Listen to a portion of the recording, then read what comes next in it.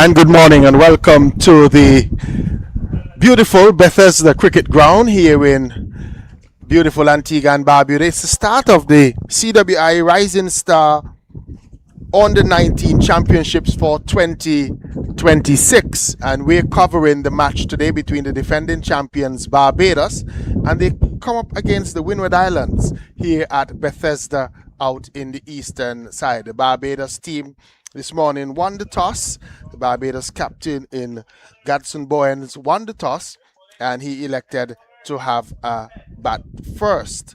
They playing for the Barbados team today. They have Gadson Bowen, Asha Branford, Kima Dixon, Rejai Gittens, Jordan Graham, Jahidi Hines, Raphael Lovell, Justin Paris, Rajiv Pusaram, and DeMarco Wiggins. And Wiggins and Gadson opening the batting for the Barbados team today. They're coming up against the Windward Islands squad, which we'll give you momentarily. But it's bright sunshine here in Antigua and Barbuda.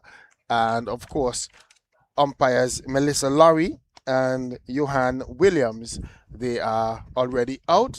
And we're about to have the first ball of the day being bowled. And it's going to be bowled from what we call the northern end at Bethesda.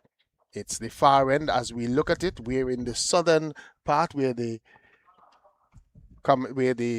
pavilion is located, and so Barbados looking to get off with Wiggins. First delivery, he's playing it away. It left the bat in the air into the region, and of course they get off the mark right away. So alongside me this morning is the former West Indies middle order batsman Dave Joseph, and we will be bringing this coverage of this match to you today. Dave, what are you looking forward to in this match today? Let me say good morning to you, Denmo. Good morning to the viewing and listening audience, wherever they may be. And yeah, we're looking forward. Yeah, Denmo, as he said, we're looking forward to. You hear me? There's no sound in our headphones. Yeah, as you said, Denmo, we're looking forward for some good, cricket, good young talent. See what the different islands, different territories have on show. So all in all, we just trying to see what the younger generation of cricketers are putting out on show here in this youth tournament here.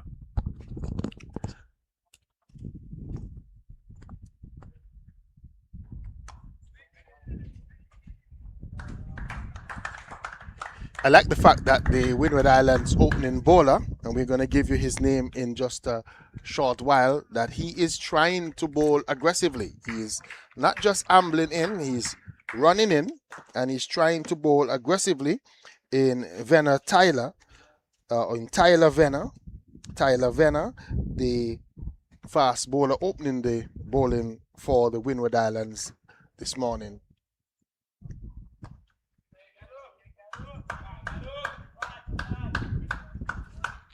50-over competition we are playing, and we're just hoping that unlike what we saw when we had the under 15, the teams in the under 15, they've struggled to bat all their 50 overs. We're hoping at this level, which is a step up, the under 19 level, maybe 2 steps up from the under 15, that the teams would give a better performance. But so far, so good for the opening bowler. That's a good, nice bounce and carry there. Yeah, he's carrying nicely down to the wicketkeeper. He looks pretty good, decent. Then more in terms of his run up, his action, everything is in good order. It is in good order. Maybe could just get a little bit more energy from his run up. Maybe. Yeah, well, I guess as he warms up into his spell, we'll have a look. Extend a bit,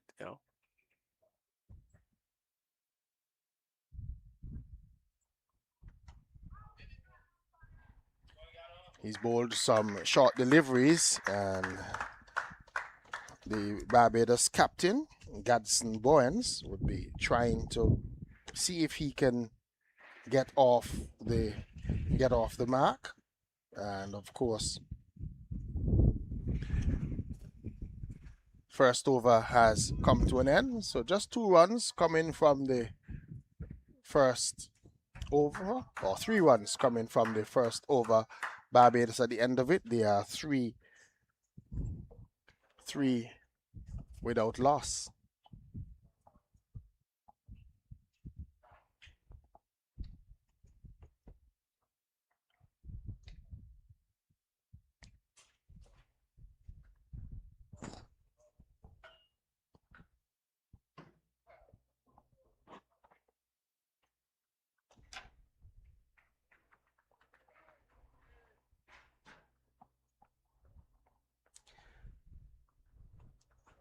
Yeah, Denver I think it was a pretty decent over to start with.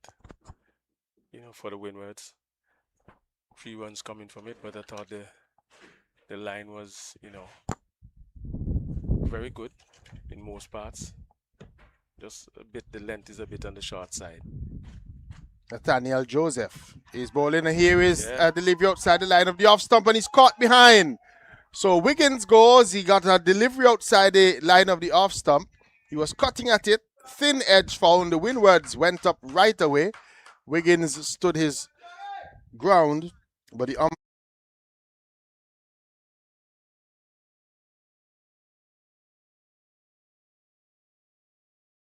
For the Windwards, I think this chuck Denmo is a chuck that is a good chuck to batten as well as a good chuck to bowl, and whatever you put in, you're gonna get it out. Based on my knowledge of this pitch over the years, it is a quite pitch bit that of has cricket played here. well. Yes, it has played well over the years, and it's a good pitch, especially for making runs. The bowlers can also get something if they bend their backs, but definitely the batters have an opportunity, and with the unique way that the field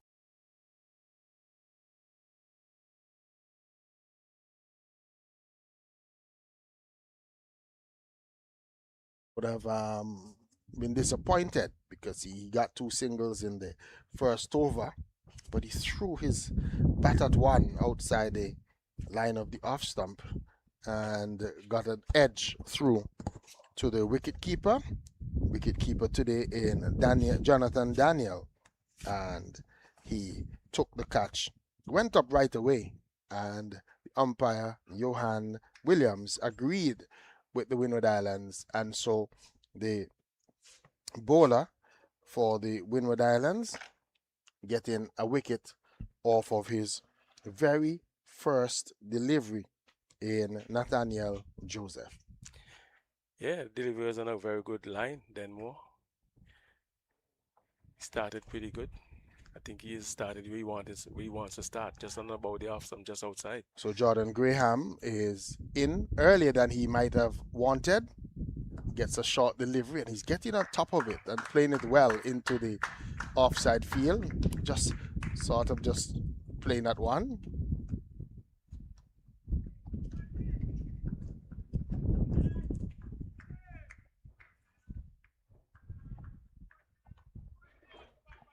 The Windward Islands team today: Theo Edwards, Ursino Fontaine. He's somebody I want you to have a very good look at today, Dave, especially when he's batting.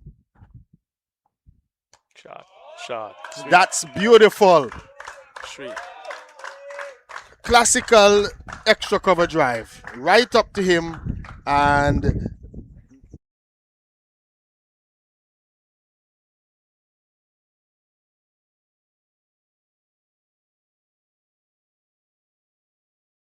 It, through the covers before. From the very first ball he faced, then why I thought he was looking, very competent. Yeah, he looked a got good in player. line. Just the way that he played that up, defensive shot, he shaped up very well. Yeah, got in the line nice and easy.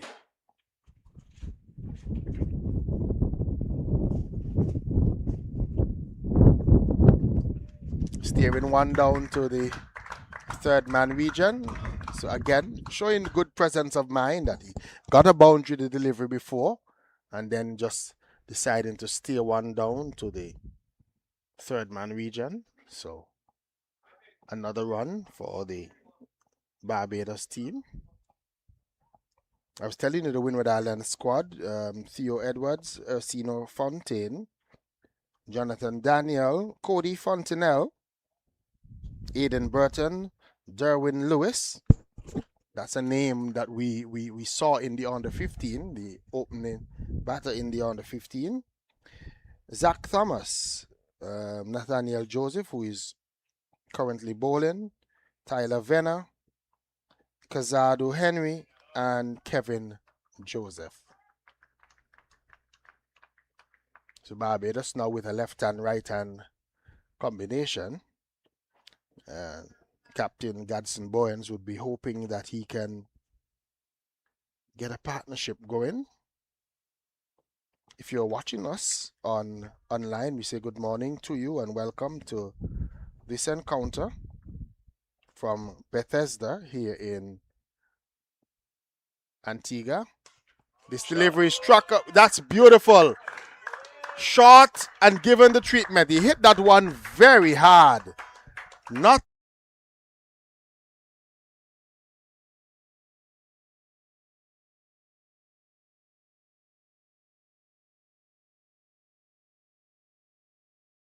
Away, for 4. He need to bowl a fuller length based on his pace, then more.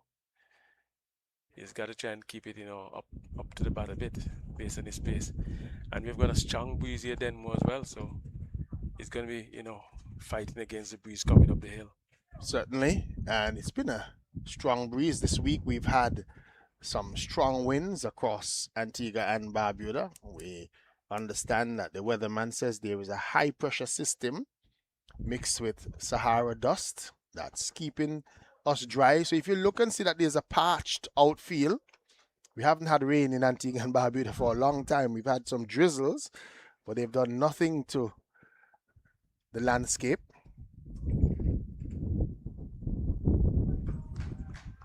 I like this bowler. He is running in very casually. I would really love a little bit more energy from his run up, but when he hits the deck, Soppy, he gets the ball to bounce and carry through to the wicket keeper, and this seems to be an absolutely beautiful pitch for that type of seam bowling. Yeah, well, this might be, the surprise element for the Barbados batters. He looks like he's just ambling, but he hits the deck very hard. Wide called by the umpire. That one was just a little bit wide outside the line of the off stump, and umpire Melissa Laurie doesn't like that distance, and so she opens her arm, signals it wide. 50 overs, the Barbados team, and they would be hoping that they can bat all and make a good score.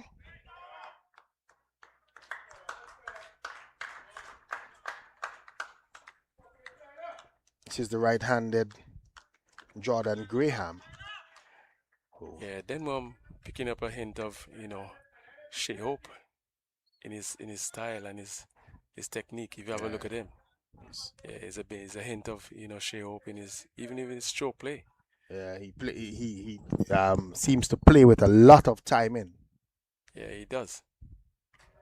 Well bowled. This bowler continues to impress me, especially with the fact that he's hitting the pitch decently hard and he's getting good bounce and carry, especially when he gets the ball to hit the seam. And so far in his spell, he's been able to get the ball to carry through to his wicket keeper, who is Jonathan Daniel today.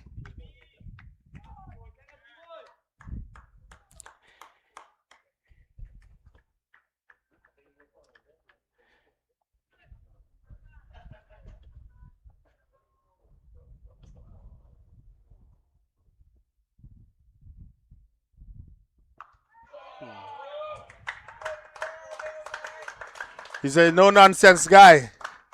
And he got one that was short, and he really put it away. All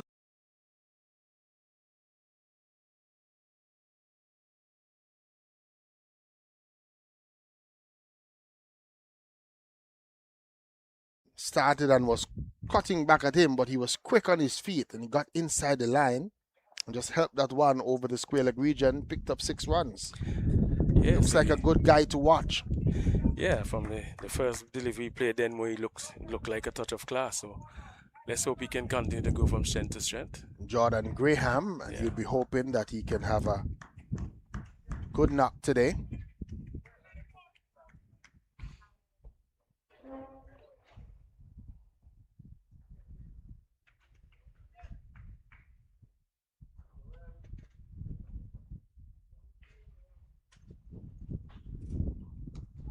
He's edging one into his pads.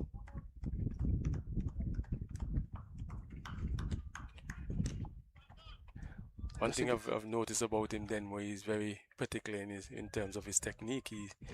He watches everything. I was just about to say, if you notice the rehearsal in his technique, he's even rehearsing with a lot of tap hand. What when he goes into his stance, he watches his bat to see where he's picking it up, that kind of stuff. Yeah, so yes, he watches the bat just now then. Yep, just to make sure. Yeah, shot. Not timing that one. Was trying to force one through, but he'll be satisfied with that 6 in the over. 3 overs gone, 19 for 1. Yeah, one of the factors we got to be looking at here then more to see if we're getting any improvement in terms of the cricket is the rotation of the strike and the number of dot balls being bowled. We saw a lot of dot balls being bowled in the regional tournament, senior tournament. So let's see if we're getting an improvement at that level in terms of the youngsters coming to trying to get that part of our cricket going in terms of the running between the wickets, rotation of strike, reducing the number of dot balls being bowled to them. Other matches being played today, the Leeward Islands on the 19s, they're playing against the Jamaica on the 19s. Short delivery to start the new over. Umpire thought about it long and hard and then decided he's going to signal it as a wide. Leeward Islands, they are batting and they are 11 without loss in the match.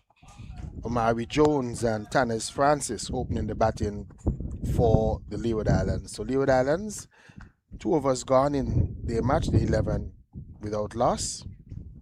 And of course, Trinidad and Tobago, they're going to be playing today against the Guyana on the 19s, and they're over at Ball Beef in Liberta. Down the leg side, called wide, so he's just having a little bit of a struggle. Maybe those boundaries that were struck off of him in the first over sort of just caused him to be thinking about it a little bit more than he wants to. I think, as I told you then, he's going to be having a little tough time. The breeze is very strong. And he doesn't look like a very strong young guy. He's battling against the breeze going up that hill. Shot, sweet. Good shot, scrape the wicket, but hits it straight to the fielder, Captain Jordan Bowens. He would be hoping to pace the infield, because if you pace the infield here, especially on the offside to that left-hander going down the hill, it's always a chase for the fielders too. Yeah, another thing we got to be looking at then more in this tournament are the wicket keepers. I think West Indies should be searching for a wicket keeper. Shot, that's 4. 4 runs. It left the bat in the air, but it was away. It was always going to run into the boundary for 4. Well, then was this only one man move? The one was chasing the ball. Yeah. It was struck pretty firmly. In the air or not, it was safe, well away from the fielders.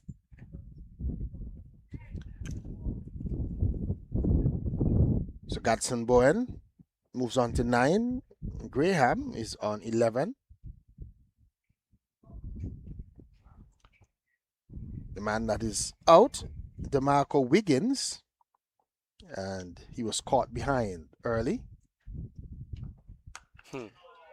Gone over mid-wicket, and that has gone for 4. Probably just one bounce into the boundary.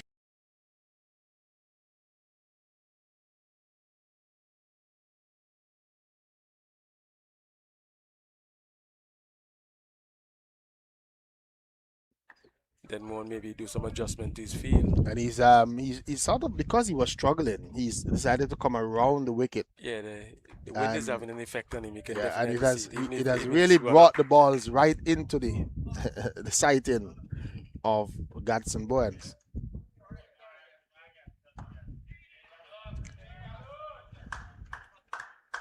Just a single. And that is good from the Barbados team, getting a boundary and then just having the presence of mind to ease one into the gap for a For a single, single. not getting carried away. Yeah, and it rotates the strike to Denmore, which makes it even better. Left and right hand combination.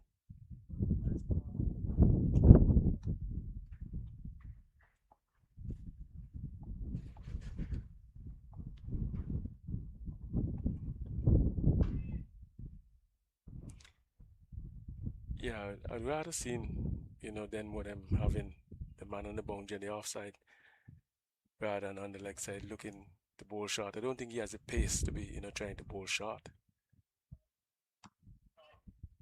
Yeah, I'd rather seen deep extra cover, And bring that man bring up that man up, from yeah, the from the deep long, square leg. deep square leg boundary, yeah, Yep. and try to bowl over, fuller length. Fuller length outside it. I think that should be the plan, at least at this stage, because we've seen that when you bowl short to these Barbados batters, they've been really looking to put those away. Yeah, they are onto it in a flash. He's playing that uppercut shot and he's going to get a boundary. Just as you That's said it, exactly Dave where the man Joseph, should have that been. you're saying that the man should have been out on that boundary.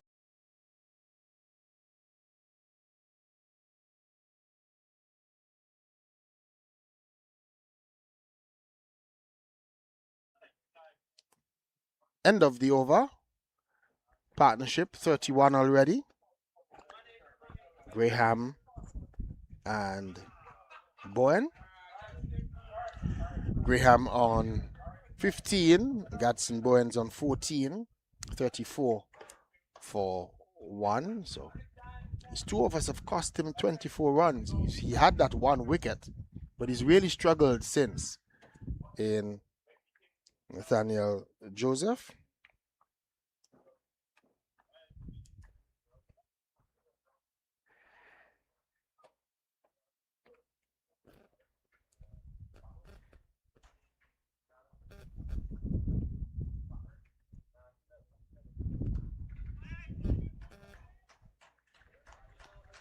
And like we've seen at the senior level, they've the bowlers are deciding to go around the wicket to the left-hander.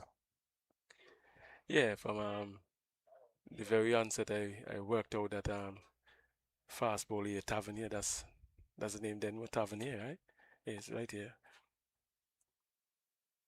Tyler Venner. Oh, Venner, right? Yep. I suspect he doesn't like to bowl to the left-handers. Yeah, I could have detected that from very early. When he got to the right-hander, he really looked more at home. Yes, he looks a lot more at home, almost resting the ball to the left-handers, almost a little gentler. I think he's mindful of it, going wide when he, hit it and push it across them. So maybe that's a better line or better position for him to bowl from around the wicket. Around the wicket. So, but he'll need to hit the deck a bit harder when he comes from there. When he's coming from around, he also needs to hit the deck just as hard as he does when he's coming from over the wicket. Windward Islands captain just trying to make sure that he has his fielders in the right places. He's now put in a deep square leg.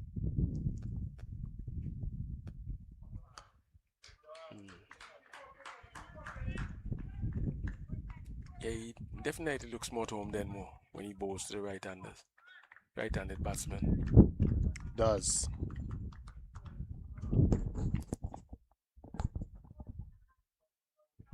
Continues to bowl pretty well. He's in his third over, just 11 runs coming from his bowling as compared to the 24 that has come from Joseph.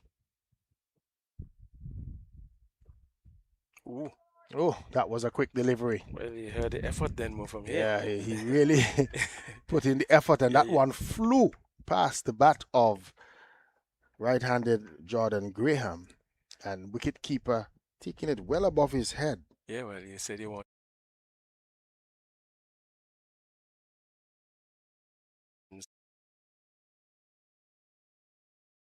and bowl fast, which is a good thing. Here is he pulling one down, and almost expecting it was Jordan Graham. He sort of knew that he was going to come again, maybe because of the delivery before, and this time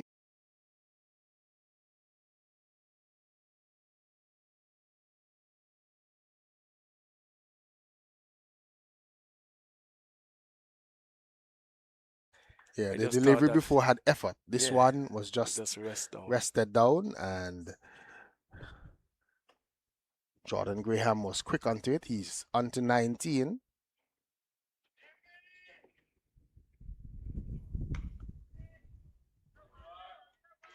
Better delivery, better line, better length. I think when you got to look at a bowling plan when you're bowling, as these youngsters they learn as they go along. When you bowl that short ball that early in the over, it left you with nothing else in the and then the umpire had signal one for the over, so Yep. it pushes you on your back foot basically. And then you've got to have the presence of mind to come back and bowl a proper line and length, and you got to really hit the deck hard to force the batsman to defend. Certainly.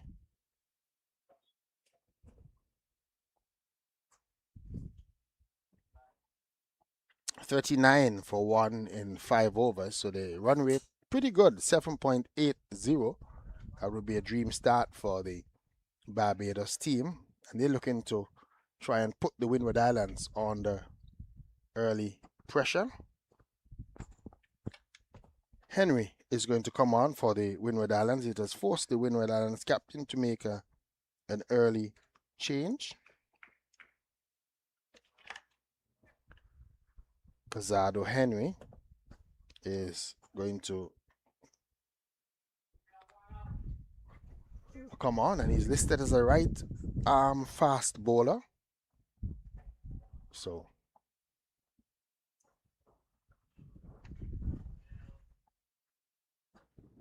just making sure that they have all the feelers where they want them. They're sending back that man at third man, and they've had him.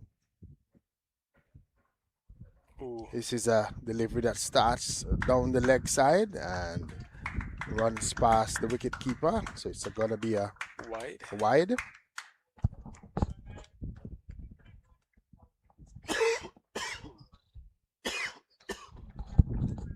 We've spoken about the fact that in this modern day there is no room for a warm-up delivery, and that clearly was a warm-up delivery. Yeah, well, he was. I don't think he'd expected to come on this early, but in these days, cricket, you got to be ready for everything. Then more, he was pushed in because Joseph wasn't handling the situation good enough, so he had to come in. So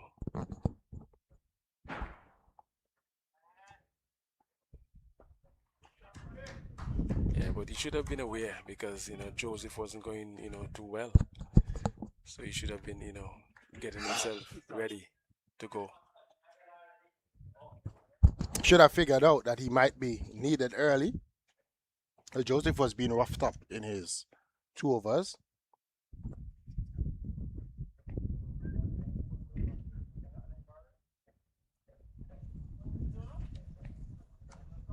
He's going to get another boundary here. Poor delivery, and he just pivots and helps it over the square leg region, 4 runs.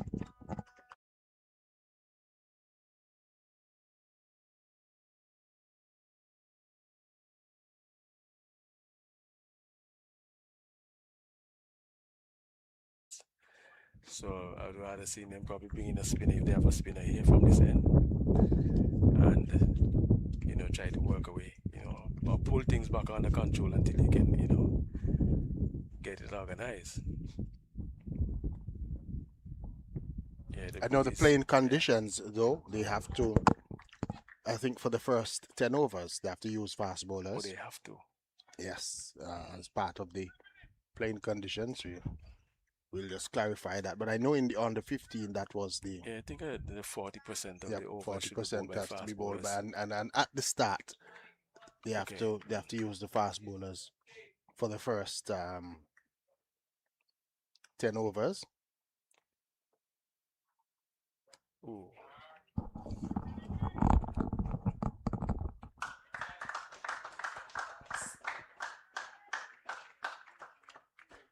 No, no.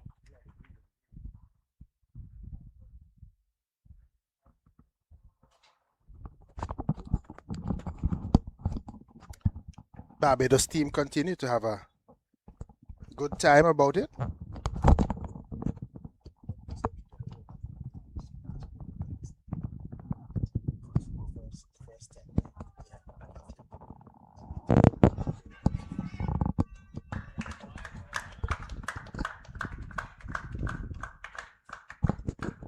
So we are correct, Dave. The first 10 overs, the first power play must Yeah, be must bowled bowl by by fast fast bowlers. bowlers, and then another 10 in the middle overs have to also be fast bowlers, and so you would be correct. Just about 40% Overs, yeah. of the overs, but I think that they have stipulations. So the Windwards are going to have a little bit of a challenge here because No, the fast bowlers the other thing you can are do then more is to switch your bowlers around. yeah. I I think was they, thinking yeah, that that yeah, with the way that Venner is bowling from that end, and he looks a lot smoother in terms of his run up. I think if you bring him from the other end, and maybe even give Joseph an over or two from the other end, just to get his yeah. See if he can come confidence, back. see if he can come back. Yeah, make a comeback. Yeah, I think Because Casado Henry's struggling. He's bowled 3 wides already yeah. So this in end is this going to be over. a struggle for the fast bowlers. So I think you'd want to bring your most competent one and your most seasoned one from this end. He's around the wicket, and the left-handed Bowen is trying to turn one. 50 has come up for the Barbados team in the sixth over, 50 for 1. The current partnership is 47 because they lost Wiggins on when the score was on 3. An early wicket, Wiggins flashing at 1 outside the off stump, thin edge through to the wicket keeper. He looked very disappointed, Wiggins. Here is that one beautifully timed through the offside, and it's running away. The fielders were, Oh, well done. were giving up, and then they saw that it wasn't running as hard, and then he's given great effort to try and just stop it before it gets into the boundary. Just hopes that he didn't damage himself. He's favoring that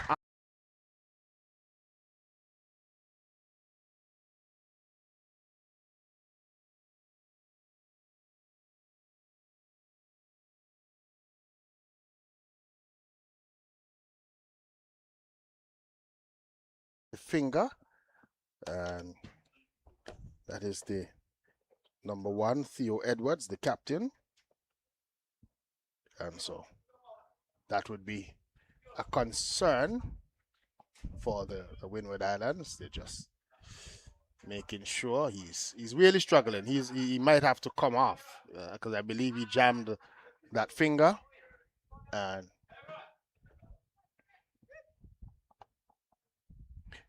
the captain might need a little bit of help from the physio, the ambulance, and the folks from the EMS are also here. So if he really needs to get a little checkout, that is possible. But let's hope that he's okay. He really gave good effort there, Dave. Yeah, And that was in a just huge trying to effort. Yeah. save a run, sometimes you would say maybe he was probably a little bit better off. No, not at all. You've got to save every run anymore. You have to What save the comes run. after? What happens So you after? wouldn't advise just leave it to run into the boundary. No, no, not at Okay, all. he gave a good effort there, but Yeah. hurt himself in the process, and so he's going to be receiving some treatment. I'm sure that finger is going to be swelling. They've immediately put ice on it, and the physio is there with him, so they're gonna just have a look, probably try if it's dislocated, try to probably just put it back in place. One is angled down into the short backward point region, and they're able to get a run. So 52 for 1. Partnership of 50 has come up of 29 deliveries, and Jordan Graham has been the more dominant of the two, contributing 27 to the 50 partnership, as compared to 16 by his captain.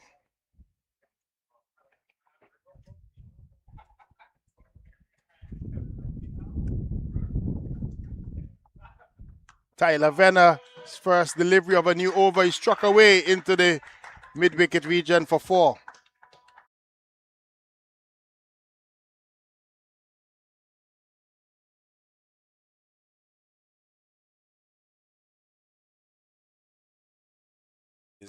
He's going to be runs. They like to play on the back foot seemingly. Then more, we've seen a lot of back foot shots. Yeah, they're waiting there on the back foot, trying to really capitalize on those short deliveries.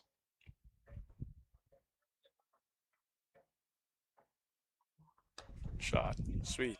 And again, we're seeing good timing from the Barbados team today. That one didn't hit it very hard, but the timing was everything.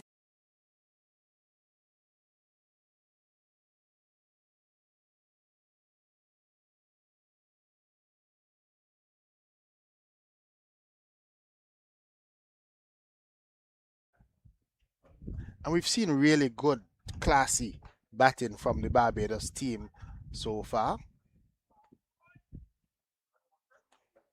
So he has gone back over the wicket now again, Denmo. So he has changed. I think that's where his comfort zone is. Yeah. And if you notice that he bowls a better line and length, When he's even coming with from that that delivery, side, when yeah. he's coming from that side. I think he's also very concerned when he's going around the wicket about running onto the pitch as well, and so you can see that you can almost hear his brain concentrating from here. But when he's over the wicket, he's more relaxed, he's more controlled, and a better bowler. Yeah, that might be a factor then more. Trying to stay out of the wicket. Pulled away for 6. That one was hammered over the mid-wicket region by Bowen. He was waiting for it, Gadson Bowen, and he waited.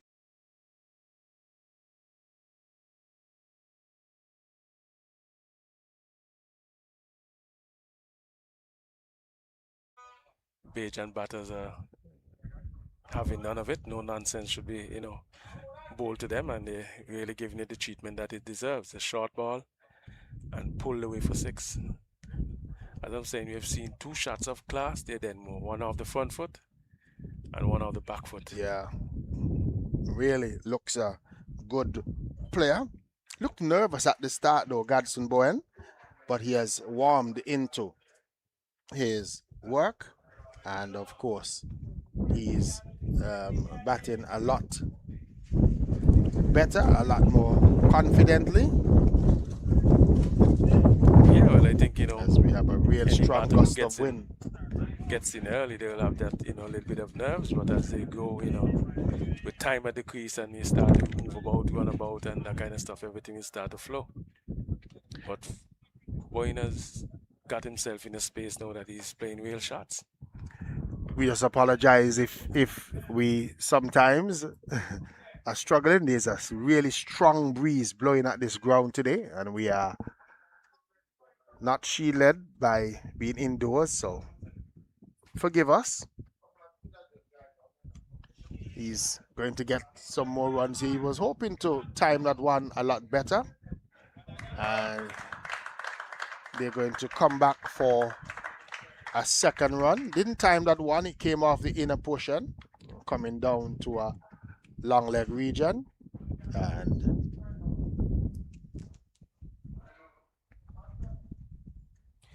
yeah, then more you can see the urgency in terms of running between the wickets, between this Barbados pair here. There's a slight misfeel, and then they actually picked up 2.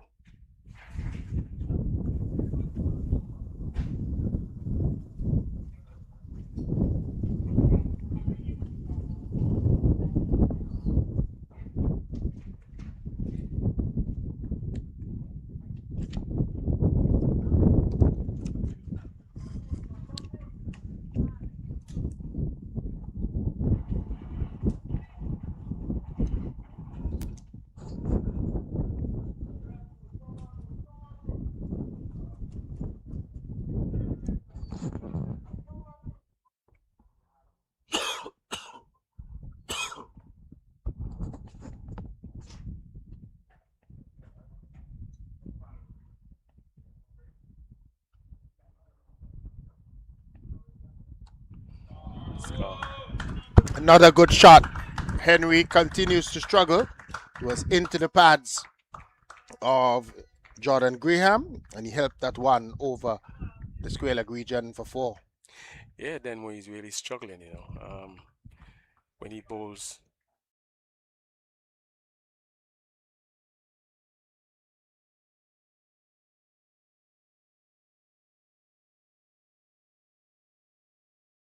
Getting a few overs. He rather want to look to try to bowl to, as the wicketkeeper is just directing him, bowl to the offside.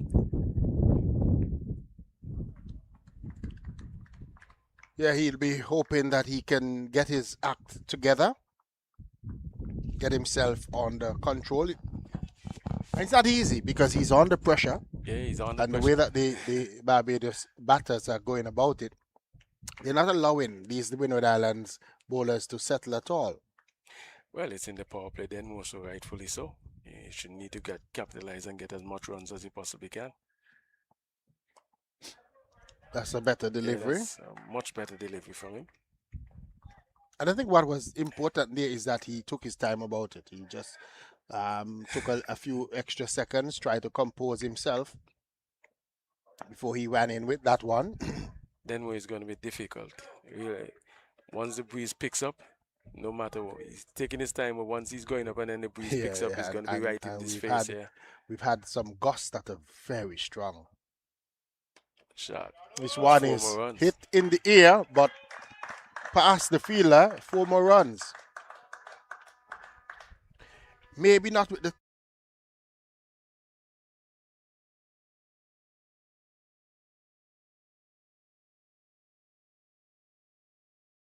runs. Yeah, then what the intent was clear. He wanted to hit it and hit it over the top. 77 for 1. We're in the 8th over. And the projected score says that the rate at which they're going is 514. I don't think we're going to get to that today.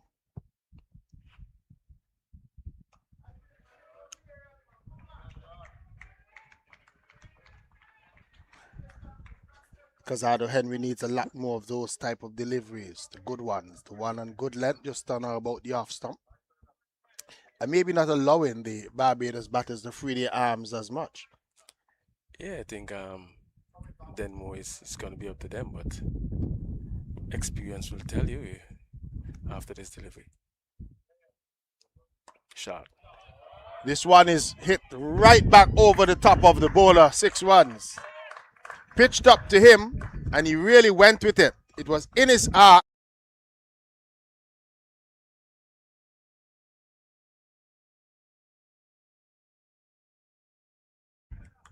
Yeah, lovely stuff, Denmo. And Graham is really taking the task to the Windward Island bowlers. But I was saying to you, experience will tell you then more. You could actually shorten your run, just bowl from a few paces and make sure you get the ball on the right spot because of the conditions here. The breeze is really strong.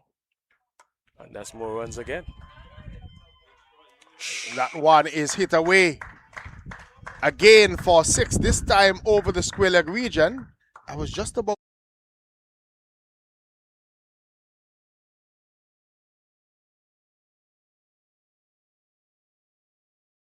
the Barbados batters are really having a good time. Jordan Graham rushes on to 47-89 for 1 after 8 overs.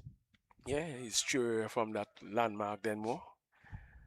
Looking like he's going to get the first half century of the tournament, Graham. It will be a well-deserved half century because he's looked pretty organized, pretty he's decent. Looked half century-ish. As a matter of fact, he looks really good in terms of his bowling.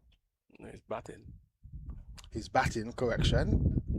And the Windward Islands, they're making another change at the far end.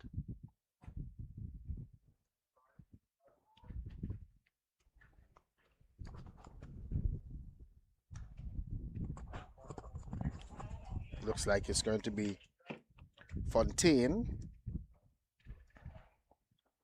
And he's listed as a fast bowler.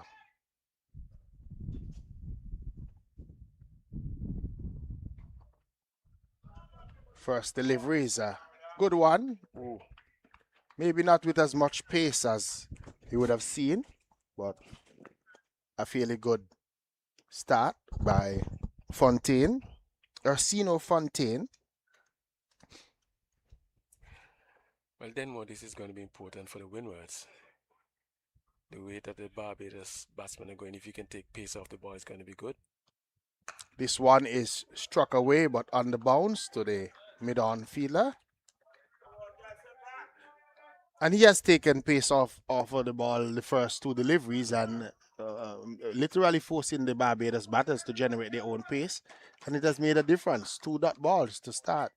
Yeah, well, as I say, you got to, pull out all the stops. The Barbados batters are, they're scoring along, not marching along, they're scoring.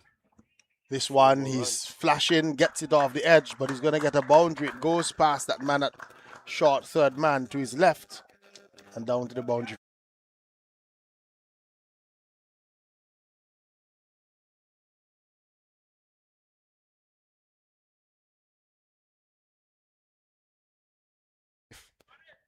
Was a bit wide then more. So he had all reason to throw his bat at it. Bowens, he's on 37-47 is Jordan Graham, 93 for 1. And the Barbados team are trying to really have a dominant power play.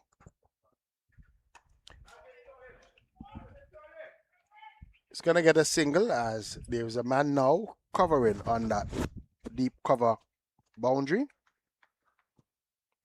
So Bowen gets his 38th run. Some spectators have gathered around the ground, some of the villagers, and this is what the opportunity that it brings, Dave, when you have the under-19 tournament and it's played out in the community. It allows maybe folks who would not travel to some of the bigger venues, the stadium, etc., to just ease out of their houses and come alongside. He's going to get a single as it was driven straight to the field at mid-off, but he's pretty deep and it was traveling slowly to him. And good presence of mind from Jordan Graham to call and get the single. Yeah. Then more. He moves on closer to 48, closer to his landmark. 48.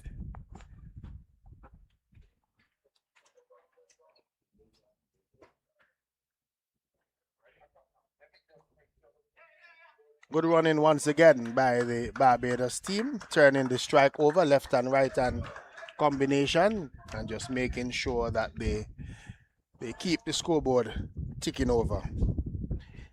9 overs gone, 96 for 1. Yeah, so you have one more over to be bowled, then more. For the fast bowlers, before you can see any sort of spin, I think the keeper was asking for his helmet.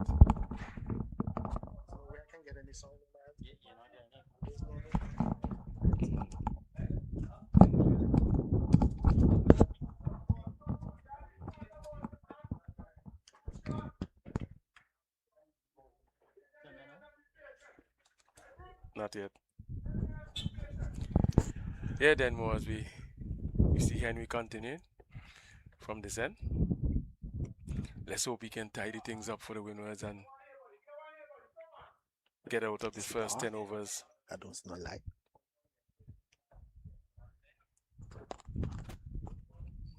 They're hoping that they can get out of this power play. This is the final over of the power play, and they're hoping that they can probably get out of this very quickly and see if they can at some point get their spinners in and maybe slow down this Barbados team.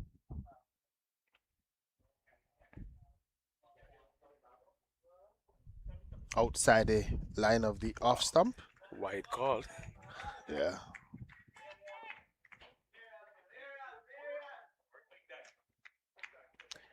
He would have seen the way that when he comes closer to the batter, how he's been played. So he's just trying to probably be a little bit wider, just pushing it too wide on that occasion.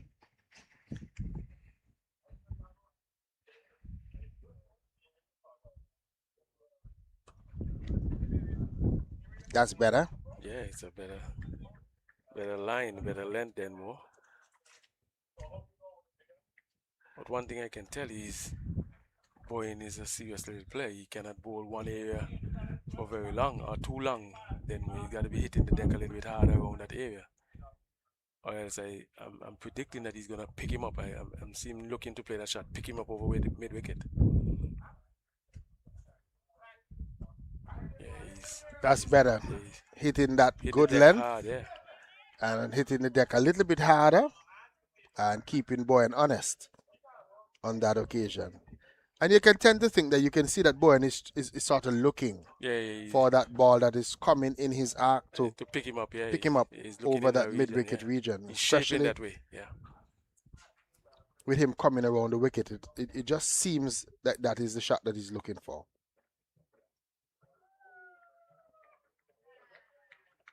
Gets away with that one. It's pretty close down the leg side and yeah, well, not a bad over so far then, Mo. No, not a bad over, just a wide. Yeah. And he's had 3 dot deliveries.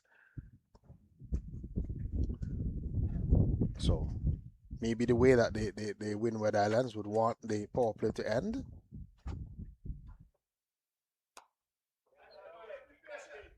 Another good delivery from Casado Henry.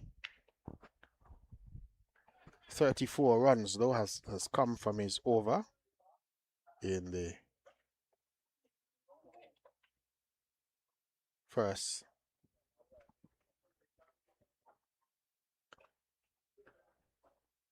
2 point. Ooh. Here is he hitting one that's coming in our direction and bang on top of the roof here. 6 runs. That was very easy from Bowen. He just eased that one over the top of us and it has brought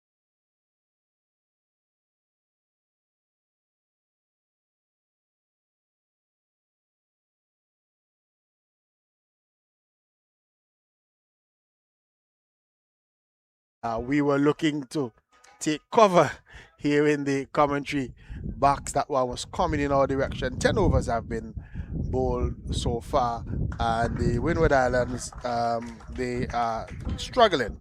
The Barbados team getting off to a flyer, 103 for 1 at the first drinks break. Yeah, then more. The Windward's on the back foot here. They've been, really pushed hard by the Bajan batters. And they need to bowl some better lines and better lengths. And I think after this we'll see some introduction of spin, so that might be of a different, level. So we can see what's going on.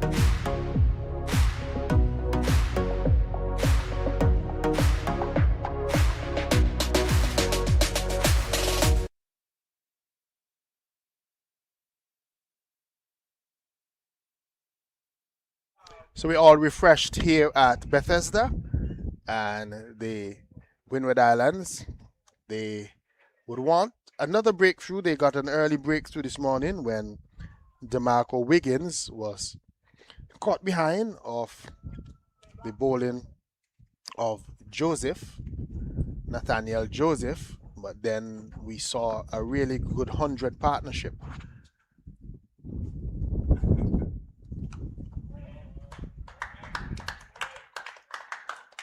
Fontaine continues from the northern end, and the batsman in Gadsden Bowen and Jordan Graham gets the 104th run. Graham goes to 49, so he's just one run away from what would be a well-played half century. He's mixed it with beautiful timing and real aggression at times in his knock so far, and he's looked an organized player. So too has Gadsden Bowens, the captain of the Barbados team. He opened the batting this morning and he has grown in confidence. He's on to 45.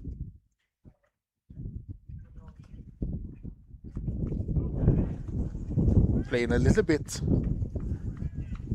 careful outside the off stump with that one. And since Ursino Fontaine has come on to the bowling, what he has done is that he has not tried to bowl very quickly. He's taken pace off the ball to try and slow down these Bajan batters. Yeah, I think he just still needs to bowl a little bit straighter than more. Full toss. That is driven hard, but the field is now spread and they're able to rush back for a second because the fielder in the deep just losing his balance as he was fielding that one, having to roll over, and that caused the Barbadian batters to rush back for a second run. So Boyan getting to 47, Graham on 49, two Barbados batters trying to get to a half century. Yeah, that's it. You need to bowl him a bit straighter than more. Yeah, that was a lot straighter. Yeah. And when he gets those straighter deliveries, he sort of doesn't know what to do with them. Boyens, he just sort of plays them back along. He looks like he likes width. Yeah, because he sets up, the way he sets up himself for width. Yeah, to go square. Yep. Nice. He's driving for a single.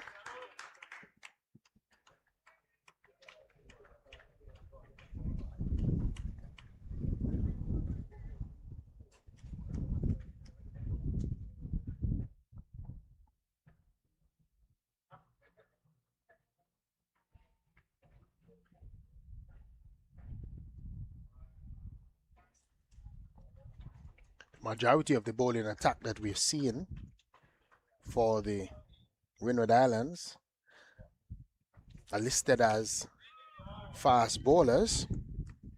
We see just Cody Fontenelle, who's listed as a leg spinner.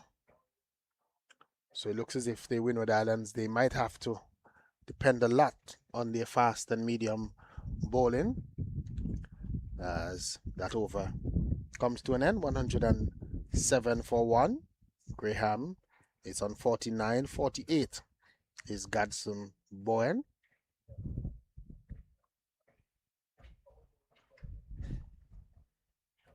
So we see a bowling change at this end.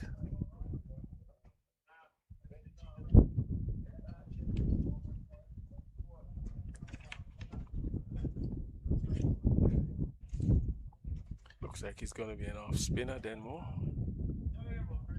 Well, Kevin Joseph, he's listed as number 8, but he has a number 6 on his back. But the jersey says Joseph, K. Joseph. So we'll make the adjustment.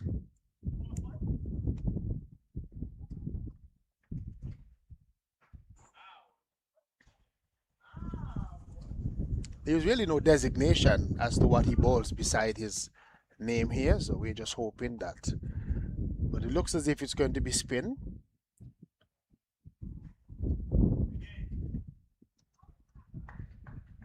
Starts with a wide. Has a lot of antics though.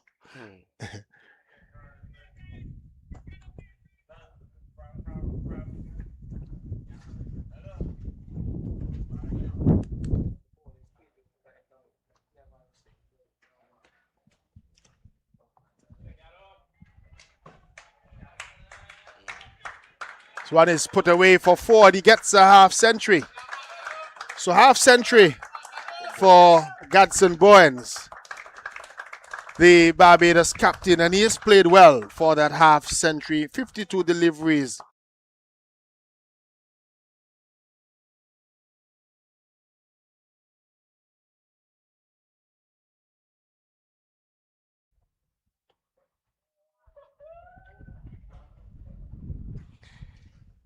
Yeah, well played by Bowen. As a matter of fact, he's 52 runs off 34 deliveries. Bowens. This one is hammered over mid-wicket, 6 runs.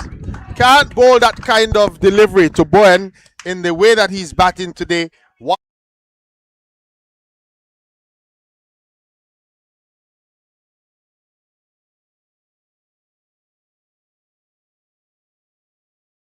Fully so. So the Windward's bowlers would want to, look to bowl a fuller length, most definitely. Haven't seen what has been done with the short balls. Better delivery. Had a little bit of turn on that one. And Gadson Bowens just watching that one into the gloves of the wicketkeeper.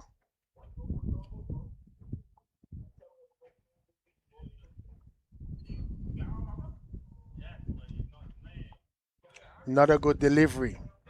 This time a lot closer. And just what you're saying, Dave, when you bowl a little bit closer to Bowens, he has a little bit of a... Yeah, he's a bit more cramped. A little bit more cramped. Yeah.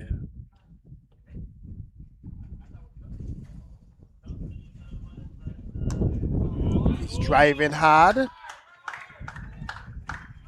It actually beats the fielder into the boundary for 4. For a moment, it looked as if the fielder...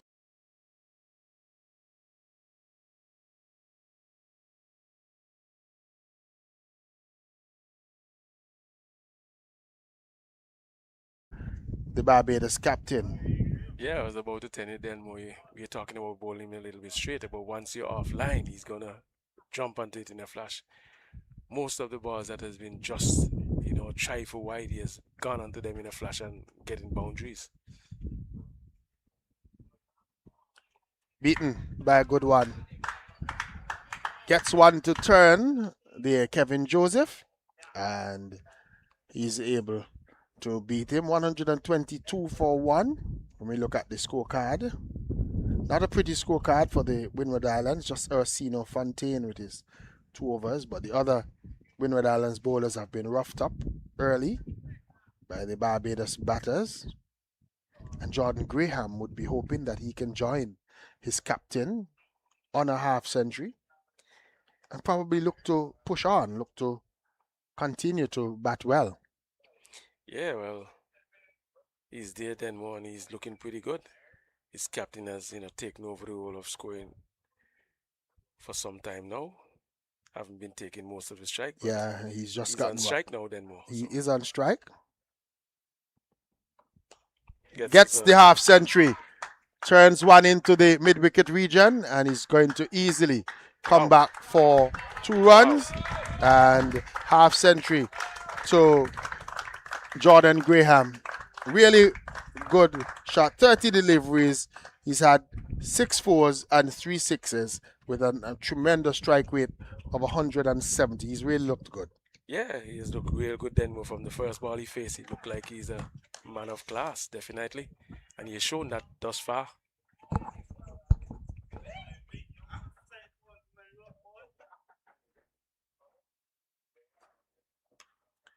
He's going to get another boundary here. No? The fielder doing well. Wow. Out on the deep, coming around and throwing his body at that one. Knocking it down. And saving runs there. In the deep. That's Joseph, who we saw bowling from this end. Kevin Joseph. Getting around, Dave, and saving 2 runs for his team. Yeah, brilliant stuff. It's nice to see the youngsters throwing their bodies around in the field and more saving runs. Definitely. As I said, the Windies bowlers have got to look to bowl a bit straighter. This one is struck away in the air over the mid-wicket region and he's going to get 4. So Fontaine pulling one down.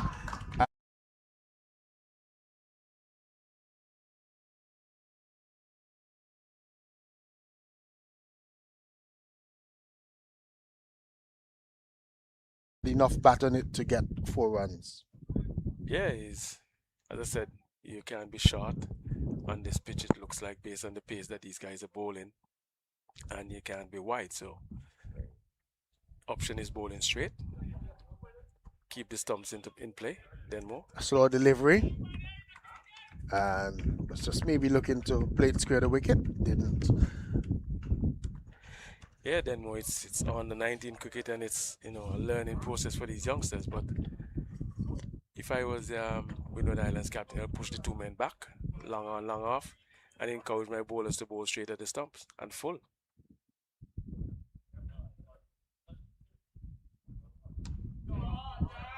He's cut in well for 4. That one was hit hard. And maybe this is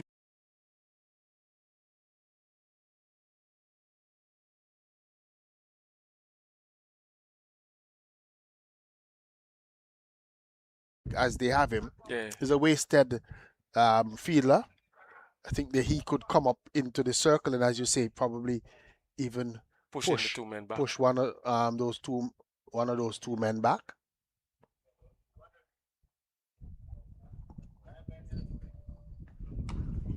He's going to get another boundary here. He's hitting this one over straightish mid wicket, 4 runs. So the runs are flowing now for the Barbados.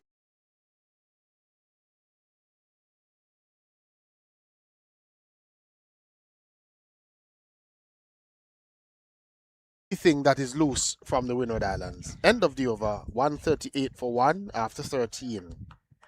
Yeah, then more I'm thinking that the Windwards, they need to pick themselves up. They're looking pretty flat in the field, and it's only 13 overs have gone, so they've got a long way to go. So they'll need to, really get some energy and try to get themselves back into the game. How do they get themselves back into the game right now?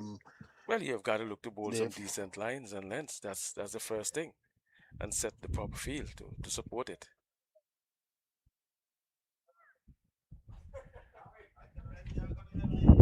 Yeah, I'm thinking that they need another man on the onside, because you need to bowl Boynes or these 2 batters a bit straight, I'm thinking. They've brought in a slip. Bowl him! Ooh, straight. And it looks as if Boynes has been bowled. Got a straight delivery. Yes, he has. And he was looking to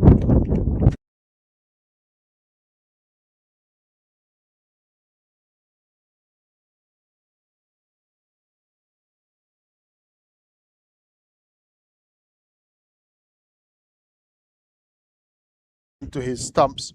He's gone for 62, and the Barbados team losing their second wicket, the 138 for 2 after winning the toss and opting to bat.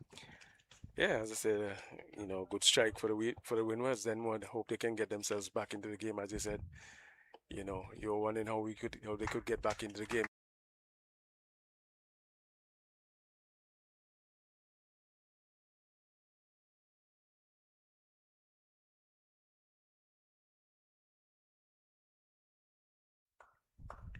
This morning, coming out to bat for the Barbados team at the under 19 level.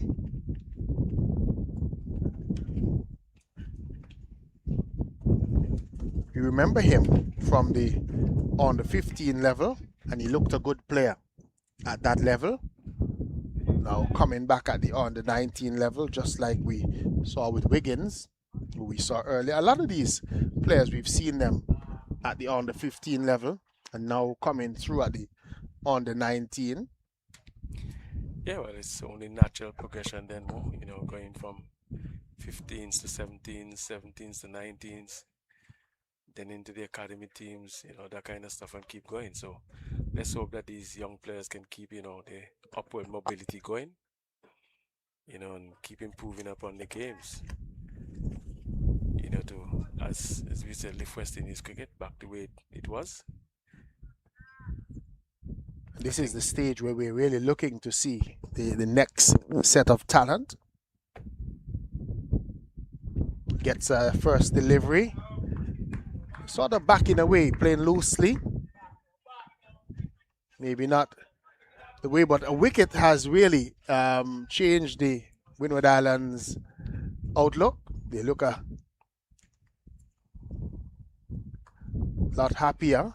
Well fielded. And good feeling again in the outfield. The Windward Islands, they've really tried in the outfield when they've had the opportunity to look to save runs. They've really thrown their bodies about, put their bodies on the line, as we would say.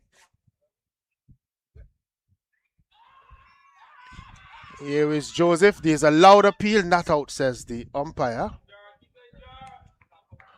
So this has been a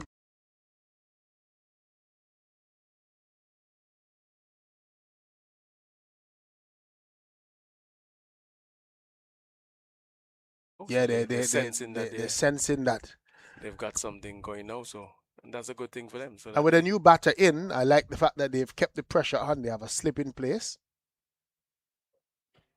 And I think Kevin Joseph, he has bowled well to this new batter. Has not given him anything loose to let him get his confidence. So Clark is under pressure.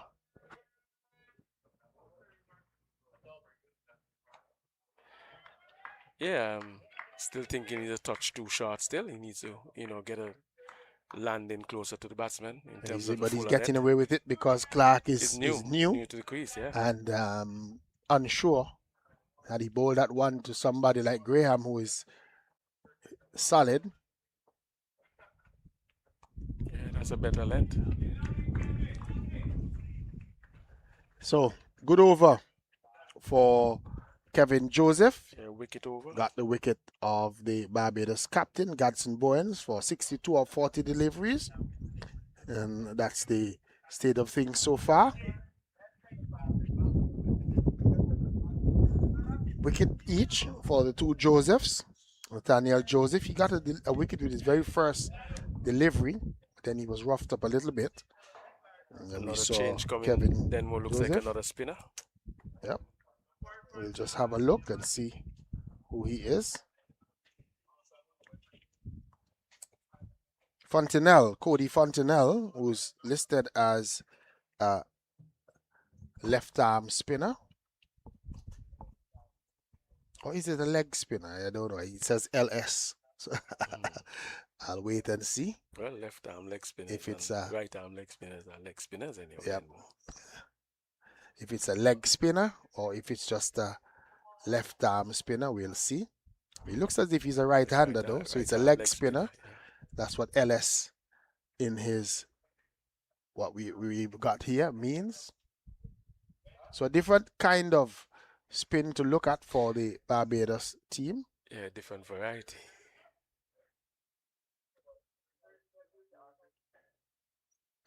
Fontaine starts poorly and is given the treatment. Dragged down, hammered, 4 runs. Yeah.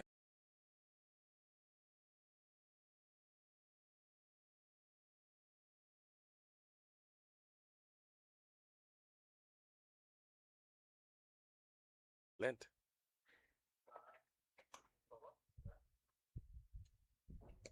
Yeah, that's a better length. It's a lot fuller on that occasion. We get the impression then more like we saw in the regional tournament, the senior tournament. We don't see the bowlers warming up before they come on to bowl. Same thing's happening, so that's something I think you've got to work on, or even if it's the captains who are not. Yeah, I think we've spoken about that. Yeah. That players signals that there is no room for that warm-up delivery, and we still see up at this stage Fontenelle just trying to loosen up himself. Almost as if he wasn't prepared. Yeah.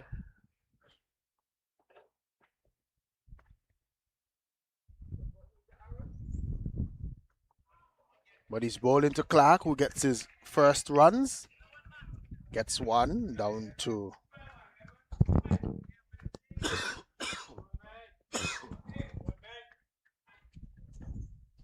Gets one down to that third man position, so just one more to his total.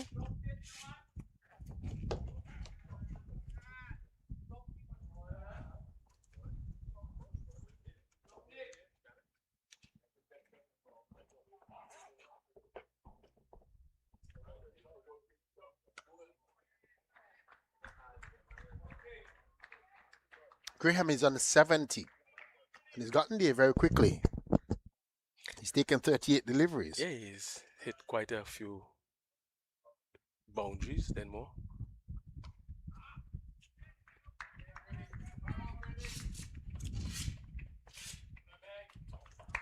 Yeah, we definitely see a different,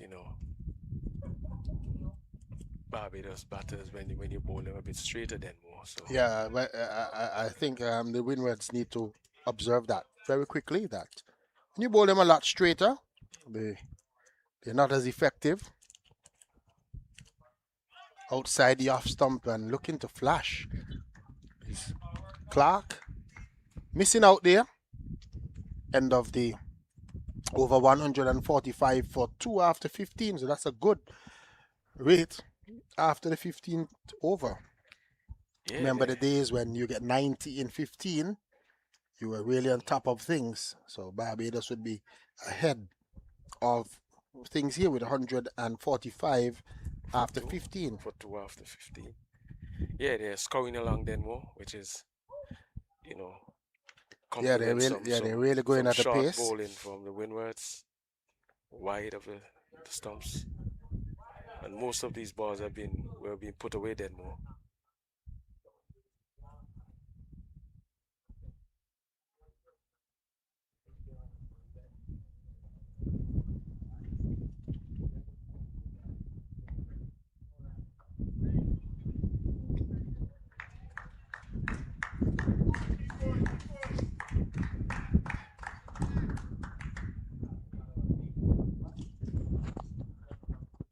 Joseph continues to bowl well.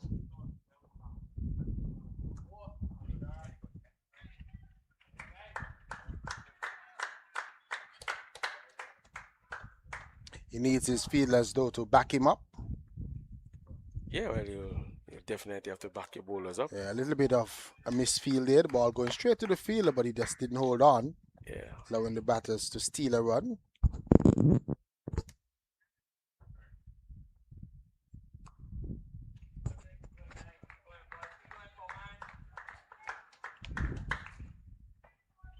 Again, we see a good ball, not giving any room to the Barbadian Yeah, well, batters, and once they don't get room, don't seem to be able to score freely, but good work this. He actually tried to make room for himself there then more, but Yep. still was caught tucked up. Since he has come in, Clark seems to back away a little bit, try to force the ball through the offside. I don't know if you've noticed that. Yeah, well, he's trying to get to that shot that they so like in terms of the cut shot or Almost as if he's through the trying to outside. manufacture it. Yeah. This one is gone.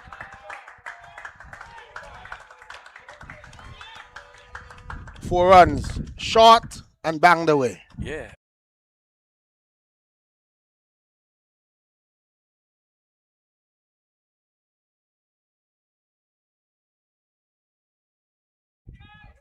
Hit that one very hard out into the straight long on position. It was away from the fielder.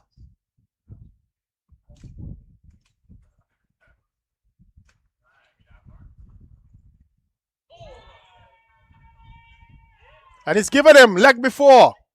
So that one cut back at Jordan Graham from just about the off stump and took him on the pad. There was a loud appeal from the Barbados side, and umpire Johan Williams raised the index finger. That's the end of Jordan Graham.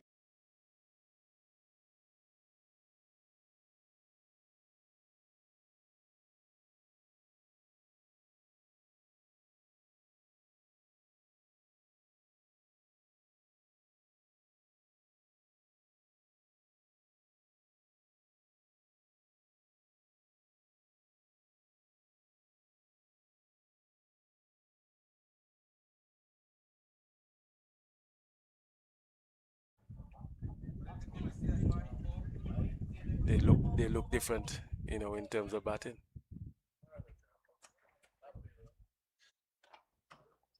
Yeah, So but he, Graham he is looked back in he, the he looked pavilion. good then more.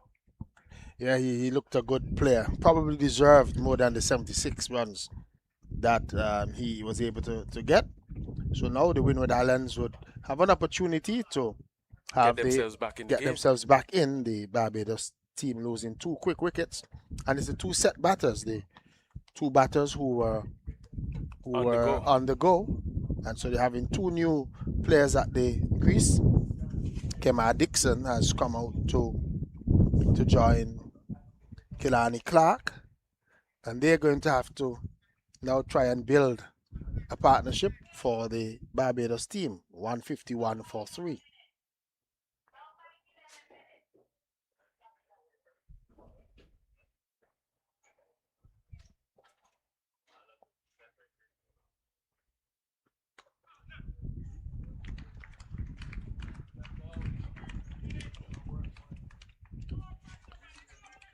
Killarney Clark continues to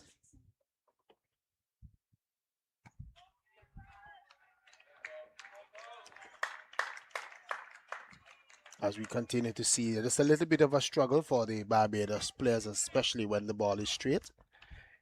Yeah, they've been put under the check by the Windward spinners. Ooh. Gonna get a couple of runs here. As running back quickly there is Killarney Clark. I thought it was always two. The running between the wicket was a little bit sketchy from the Barbados team, but in the end they were able to rush back for 2 runs. Clark goes to 4. 153 for 3.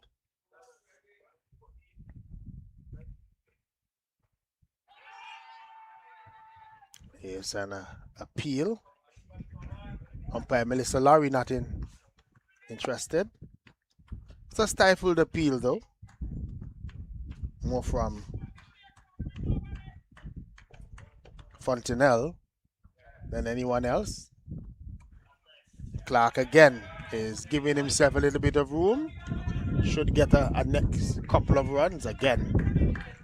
We see the Windward Islands player showing himself at that one. That's the sub Elwan Glasgow. He's on because the captain is still off the field. Is he? No, you think he went back I on? think he went back on. Somebody's off the field. As we're seeing Elwan. I think it might have been We're the seeing Elwan Glasgow. opening bowler. Off.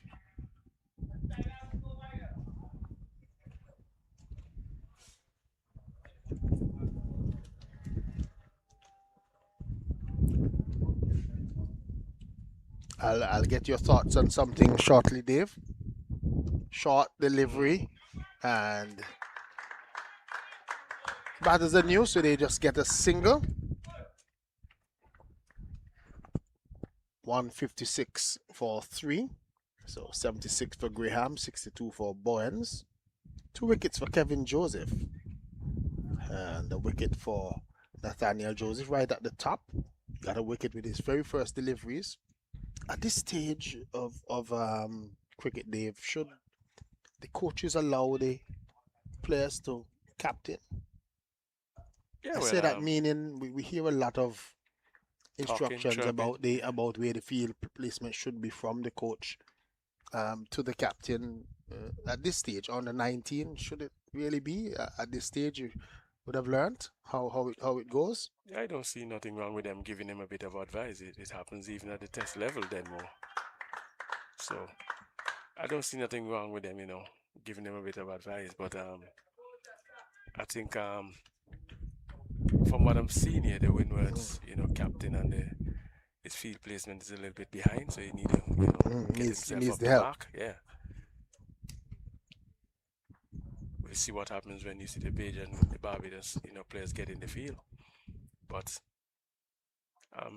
Is feed placements and those kind of things that are taught in coaching? yeah, well, I think it's something that should be taught. I definitely think so because it it doesn't just rain down out the sky then more in terms of I position the remember batsman. The fielders, a sorry. couple of months ago, over at Liberta, I saw Raheem Cornwall with a youngster.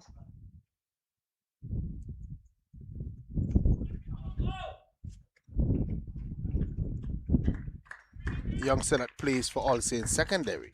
He was the captain of the under 15 team, and he had a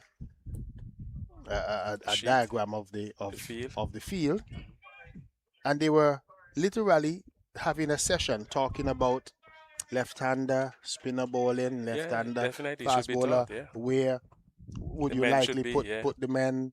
And the thing that I found interesting about that,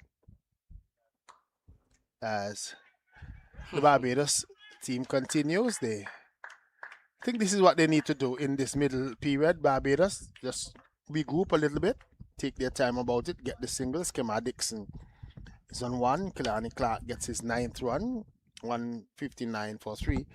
The beauty about what was taking place, I find, Dave, was the fact that he was asking the youngster to give reasons. He was saying to give reasons as to why it was why certain things were being done. yeah. Well, that's he's actually testing him there then more, so that he knows, he's sure about what he's doing. Yeah. He's gonna get another run here as they continue to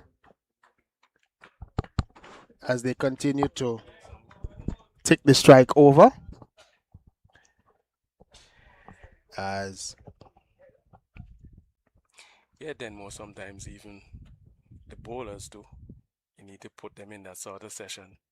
And I would say I'd even go as much as to say the whole team, so that so that everybody can be everybody on the can same page. understand Yeah, on the same what's page. gonna take place when you see Because it that. even helps, even when the field is changing over, Right. where you look and you see who is on strike, and you would know, all right, this is where I really would need to be. Maybe the captain would just move you a couple of inches left or right, Yeah, but you should be in the but you should vicinity be of in the the vicinity of the area where of you the should area be. where you Yeah. should be, and it sort of gives a better understanding of cricket. 164-3. Cody Fontenelle is going to start his third over. He's had 12 runs off of his bowling so far, no wickets. Yeah, here again. Now, then if I was in the position of the Windward's captain, I'll release one of my spinners and try to get one of my medium pacers back in, try to Back get a in, few yep, overs too. because you have two new Two new batters. batters, yeah. Yep, I would agree with you. This delivery, he's striking him on the pad. Look at this. This is trouble. He's looking to. Though he gets the run eventually, but it It's could a have leg been by, leg by. a mix up there. Leg by signal. Maybe that one probably pitching outside leg stump in the mind of.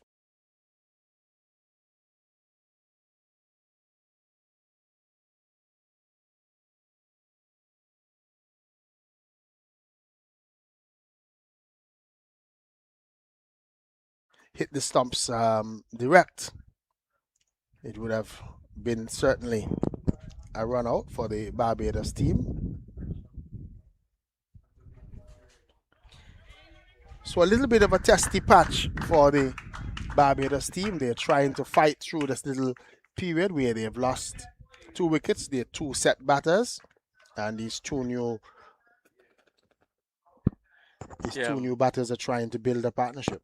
yeah. I'm just thinking then more, as you said, as I was saying earlier on. I would get one of my medium pacers on because I think the slow bowlers are going to be, more vital in the back end. In the death. Yeah. I don't know if they have more spin in their repertoire, but it. The Barbados batters, though, are doing a good job of turning the strike over using the left and right hand combination. Yeah, working it around, ticking it around. Yeah, they have lost a few wickets just now, so nothing wrong in terms of rebuilding. Then more. 163 for 3.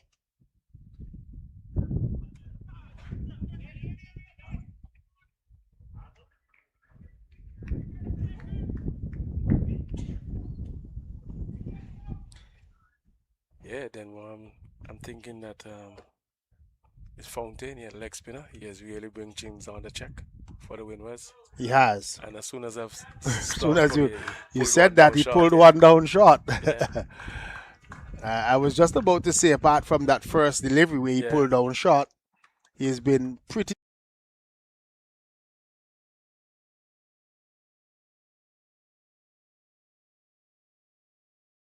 Pull the spinners in short spells. Bring back one of your pacers for two or three, then bring back the spinner, and just keep it going like that. keep things Yeah, rotating. if the medium pacers are going well, you could leave him on. Yeah, but I certainly agree with you. I think now would be a good time maybe to even bring back Nathaniel Joseph or Yeah, one of them, give him another run. give him another run. Maybe from the other end as well. That Yeah, end where yeah, Fontenelle is. But the end of the over 167 for 319 overs gone. yeah. That's what I'm thinking. Then more in terms of you'd rather leave your spinners to bowl from this end. So bowling them out here is going to be leaving you with the pacers coming back again into the wind here from this end. So you'd have to try and get in some overs from the northern end or the top end, as we will call it here.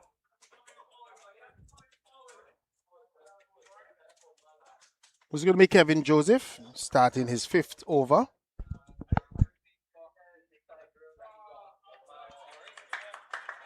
Poor delivery that is struck away by Kemar Dixon. And what has been good about the Barbados batters is that they've not allowed any of those loose deliveries to get away. They've certainly not missed out on any of those poor deliveries by the Windward Islands. Yeah, we have seen it from the Barbados batters. They definitely onto any loose deliveries in a flash, and that's good to see. The balls that have been bowled, loose, have been put away.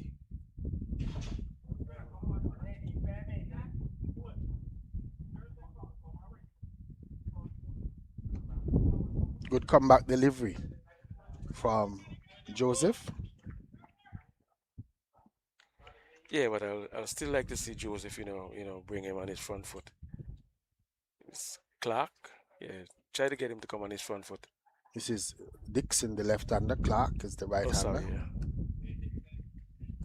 Yeah, he's been playing from behind there for. Yep, he's comfortable Mm, playing there, so we would love to see what happens if he's brought on the pulled front onto foot. that front foot. Yeah.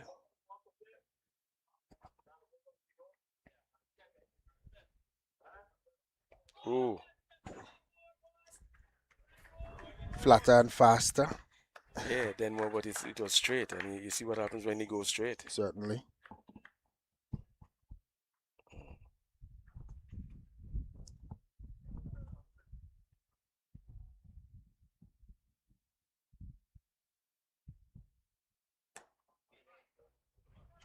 Yeah, you need to bring him forward. Yeah, he looks much more comfortable on the back foot so far than more. Certainly he does. Joseph, though, trying to get out of this over with just that boundary. And bowls a poor delivery. That gives the batters an opportunity to get one down. The ball just standing up before it gets into that square leg boundary, and they're able to run for 3 runs. So Yeah. 3 runs to end the over. 174 it is for 3. Yeah, very poor delivery by Joseph to finish that over. I think he had a 4 at the beginning and a 4 at the end. So it shows that his concentration is not on par anymore. He need to work on that a bit. But that last delivery didn't go. It didn't seem as if it went, but it just stood up before it got into the boundary. And it looked as if they were able to run through for 3 runs. I'll check and see if it's 3. Yep, the left-handed boy and is on strike. Yeah, it's 3 runs. Yes, it should be 3 runs. 174 for 3.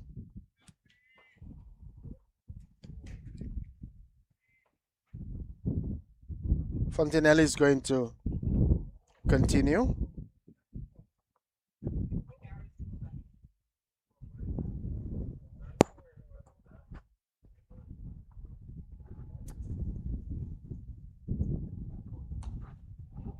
Full toss, put away, 6 runs.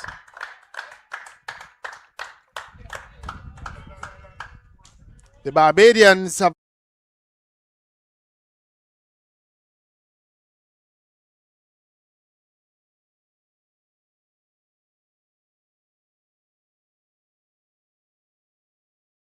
Yeah, I think he has been giving the batters some loose deliveries. As I mentioned earlier on, then more I think he should probably pull him out. Yeah, it's a art that's not so easy to the bowl master. the Yep. master. So give him some short spells and maybe he'll do much better. Looks like he's getting in the zone. He's getting tired now. You have a youngster looking on. I hope that he's interested in becoming a commentator. This one, he's giving himself room. Banged it through the extra cover region. 4 more. Yeah, This time on the back foot and looking really good. Came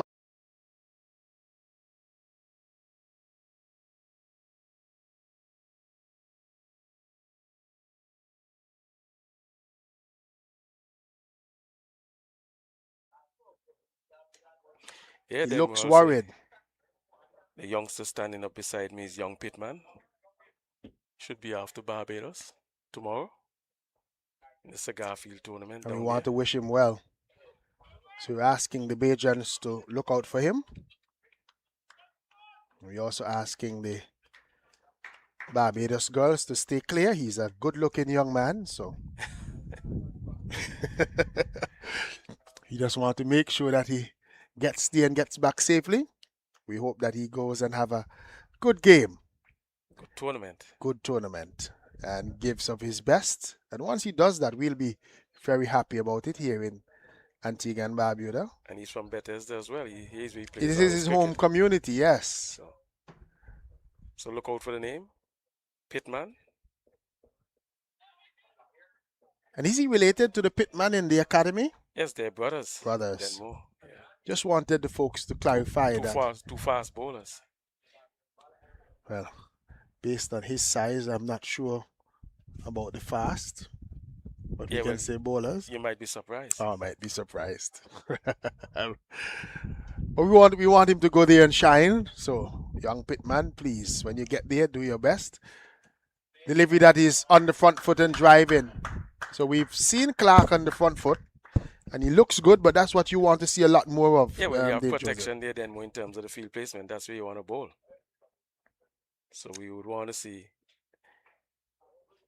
I would love to see both batters coming forward. Yeah, keep them on their front foot. I haven't seen Dixon play on the front foot. So far. No, he's relaxed on that back foot.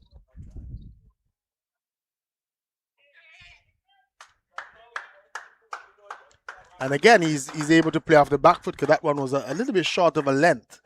Even though it had a little bit of turn on it, wasn't as full as. Yeah, you see, then more, as I said, for the young captains, they need to be able to assess these batters, what lines, what lengths you need to bowl them, and days where the windwards are, a bit shorter, they need to, get onto it. And even though it has seemed as if it's a little spell where the batters have slowed down because the Barbados team started so quickly this morning. They're still going at a rate of over 8 per over. As a matter of fact, it's 8.9. 187 for 3 after 21 overs. So they're really going well. Momentarily, we'll try and see if we can bring you up to date with some of the other games that are taking place. Leewards, they are 114 for 3. Tanis Francis is not out on 59. The batter's out in that match. For the Leeward Islands, Amory Jones, he made 20. Kunal Tilokani, he didn't score. And Jack Wanathanas, he made 3 runs. So Matthew Miller and Tanis Francis batting there for the Leeward Islands, 115 for 3 in that encounter. And over at Ball Beef, Trinidad and Tobago, they are 92 for 4 in their encounter. 92 for 4, Trinidad and Tobago. And they're playing against the Guyana on the 19 team. So here, 188 for 3. We're in the 22nd over. This delivery is driven off the back foot again by Kilani Clark.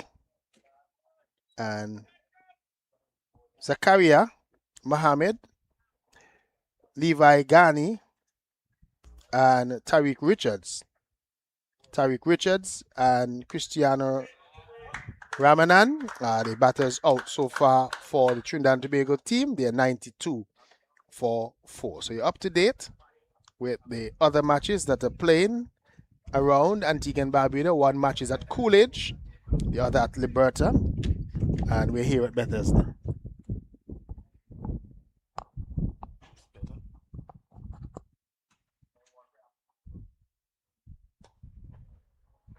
Here is this delivery that is played back along the pitch for the bowler to field to his own bowling, and there is no run.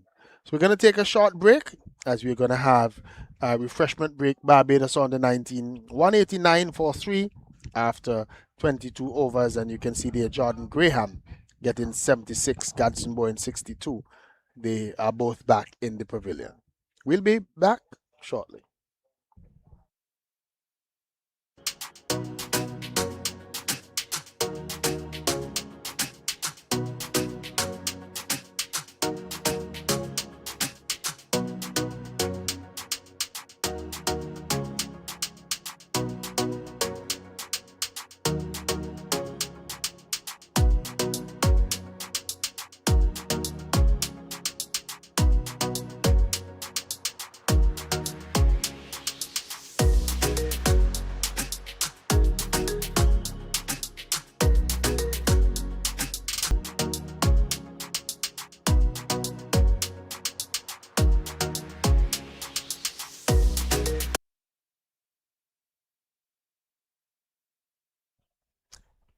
And so we look as if we're going to have another bowling change at the far end after the break, the water break. Barbados team in a comfortable position. Another spinner who is on. We're just trying to identify him. It's Aiden Burton who is bowling.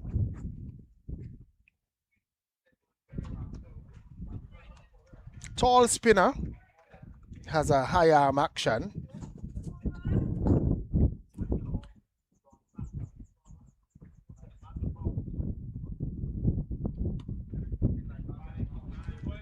Hey, he has started pretty well then, Mo.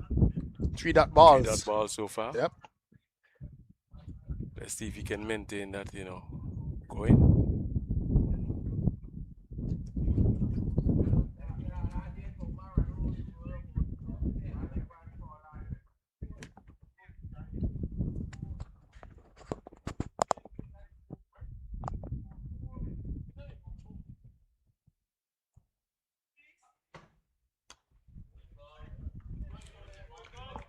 Well, Continues to bowl well.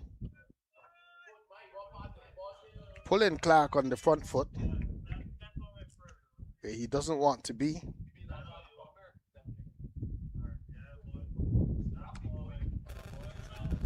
But then pulls one down. But again, good feeling out in the deep from the Windward Islands. So 2 more runs. 191 for 3.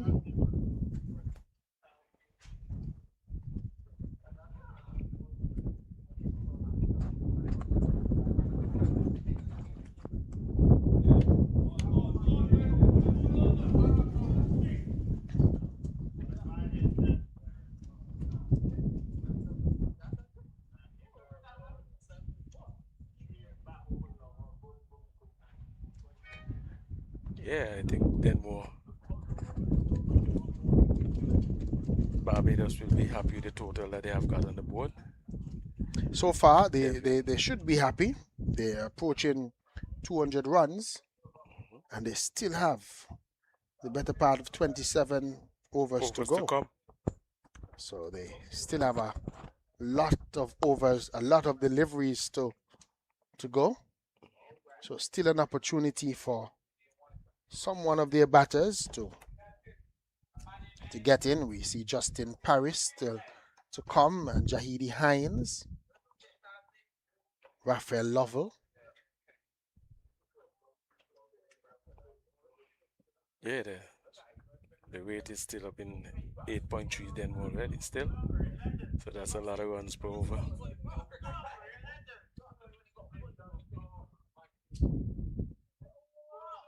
Joseph is starting his seventh over.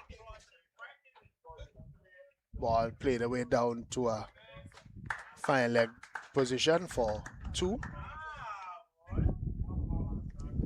Sort of an ungainly looking shot, not necessarily a conventional sweep shot. He just sort of swatted at it.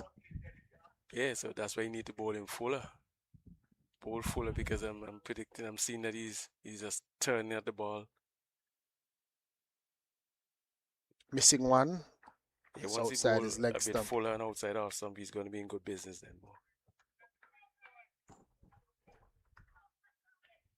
Bring him onto his front foot.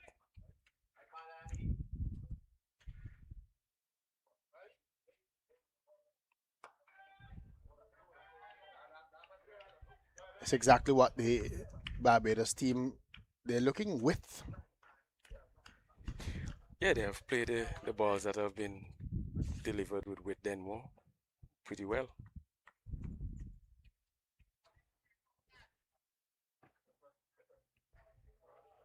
Sometimes I wonder if at this stage if my expectations are probably too high. At the under 19 level, you would think that they're closer to maturing. Yeah, well, I don't think your expectations are too high, Denmo. And so at this stage, you would feel that a lot of the little intricacies of the game that at this stage that some of these players should be really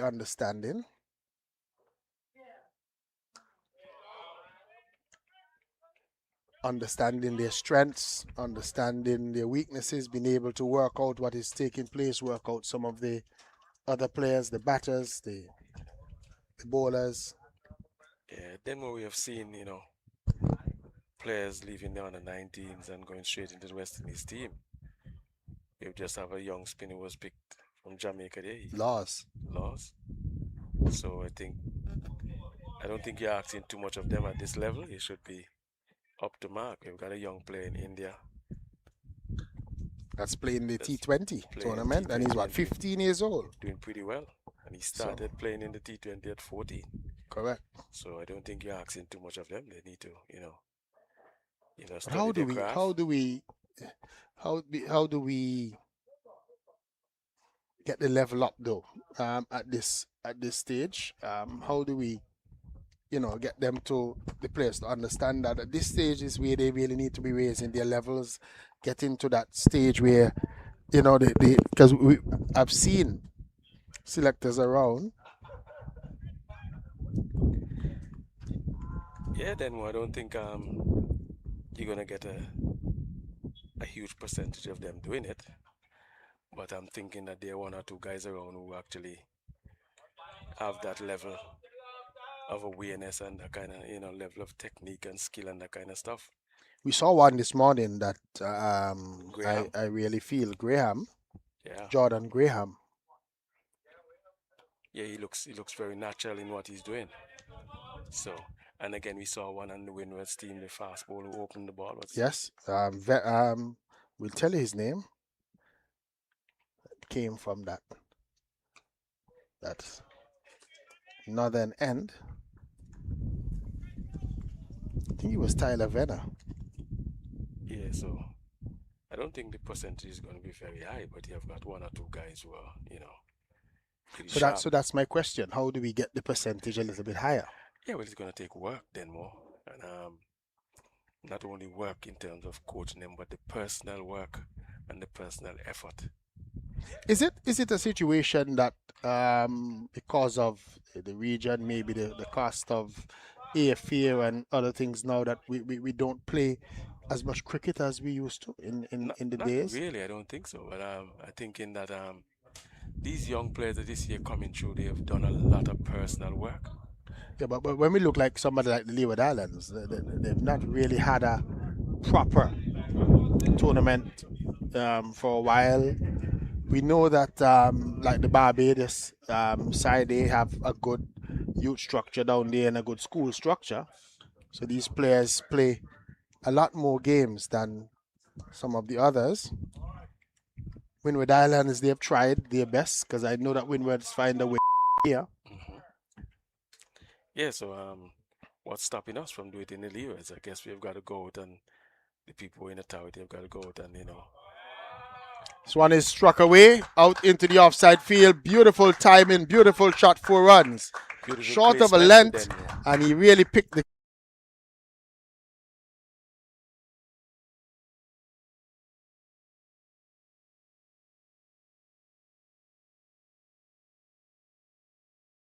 More, as I said, it's a good placement. That man on the cover boundary was just adjusted, and then the batter actually placed the ball where that fielder came from. So it's good. So the halfway stage of the innings, 199 for 3. What is the mathematics they say? You multiply it by 2.5. So Wow. if we do that math, the Barbados team could be looking for somewhere in about 450 runs. Yeah, well, the run rate and the projections are saying that. Then more. Projected score right now is 398, so it's Yeah, closer to 400. you never can tell. Then more. It might get a little bit more loose as you go along into the back But end. I'm surprised that Kevin Joseph is starting his 8th over, almost as if the Windwards want to bowl him out. Yeah, well, that's what I said. Yeah, I think that they should have taken been, him out. yeah, they should have been stealing in some of the medium Medium pacers here. pacers to get some overs down. Kima Dixon But gets run, maybe they number think they're having 26. they've got three spinners then more. So they're looking at 30 overs between them, I think. Three spinners. And then they're looking to see how they can work away with another 10. Then they should be close to finish. But I would have given my medium pacers a little run right here in the middle now. Joseph almost looks like the type of bowler that would do well in the death overs. Yeah, well, he is definitely. I think history will tell me that the Bajan batters don't play off spin pretty well.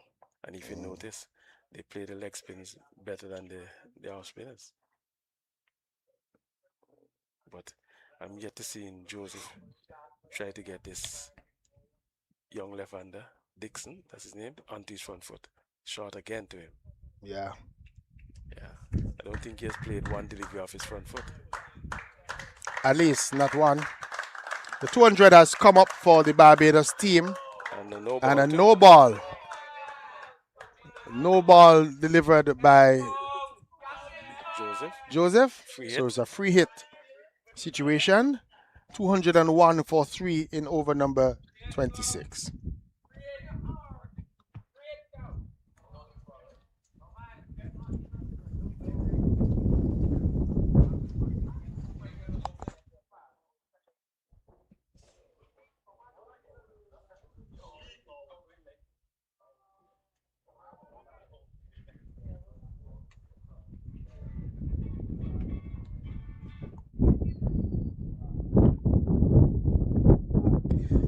You have a strong breeze blowing again then more.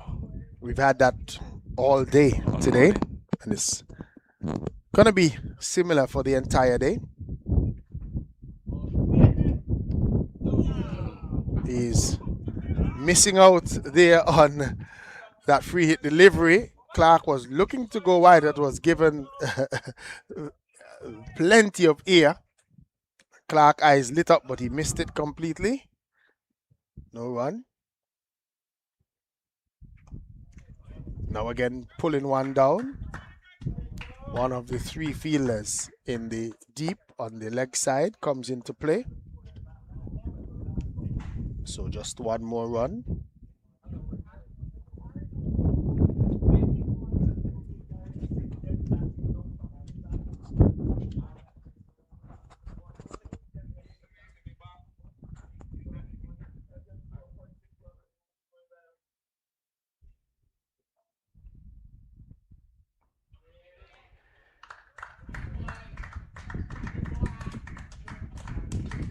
Yeah, that was a better delivery from Joseph there then more, bringing him on his front foot for the first time. Yep, and he's looking very tentative when he came onto that front foot, playing the ball off the inner portion of his bat.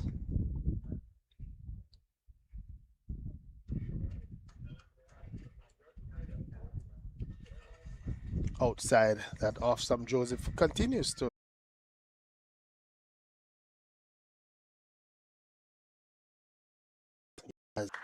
Another run here. Another run here.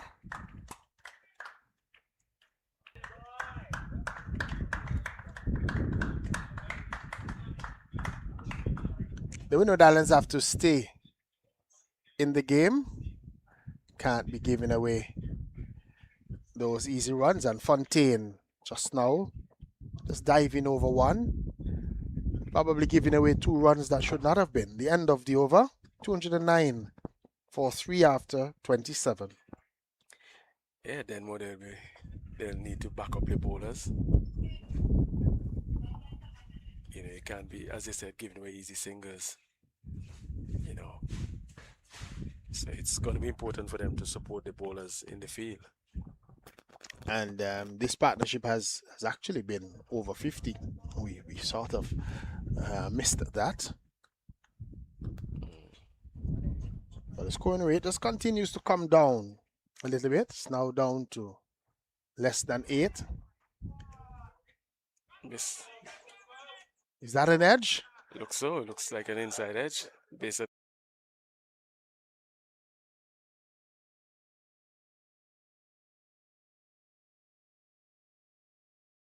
Will be just the turn. Kevin Joseph in his 9th over.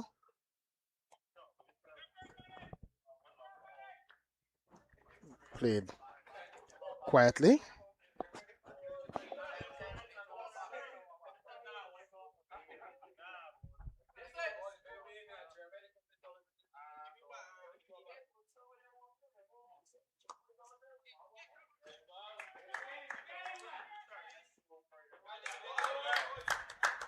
Good running on the part of the Barbados team, recognizing that the ball was traveling slowly to the fielder out on the deep, and they rushed back for 2 runs. So they lost their 3rd wicket on 151. And so these two have put on 62, 62 runs so far.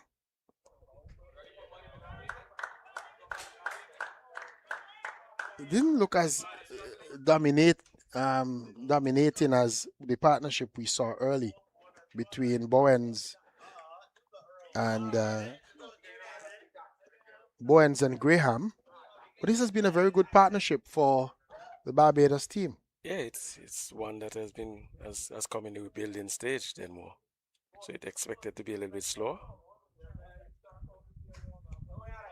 But they played within themselves. They've not tried to do anything spectacular, get carried away. And that's one of the good things that we have seen. Kemar Dixon looks a little bit limited in terms of his batting, but he seems to be a fighter.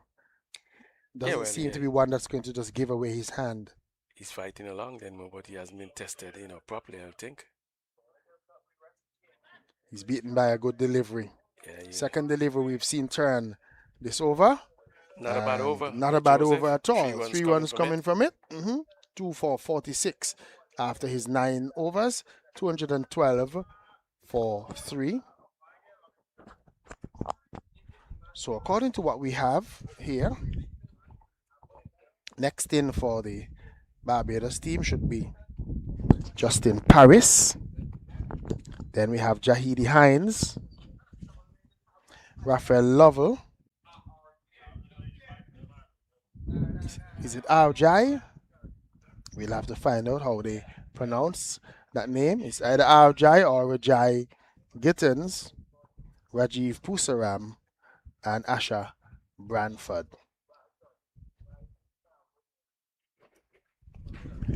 A new over is about to start, but Clark clearly wasn't ready. Clark was still just trying to get settled in his stance. So Aiden Burton will have to try again. A little bit of a scoop shot, nicely played down to the fine leg boundary for 4. So a little bit of innovation coming across.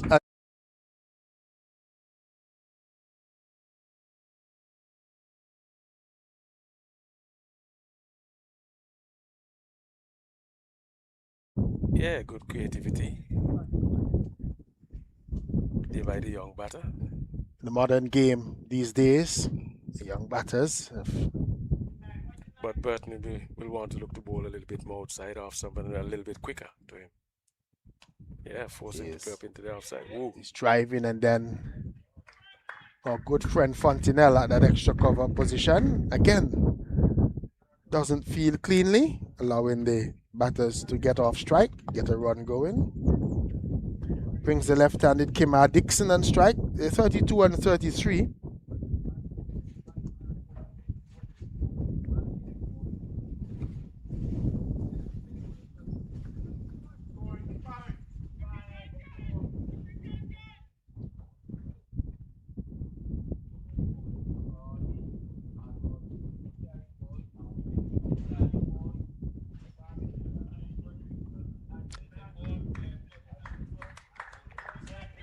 I think Aiden Burton, with his height and the way that he's bowling, seems to be a handful. Yeah, he has pegged them back since he came on then more. He has not given them too many loose deliveries then more as well. And I think that has been the hallmark. Yeah. Because even the 4 that was played in this over wasn't necessarily a bad ball, but good little bit of innovation. Yeah. And I think that came about because he's not been bowling too many bad deliveries. And even though he has bowled that bad delivery, the other one was short, because it was straight, Gittins was unable to. Dixon, correction, was unable to force it away at the way he wanted. So, end of over number 29, 218 for 3. They've really slowed down the Barbadian batters, and every over the run rate comes down and down. I think the Windwards wanted to get below 7. Yeah, it looks the like Barbadians Joseph is going to go all the way through then more. Yeah, it looks as if he's going to bowl right through. So 9 overs so far. He's taken 2 wickets for 46 runs. Not bad then more. Kevin Joseph, 9 overs. He's actually had a maiden. 46 runs, 2 wickets.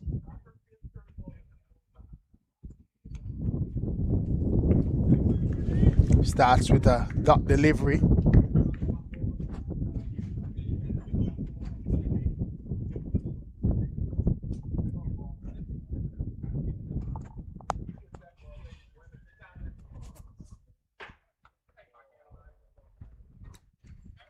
Good work in the outfield here. Good backing up by the fielders. That's the kind of effort that the Windward Islands bowler would want in his final over. So maybe after this day, we'll see some more medium pace. He's dropped. Edge found. Ball.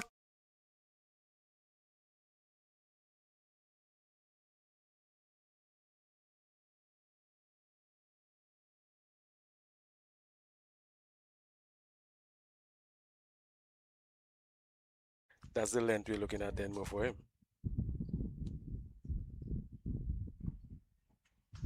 Yeah, and if you realize he still didn't even come forward and the ball is full enough for him to do that. Still trying to cut it.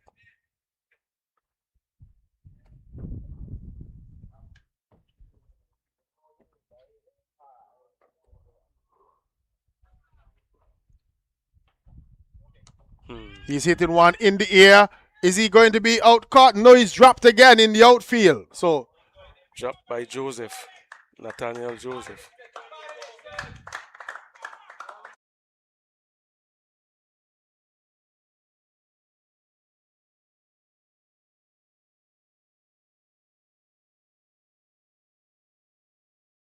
I just think that he felt it wasn't going to come to him.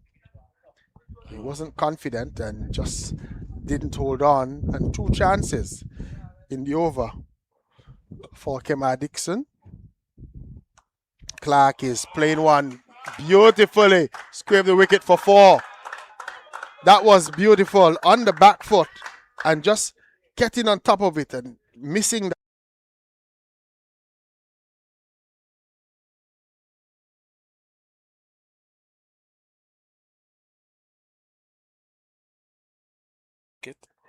And most of the Barbados batters have shown that inclination that they like it short and square the wicket. So at the end of Both 30, on the onside and the offside. the end of 30, 223 for 3.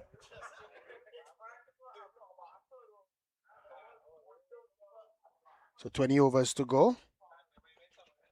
What kind of target do you think the Barbados team is looking to post? Well, somewhere well in excess of 300, maybe. It looks very much like that. We haven't seen them.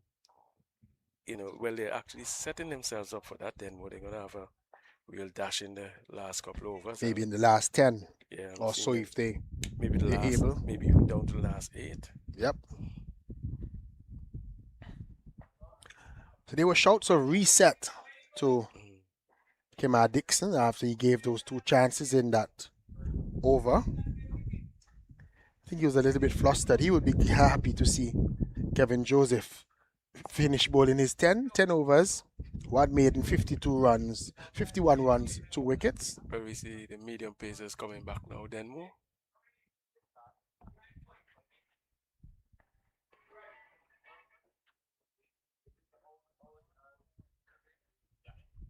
Starts with a good short of a length delivery in Fontaine.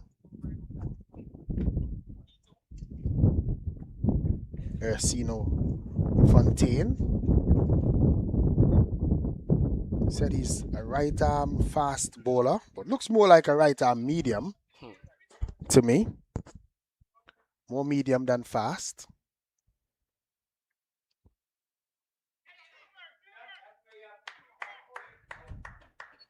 Dixon gets off strike. It's going to be important for the Barbados team to continue to tick the strike over.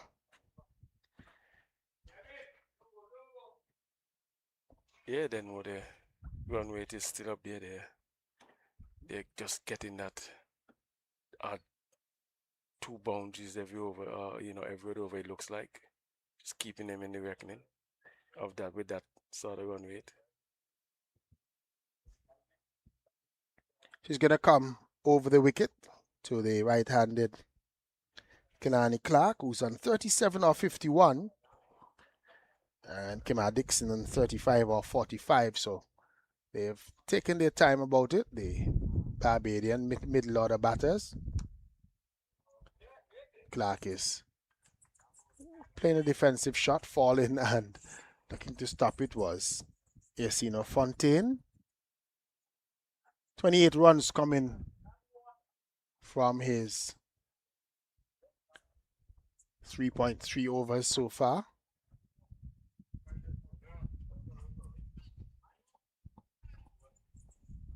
So he too was taking a part in the earlies.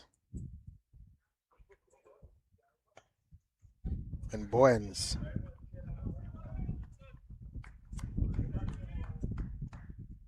and Graham were on the go. And when you see what is happening now, Dave, you were saying earlier that they should have been bringing them back. And when you look at how they are playing him at this stage, you would have been spot on that earlier they should have actually looked to steal in a couple of their seam bowlers. Yeah, they should have done that. Especially when these two were early in when they're earlier in. earlier in. Yeah, that would have given them, more depth in bowl in terms of the number of spinners and the number of overs in terms of spin. And then have something maybe to save for the later on. Right. There's nothing wrong in making a try. Try to get them in, see if they go well. If they go well, you keep them going. If they don't, you gotta pull them out and bring the spin back.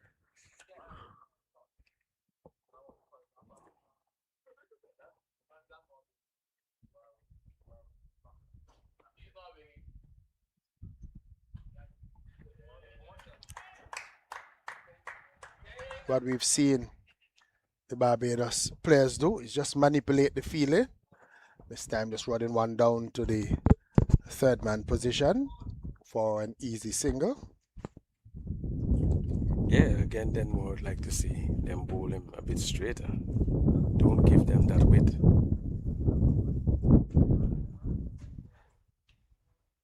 See, Burton has been brought from this end. So he has been changed from the far end to the northern end to the southern end. I will hope that he continues to bowl as well as he did from the other end. And I think the captain just wants the off spinner to probably operate from this end, especially with the wind that is blowing. I think this So is probably better if any hitting, they would be hitting into the wind. And having seen what happened with Dixon in the last over, I think that is the reason why he's thinking to bring Aiden Burton back on from this end, because Dixon has not looked very comfortable. Ooh. Here is he edging again. We'll see if he got a touch onto that one, but it went past the wicket keeper. Looks like he missed it. Down to the third man boundary, and buys is the signal. Totally. Yeah, so he missed it completely. So they get 2 buys, 228 for 3.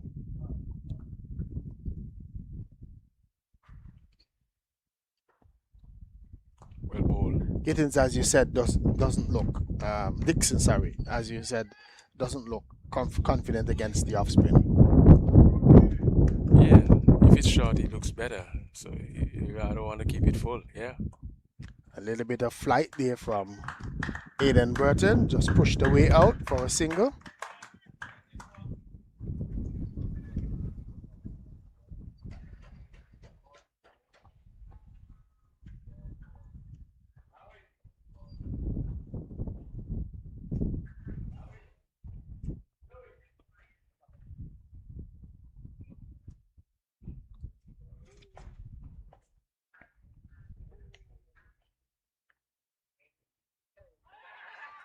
Here's a loud appeal and he's out, caught behind. Clark, again looking to play square of the wicket, gave himself room. Edge found, umpire took a little bit of a time, Johan Williams, to think about it, but he raised the index finger and nice.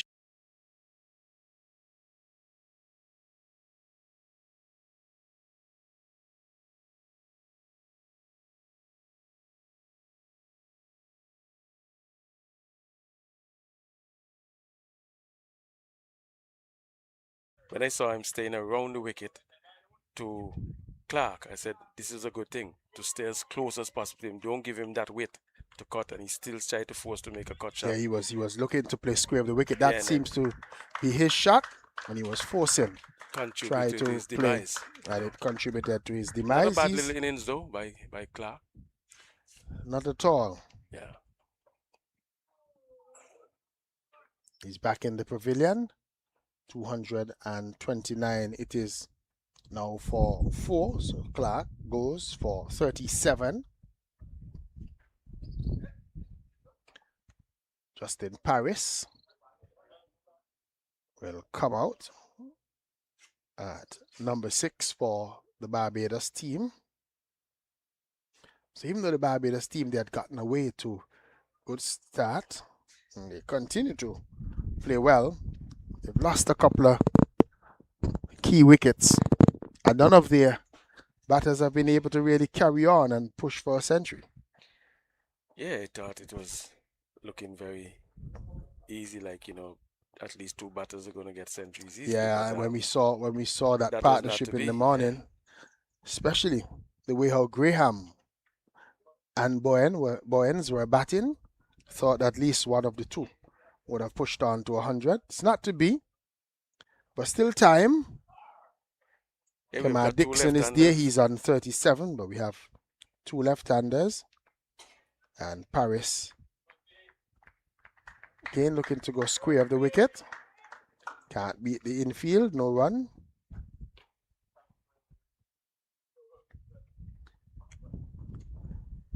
On this outfield here, what is a safe score, Dave? You've played here a lot. Yeah, I've played quite a bit of cricket here, Denmo, but I'm not sure what's going to be a safe score in terms of these under 19 guys. I've never seen none from the Windwards, Yeah, I've played. not So, seen them. but Um, so far they've well, not at this stage, I've seen one or on two at the under under 15. 15s. Yep, Yeah. 230 for four after 32 overs. That's the summary of how the game is going so far. So then, if I'm thinking right, I said Fountain should have gone over the wicket to this left hander now, keeping them straighter and closer. Don't give them that width to cut or to go even to go on the back foot for looking to go square of the wicket. Stay as close as possible to them. Don't give them that room. So days where I'm thinking, no, he's not really understanding what he's doing or what he wants to do or what he should be doing. Haven't assessed the batters. He's staying around the wicket Yeah. to the left-handers. Probably that's what they want because they're able to see it. Yeah, left-handers like that. They see the ball pretty clearly. Some of them don't make that adjustment when you go over.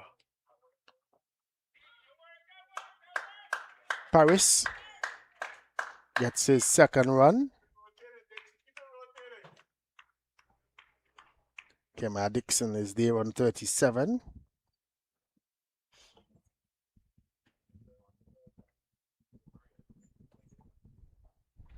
We see some of these bigger guys for the Barbados team. They have some really strong looking guys. Lovell, Pax.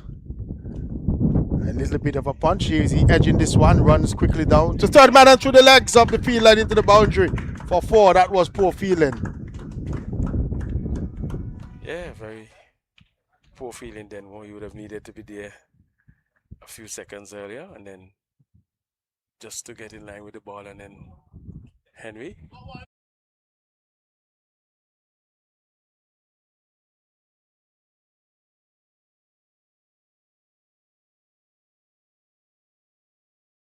Yeah, it should have been, Should have been just probably a single. a single. 235 for four. It ended up being four. So Kemar Dixon is into the 40s.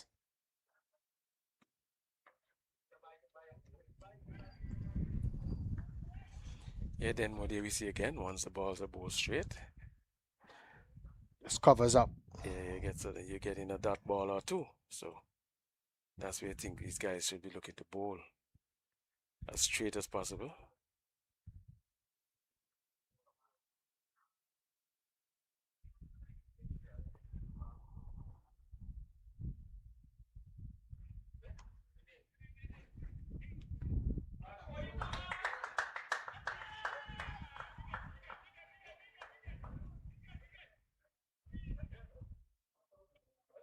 So not sure what's happening here. He came through for a quick run and just feeling a little bit of something with his hamstring in Paris.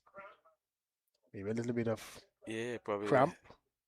quick exertion of the acceleration caused Yeah, he was just trying to speed through as they stole a single.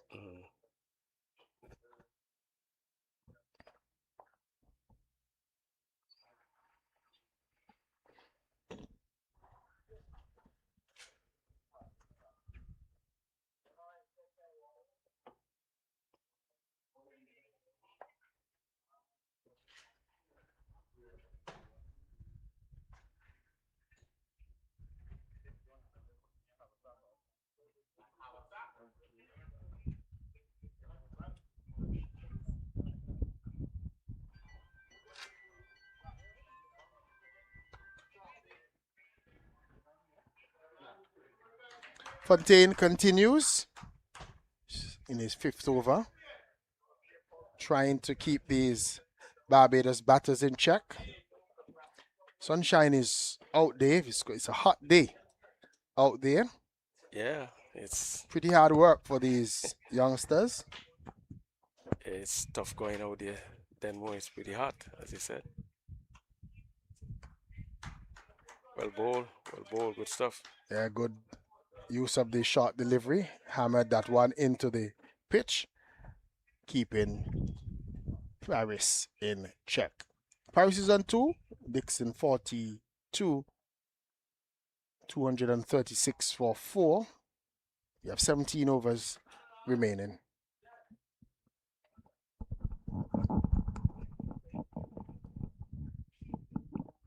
Yeah, Denmore is going to be Burton continuing from this end.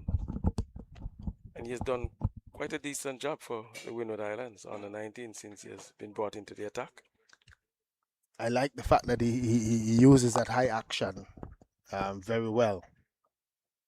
And he's been probably the bowler that has bowled the straightest for the Windward Islands. He hasn't given the Barbados batters any width at all. And we saw when he got the wicket of Clark. Because Clark wasn't getting the width, he was trying to force and make it himself. Yeah. Got himself into trouble, edging through to the wicket keeper. And the wicket keeper today is Jonathan Daniel for the Windward Islands.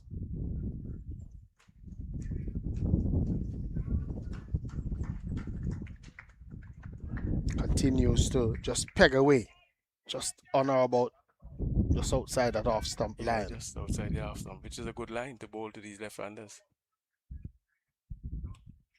Again, looking to force the width. Edge found. This one is running down to a wideish backward point position.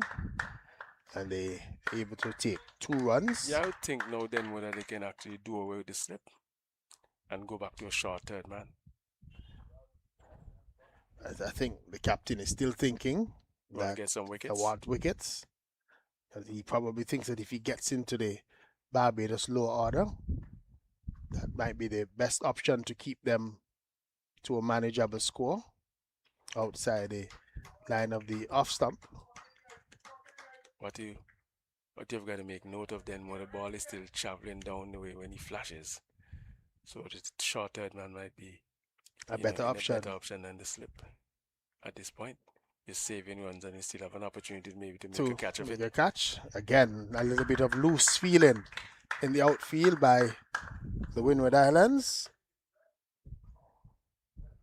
Joseph again, not having a good day at the office. Yeah, he's not had a good day at all. Let's hope he can pick himself up. He would need to still have a few overs that he have do to come in and bowl. We see Lovell standing by. Looks very nervous for the Barbados team. It's a big fellow. Looks as if when he hits it, it stays hit.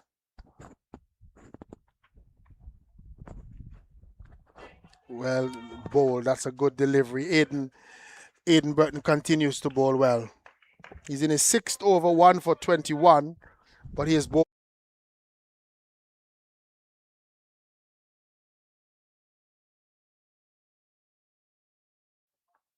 Again, he's having him in trouble, and he's given leg before. So, caught on the back foot just in Paris, and the ball before shaped away from it. This one taking him on the pad. Umpire Johan Williams is liking it, sends back Paris, and Barbados, they lose their 5th wicket. They're now 239 for 5.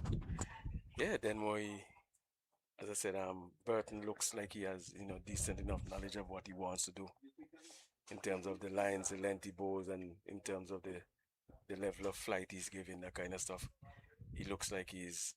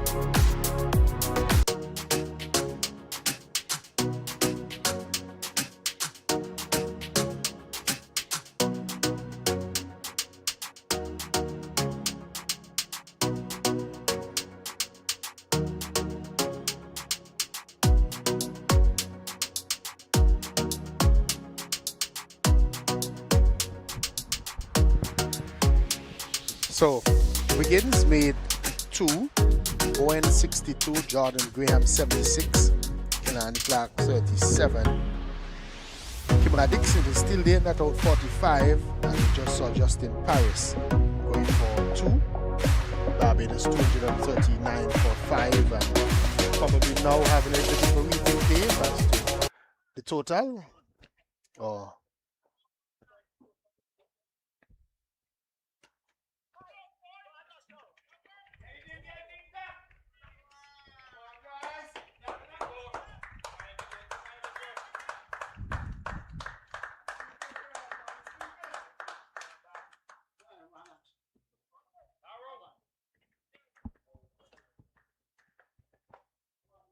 Yeah, they got quite a bit of overs still to come then more.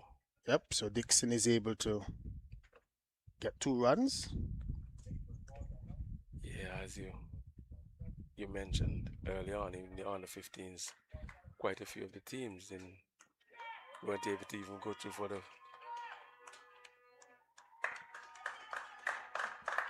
the 50 overs.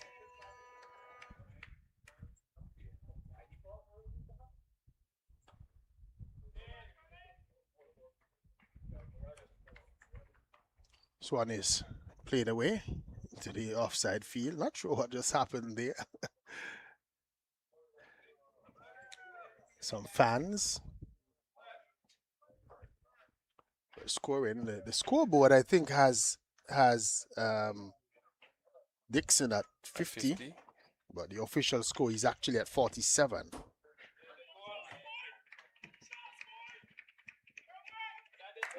So he gets his 49th run according to the official scores that we have. The scoreboard has him already on 50, and that might be a little bit of a challenge. So we'll have to clarify.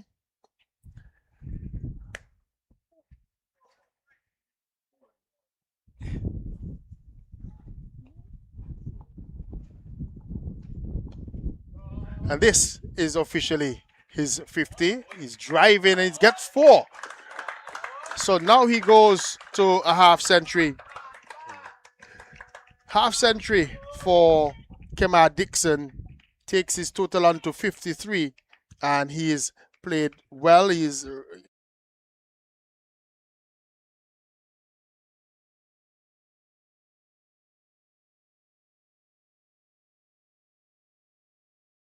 in him playing quite a bit of his shots and his balls from the back foot, but he has really stuck to it.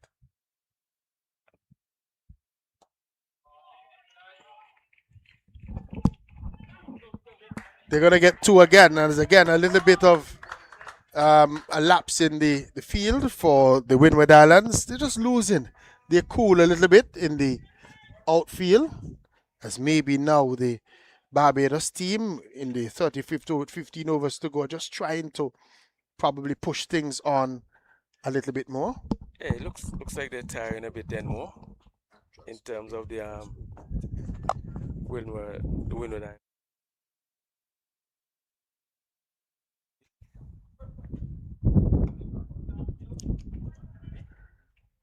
Yeah, the balls are just running through them. That's not a good sight. Not a good sign. And that's your good friend Nathaniel Joseph. Yeah, the ball is following him. No matter where they put him, they've been put on the boundary. They've switched him from side to side, and the ball just seems to be finding him all over. Yeah, so he's not having a good day at the office then more at all.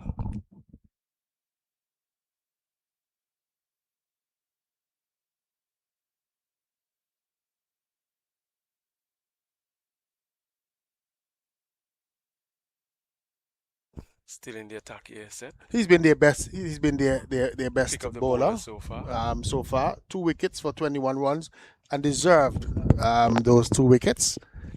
He's bowled well. He's not been loose, and he's kept things tight. Has caused the Barbados batters to try and force him away.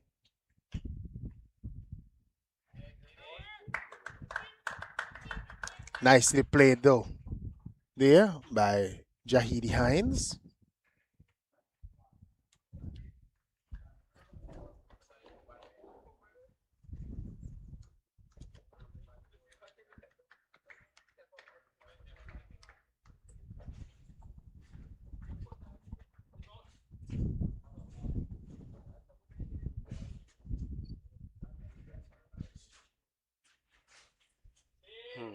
Good bowling again by Aidan Burton.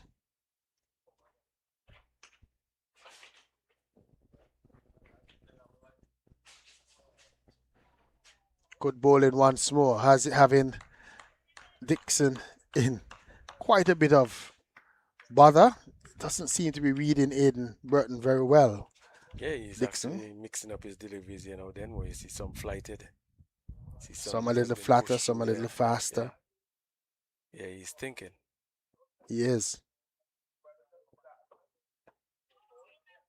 Yeah, that was a quicker one there than more. Again, what was good about it is that it was right up to the batter, almost Yorker length. Yeah. Not giving him the opportunity to free his arms. Yeah, you gotta say, you know, as I said to you, the line should be close and or straight. Ooh, drop catch again, then more. And Aidan Burton looks really upset.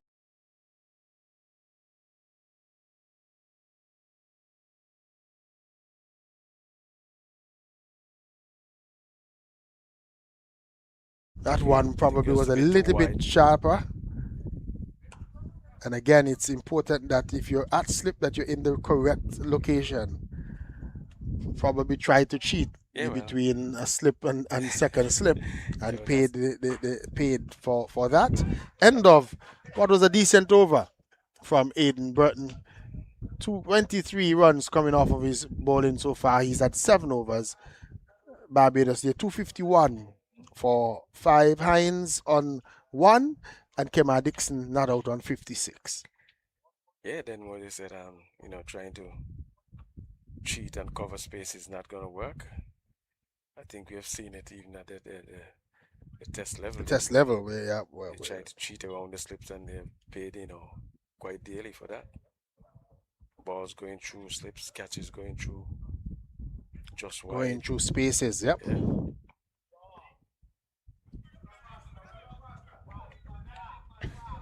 Fontaine continues from that far end. And the Windward Islands dressing room calling for some energy, but it's difficult.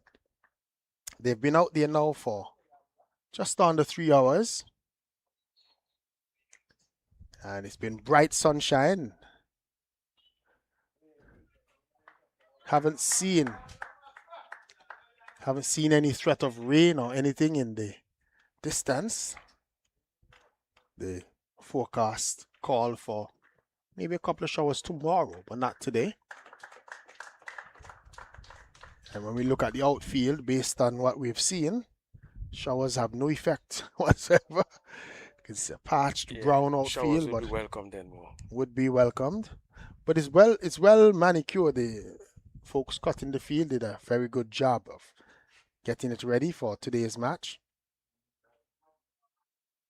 Hines gets one that is angled down the leg side, looking to swing it away, not making contact. Yeah, I think Fontaine is fortunate not to have been called wide. Umpire Melissa Laurie. But I know there is a new interpretation these days when it comes to certain deliveries down the leg side. Swanee, I think they've now drawn another line on the leg side like they did on the offside, and they're saying that if ball is passed within that limit, the umpires have the discretion as to whether or not to call them wide. So it's no longer immediately when it goes down the leg side, it's a wide. Again, here is Jahidi Hines trying to pull a short ball away, not making contact. Yeah, I think this one he actually came into line. Yeah, Then he we'll came try to inside. So that one almost passed over the top of the over the stumps. stumps. Looks like to me. Yeah. Hines looks like he's not going to be the patient type. He looks like if he wants to get things going and facing dot balls, but he's going to get a couple of runs here. Easy. Steers one down to the third man region. And it's strange that you're seeing the captain feeling a third man on the boundary. Yeah, I think it's the injury to his fingers, causing a bit of problems, and the ball struck hard to him in the infield. So he has decided to pull And maybe himself he over also a bit. maybe he came down for a little bit of treatment after he dropped that one at the That's the thing. slip region as well. Ball probably hitting him on that same finger that he's been favoring. We see him now running back up almost to Slip get in again. place. 254 for 5 with 13 overs. Still 300. It says 343, but you still think that the Barbados side can get 300? Yeah, it's still on the cards. You know, then, I'm back in Lovell. When he gets out there, he's going to have a go, clobber a couple. This one is hit high over the top 6 ones. Out of the ground. Dixon get into the pitch of that one and really helping.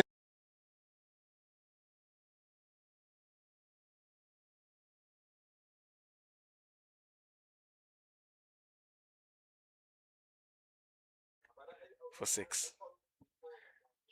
We're just examining Lovell to see if he looks like a big hitter. Yeah, he's a big, strong guy. Then we Big, strong guy, but he looks nervous. Looks that way. So we're just here wondering if when he gets his opportunity, if we're going to see some fireworks. We're hoping for fireworks. And I'm backing him to go out there and give us the fireworks that we're looking for. I was backing Wiggins this morning. You know Wiggins is my guy. But he didn't perform today. Outside the off stump flashing.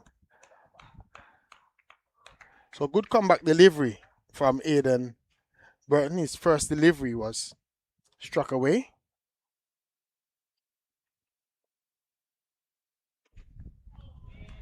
Two good deliveries in a row.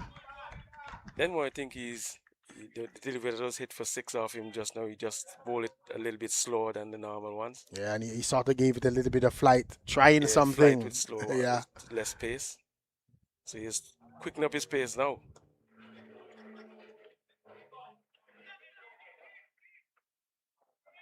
A little bit of flight again. This time not in control. But of a different line. Hines. Then more.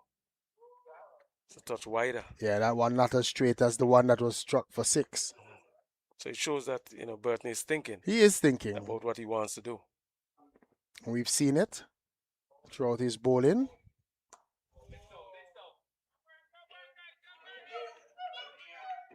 Jahidi Hines still just trying to force things along. He looks as if he's frustrating himself.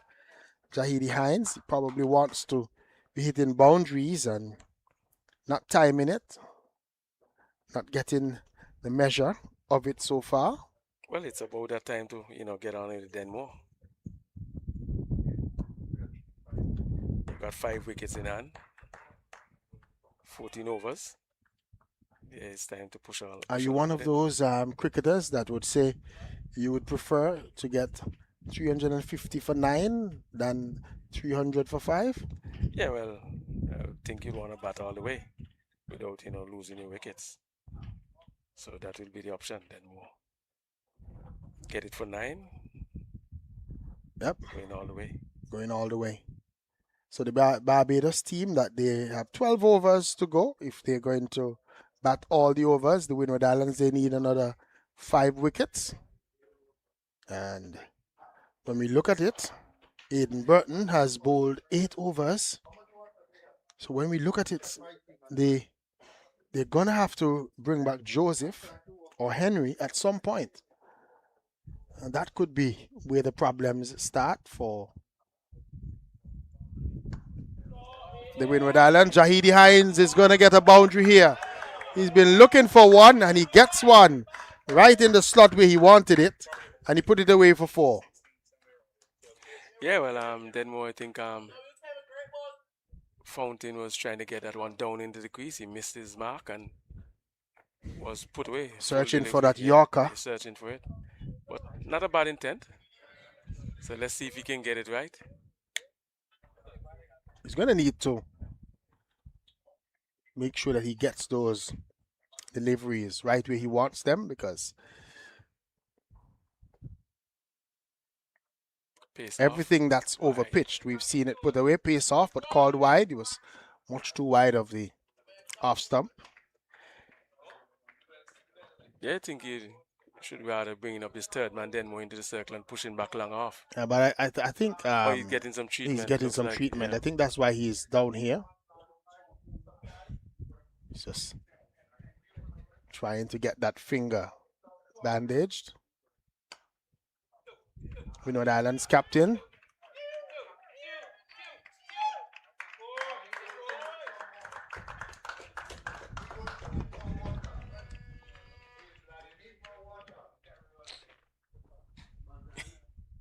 Windward Islands. Tannis Francis's 82 came, or 82, sorry, came off 98 deliveries. He had 11 fours. And Matthew Miller, 72, came off 76 deliveries. He had 4 fours and 3 sixes. Leeward Islands 209 for 6 in that one. That's at Coolidge. And of course, over there at Ball Beef, there is a concussion check taking place, as they're going to get more runs here. The Barbados team, as Aiden Burton starts a new over.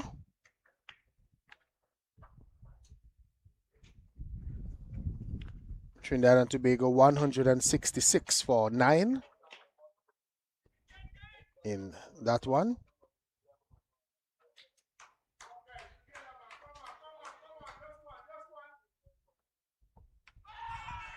Nah. Here's Nick. This delivery. There was a sound of an edge, but he's given leg before. But that one, we heard 2 sounds from this distance. Let's have a look again. Looks as if he played that one into his pads. He was hit in front, but we heard thick sound from here, so Dixon would have reasons to feel aggrieved. He's walking slowly back to the pavilion. He has to go, but Barbados losing their 6th wicket.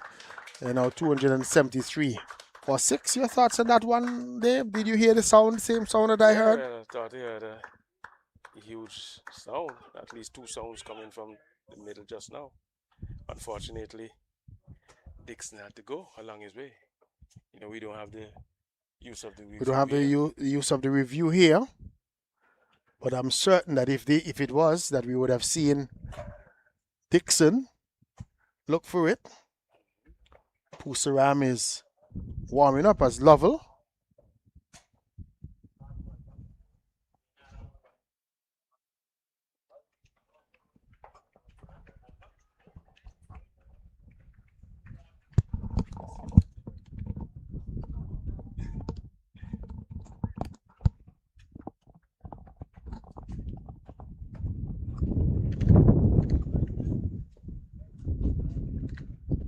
Then where your good friend Lovell is in.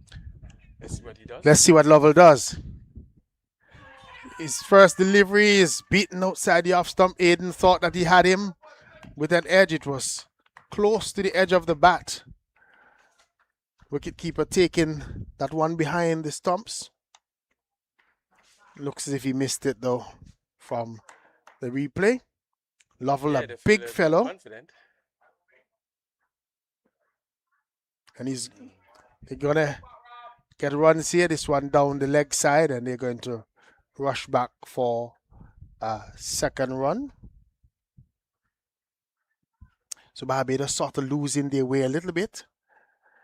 The loss of that 6th wicket.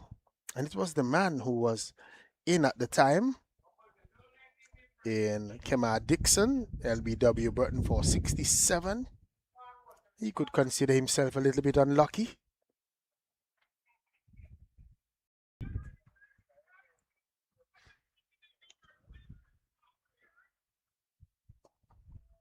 This delivery is played away back along the leg side, and there is no run. 275 for 6, 10 overs to go. Yeah, then Barbados continues to lose the vital wickets at this point, throughout the whole game. The batters that have been doing the bulk of the scoring normally, they go in the partnerships. So that's something they got to look to work on, so that you'll have a real, top line batman coming down into the end, to the back end. Certainly agree with you. There we're going to see opening bowler Venner coming back. Venner before this, he had 4 overs for 32 runs. And this is a good time to bring him back, I think, with Lovell in, and Lovell new batter in. Not looking as confident. We still see the captain outside of the circle at 3rd man, just making sure that he has enough fielders inside.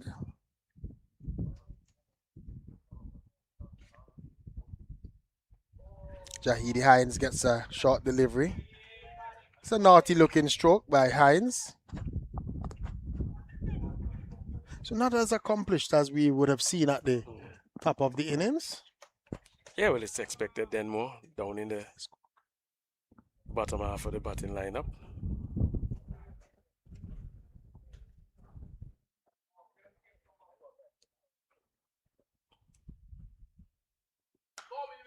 Ooh.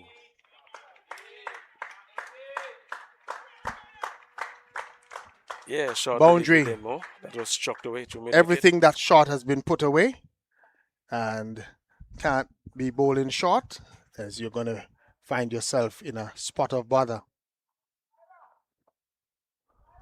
And like I said earlier, Jahidi Hines looks like the kind of batter that's not there to just hang around. He is there to try and push things along. 279 for 6. Yeah, but it's obvious then more they're still, eyeing that 300 mark. Theo Edwards is trying to captain from 3rd man. He's having a big job there. In that straight mid-wicket position, another short delivery, and Jahidi Hines gives his hand away. Hit it straight down the throat of that fielder at deep mid-wicket, and Barbados losing their way a little bit. 279 now for 7. Yeah, then more I think was good captaincy on the part of the Windward Islands captain. He had that man placed in the right position. Shouted it from 3rd man. From 3rd man. Yep. He was successful in doing so. To go back into that mid-wicket position, and instant success. Yeah. So Barbados team would probably have to think about this, that they are losing their way and are probably in danger of not batting the full 50 overs, because they still have a better part of 9 overs to go. 9.4 overs to go, and somebody like a Jahidi Hines giving away his hand that easily at this stage. Yeah, well, as I said, I think they are in the 300 mark, which is going to be a significant mark. It is a significant mark, but you would want to at least not just get to the 300, but you want to do so in style and, with wickets in hand, and give yourself. Ben Murray has done pretty well. He's bowled well and he's feeling well too. Ben Murray has done pretty well. He's bowled well and he's feeling well too. He's into the game. He's into the game. when he started the bowl, I spoke about the antics Yeah, that he was having. It suggests to me that he's one of those vibes guy, one of those, we call him the vibesy man that gets into the game. yeah. Uh, he has gotten in, done his part in terms of bowling, and he's still contributing in terms of the feeling. He's been running around and feeling well. Staying in. Venner would be a lot happier getting a wicket in that over. He's just indicating to the captain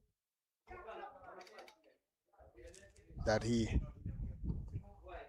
just wants to make sure that they have the required number of fielders in the circle, beating Lovell outside the line of the off stump.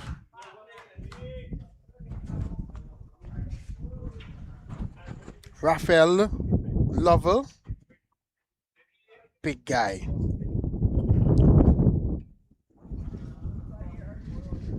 He's probably one of the fast bowlers, Denmo. Probably.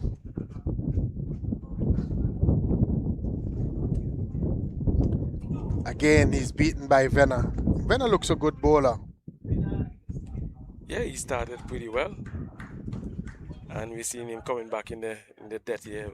Denmo, and he's still, hitting the deck. One or two balls earlier when he started that he did not really hit the deck hard. So at the end of 41, 280 for 7, and the run rate has been brought right down to 6.83. So the Windward Islands have done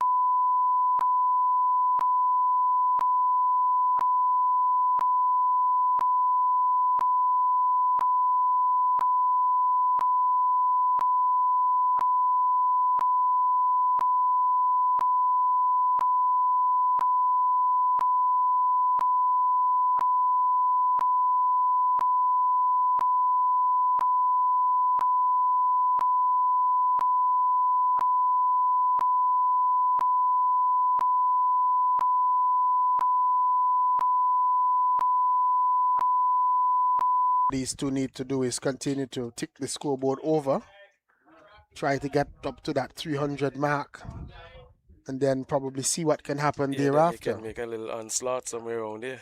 Yep. Ooh. Lovell is beaten again. Lovell is not reading it at all since the last over.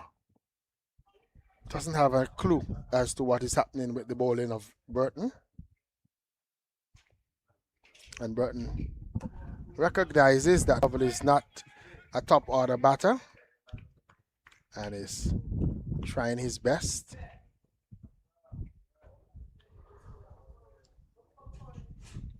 to keep him in check. Yeah, Burton has been going pretty well, Denmo. In his final over, 3 for 35 so far.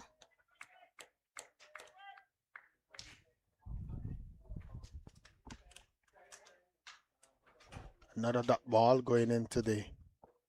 So he has 2 balls remaining in his spell legitimately.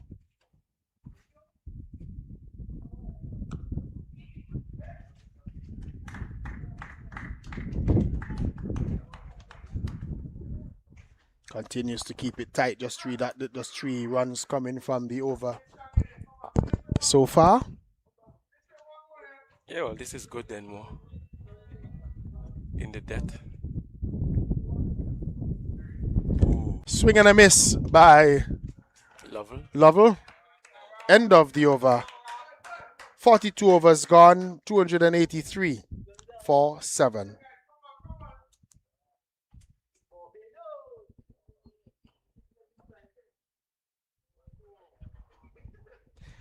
Yeah, then I think the Windward Islands, I think they'll be happy to have pulled themselves back because the scoring rate was looking huge. Totals were projecting over 400, then more at 1 point.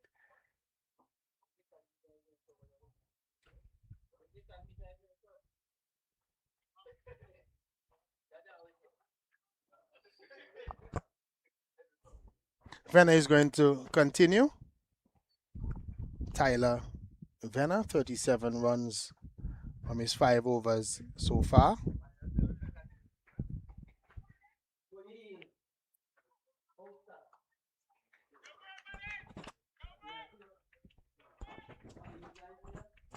Rajiv Pasuram looks to be the type of player that just looks to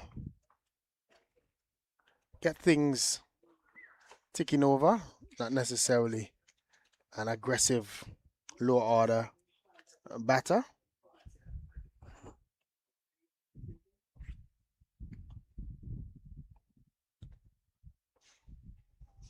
Rafael Lovell looks like the type that if he hits it, it stays hit. But he's just not been able to hit it. Yeah, he's not getting it onto the bat at all. Looks as if playing a miss is his best shot so far.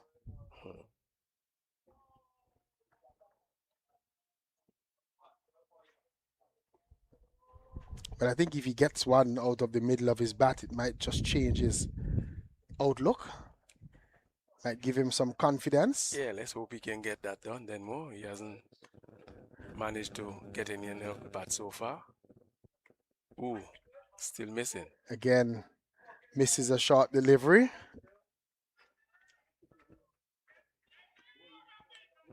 So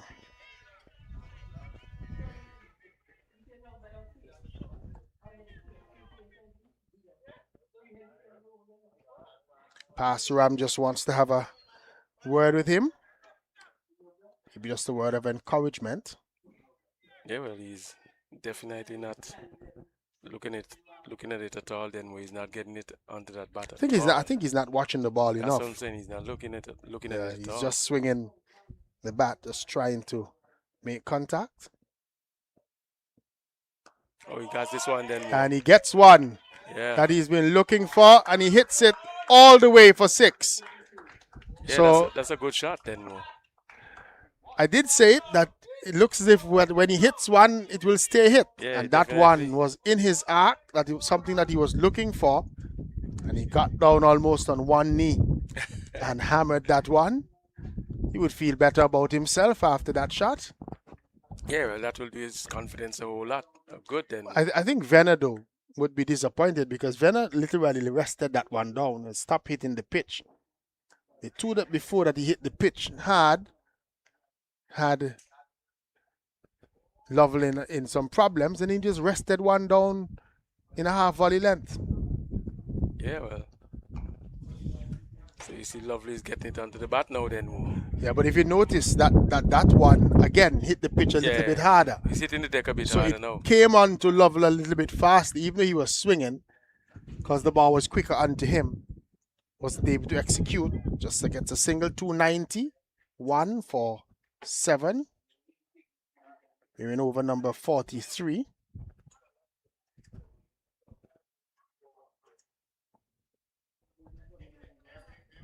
So the Barbados team would be hoping that they can bat all 50 of their overs and post a significant score. These days in ODIs or in 50 over cricket, 300 is considered par. The modern game and the innovations of batters. He's edging. Oh, well fielded. And well fielded by Henry then, but he then threw it away. Yeah, then I remember coach saying to us, it's not good fielding that runs people out, it's good throws. So after you make the good fielding, you have to also follow it up with a good throw. Yeah, that would have been, important at that point in time. Maybe you'd have gotten a run out then more. Yeah, you don't want to throw it away after. Such a great feeling. Yep, done such a great feeling. 293 for 7 at the end of that Tyler Venner's over. Here goes your man, Henry, coming back. Yeah.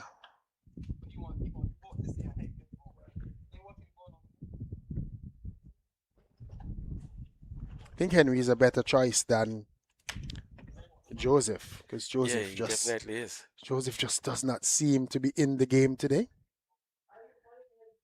Well, he might have been in then, but he was taken out by the top order. Yeah, the top order really took him apart. Yeah. Not just in terms of his bowling, but I think mentally as well. Yeah, They really destroyed him. Really jumped on him. Yep.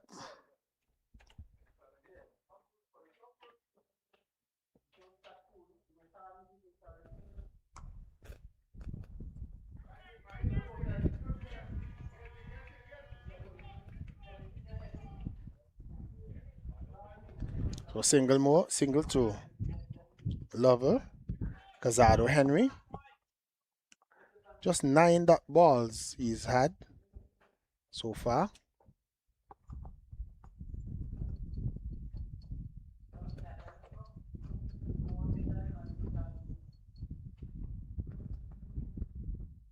Shot. This is a good shot from Pasaram. Well fielded. But is that Joseph out there? No, that's not Joseph. That's no. Fielder in the deep. Doing well, getting around quickly and flicking it back in to the wicket keeper. So Yeah, just he 2 has runs. been doing some good work on the boundary. Then we can't see his number, so we won't be able to get his name. Yeah, we're just trying to hope that he turns around so we can see the back of his jersey. Down the leg side again. Just a little bit of leeway.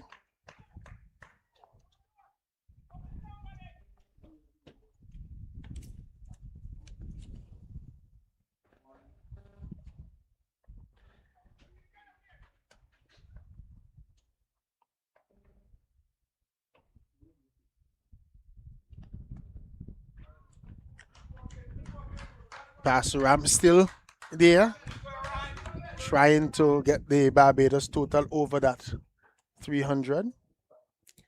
They're close to it enough then, more there. 296 for 7.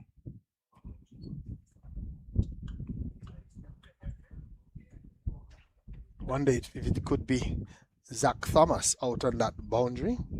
Not sure, but he has been doing some good work out on the boundary there. Pasaram comes and they're able to get 2 runs. As it is, Zach Thomas with the number 9 on his back. He's been very quick in the outfield. Had a lot of running to do there. Couldn't stop 2, but did it successfully.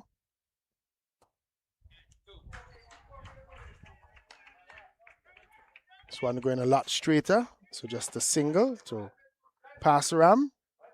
And 299 runs for 7 at the end of over number 44. So 3 Barbadian batters getting half centuries. 3 wickets there for Aidan Burton, who was, for me, is a pick of the bowler. Kevin Joseph, even though he got 2 for 51, he too bowled well. The 2 off spinners for Windward Islands being the difference makers. Yeah, they're really significant in terms of this bowling lineup then more. They've been able to off to a flyer, and yep, they've been able to really rein them back in and stop the. At one point, the projector score had it at 514. They were going that well. Yeah. It's now down to a more respectable 340, the projected score. They are 299 for 7. Some credit must be given to the leg spinner to Denmore. Yes, of course. Ooh. Short delivery from Venner with a little bit of effort. Yes, Cody Fontenelle also. You said a short delivery from Venner with a little bit of venom. Yep. In it. Would love to see him really give effort more often than every now and then. Like we see that effort ball, but sometimes you just have a tendency to just rest a couple of those deliveries down. This delivery is struck away, and it's Zach. Yeah, I think he will go, Denmore in time, in terms of knowing not to. And the Windward Islands have been known for good fast bowlers. As 300 has come up for the Barbados team. They're 300 for 7 in over number 45. The Windward Islands, they've produced some fairly decent fast bowlers over the time.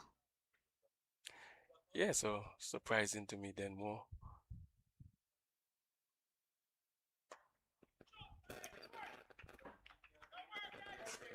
pulled away by Lovell into mid-wicket region for a single. Lovell was looking for that short one from Venner, and that's the difference I'm So no talking. ball then. But no ball. Free hit again here. Call, so free hit opportunity for Pasuram. The last free hit was a dot ball, so let's see what Pasuram does this time. And he's hitting this one well for 4. Pitched up to him, just leaned back and got it away, 4 runs. Yeah, excellent shot over cover then. Well, that's not an easy shot to play. It's not an easy shot, and a good shot from a tail ender. Yeah, hitting it over cover. Wide, and he almost went for 6 today. Yeah, he had a full swing of the bat. For a moment, I thought it was going all the way.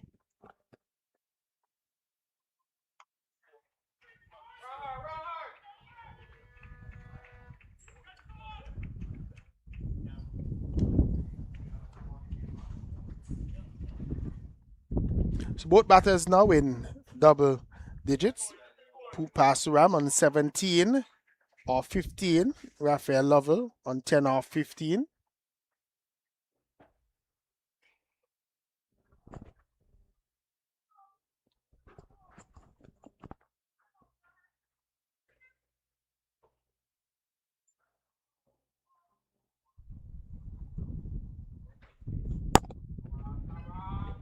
So delivery outside the line of the off stump to finish.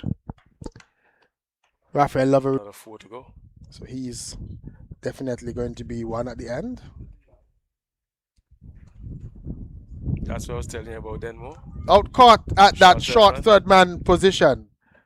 Pushed wide by Casado Henry, and Pasuram flashing outside the off stump. And the captain taking the catch at that short third man that you've been talking about, moving from the slip and going to that position, and the ball carrying to him, taken low down in the end, but a good catch taken, and so back. Time to slip.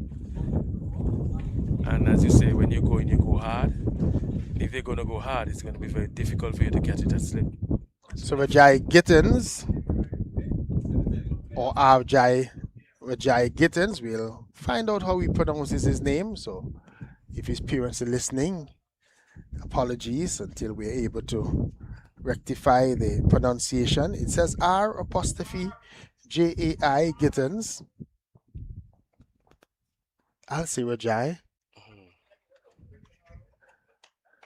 Rajai. But he's a right-hander. Right-handed tail ender. He's swinging and missing.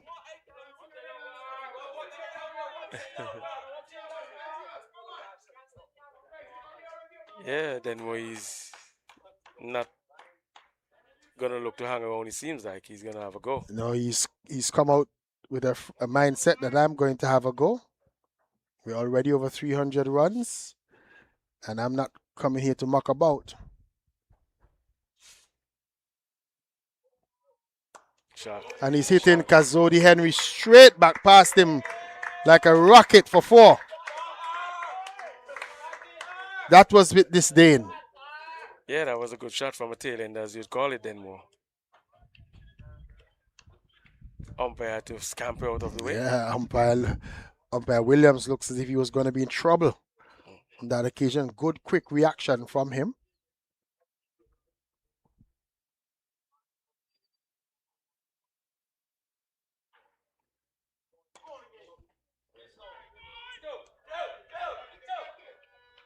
Look at this. He's running back and could have been run out had it been a better throw, and Kazodi Henry was able to hold on to it. But where was Rajai Giddens going there? Well, he's probably listening to the dressing room saying too, instead of watching what's going on out there in the field. As I said to you, then we have got to watch what's been thrown to you out there. But he has to pay attention to what's going on, not to the dressing room. Yeah, or the crowd shouting.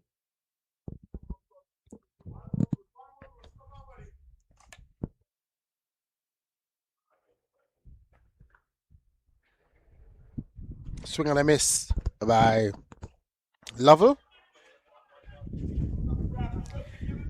Yeah, then I was looking at the fixture the other day and I saw some development work which is going to be done Yep, they have tomorrow. some workshops Yeah, to that's good to see, good to hear, come good up. to know that they, trying to develop the cricketers, more rounded than Yeah, just they're getting playing cricket. them Yeah, ready, and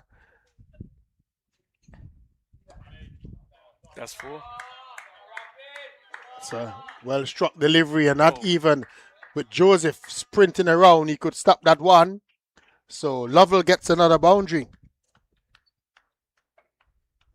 Full toss, and Raphael Lovell hit it pretty well and got that boundary to that wide mid off, oh, long off position. Joseph sprinting around, couldn't get there. yeah, he tried his best then more, but Yep, just couldn't get to it. 316 for 8. I was saying that I saw one of the workshops that that they're going to have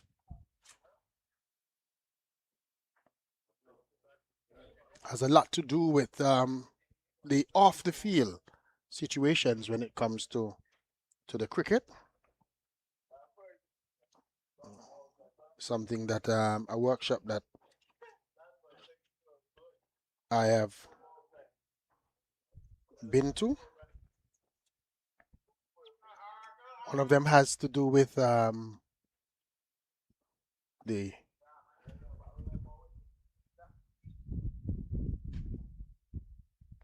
Ooh, avoiding some of the pitfalls that can happen with gaming and gambling and people approaching you and those sorts of things, match fixing, match kind of fixing stuff. and those sorts of things. And it says player development workshop. Really,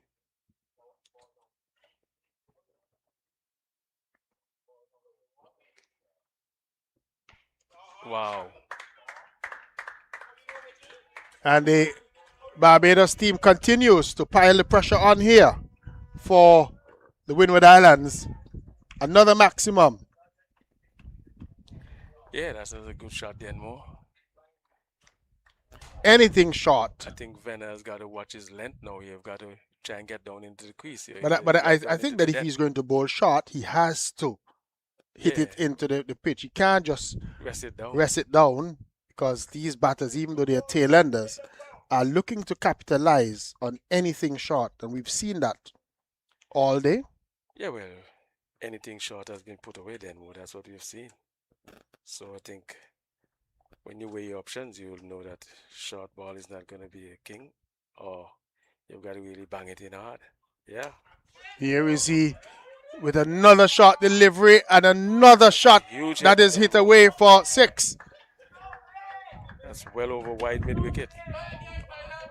Or wide long on. Wide long on. That one Yes. almost into the region where the manual scoreboard is located. That one, he hit that one on the up and just helped it on its way. That one was hit really hard.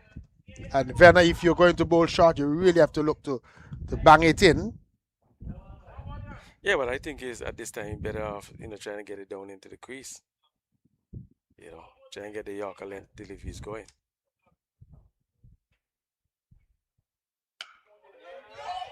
And he's really put this one away with disdain. That one is the hardest we've seen all day. That one was really powerful. 4 more runs. Yeah, that's a shot of class then more. That's not looking like a tail ender at all. Yeah, he just That's stood up there on that back foot and hammered that one for a boundary. Yeah, he has played 3 shots there, 2 sixes and a 4, which is really top class stuff then more. I think the top order batsman will be happy with those 3 shots if they were Certainly they would be. And he's getting another shot delivery and he's put it away for 4. So 2 6 and 2 4s in the first 4 balls. 4 balls, and in 4 balls, and Venner not having a good time.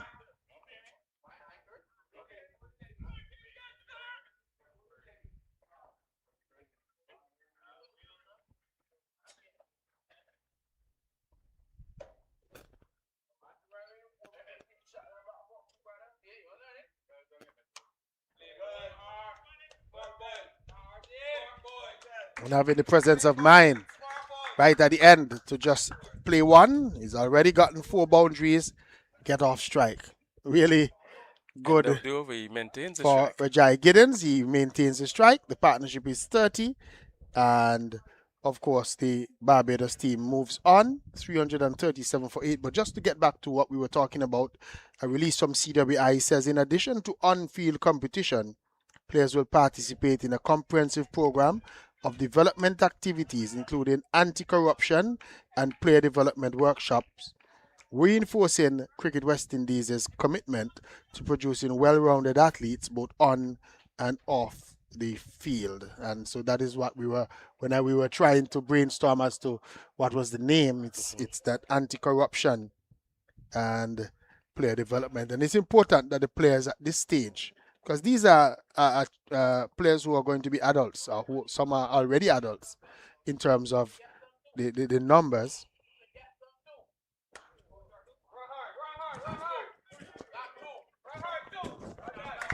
Start of a new over, and they're putting pressure on the Windward Islands fielders. Yeah, that's what it's going to happen down in this part of the game. Denmo, down at in here. There's going to be all sort of crazy stuff happening. Running twos, threes, quick singles, all that kind of stuff. So And the bounce is coming. Gittins is quickly on to 28.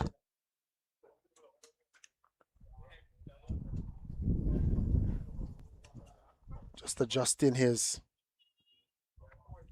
equipment.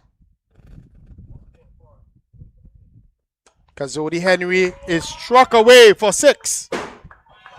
Bang! It goes on top of the roof here. And Rajai Gittins is in a no-nonsense mood. Yeah, that's a huge shot again. Then, as I said, this is definitely not looking like a tail ender at all.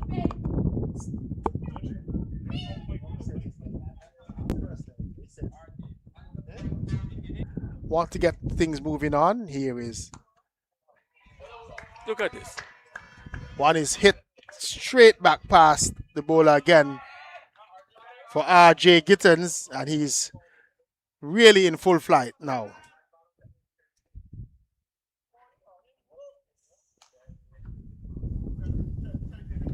38 he is off 12 deliveries. Yeah, so he's looking like he wants to get a half century then more. Yep. Approaching 350. Shot. He's hitting this one again for 4. This boy is on fire. 350 has come up for the Barbados team. They're 353 for 8. But RJ Gittins, he's really on fire on a quick fire 42 off 13. Yeah, then Moise, as I said, he's not looking like a tail end at all. He's playing shots that the top order would be happy of.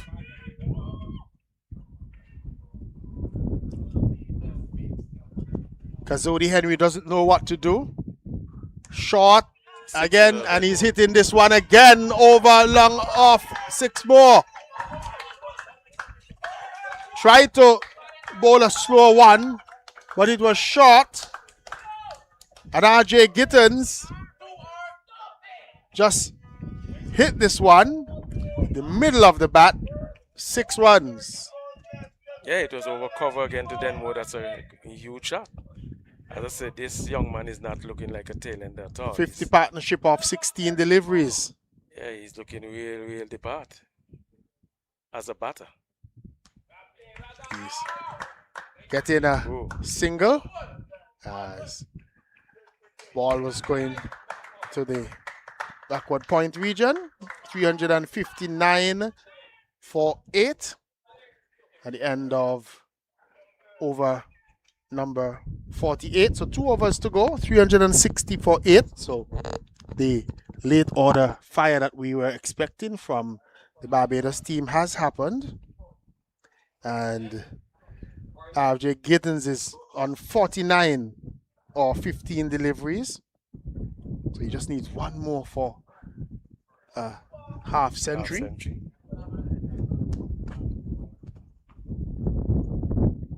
Yeah, Denmo is Loveless been standing on the other end and being entertained by Gittins.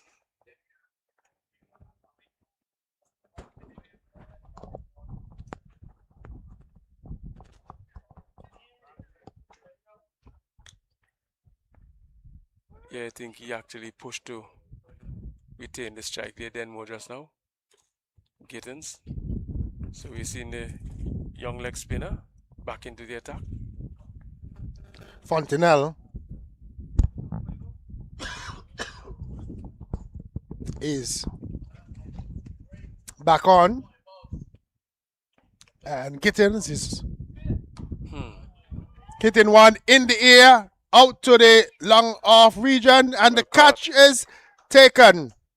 And he falls one short of the half century, was looking to go for it.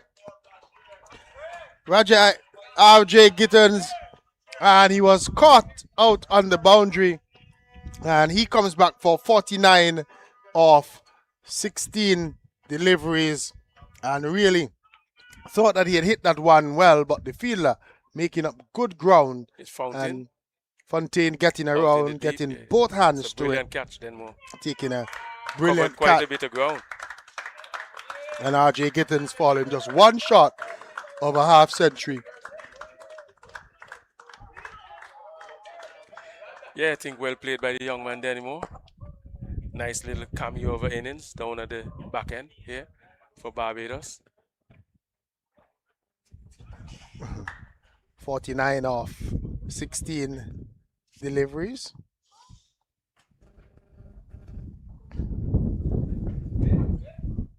So 360 for 9. So even with the big total, the Barbados team could be bowled out under the 50 overs. Yeah, well, they're trying to push it as far as they can then in terms of getting runs. Shot, that's a good shot. Asha Branford gets off the mark right away. 361 for 9 in over number 49. Brings Raphael Lovell. It's on 14 of 19 into strike, and he's just had to stand at the other end and watch as his teammate was going great guns at the other end.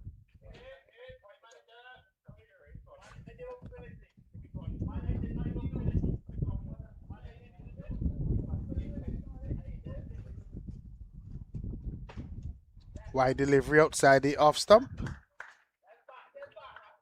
Doesn't have to offer a shot. Lovell.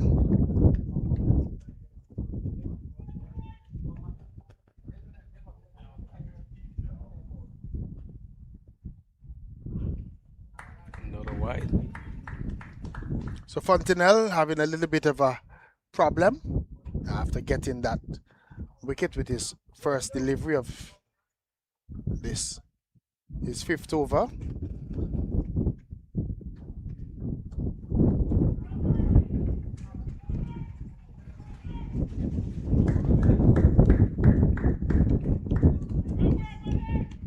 And the captain was forced into this change after the way that Venner was treated in his last over. Yeah, he was really roughed up by Gittins. Yep, 365 for 9.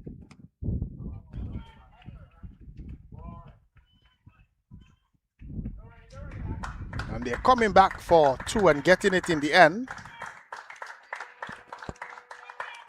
Asha Branford pushing Raphael Lovell to sprint back for that second run. 367 for 9.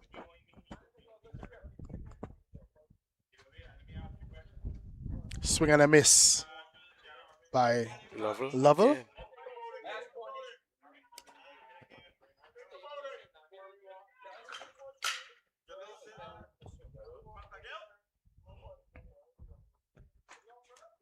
Lovell gets across and he's going to get a maximum. No, it falls just one bounce. 6. Umpire signaling 6. Did it carry? Looks so. We'll see again, but umpire signaled 6, so it looks as if he's gotten it all the way. And so 49 overs bowled. Barbados 373 for 9. Just 1 over to come.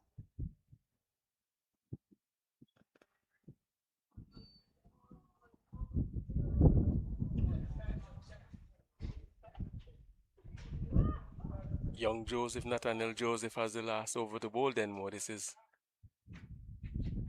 Let's hope he can get it right.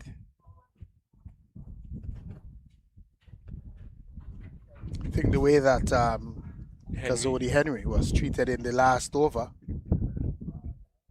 brought this about. Yeah, here's where we're talking about the captains and captaincy. Then more. He should have been brought back pretty earlier to see what was happening. See with what him. was He has happening, just especially in picked the himself middle up. overs Yeah. when he And from the other end, bowled out different Joseph. end. Somebody like a Joseph would be a good pick for this last over with the tail enders in. Ooh. Here is his first delivery.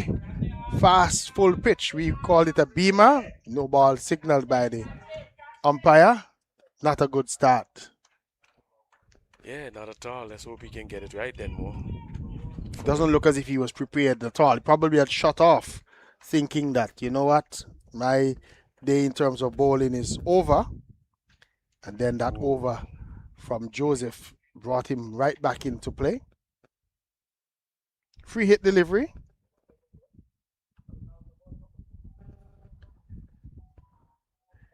Asha Branford No ball unable, again. no ball again. So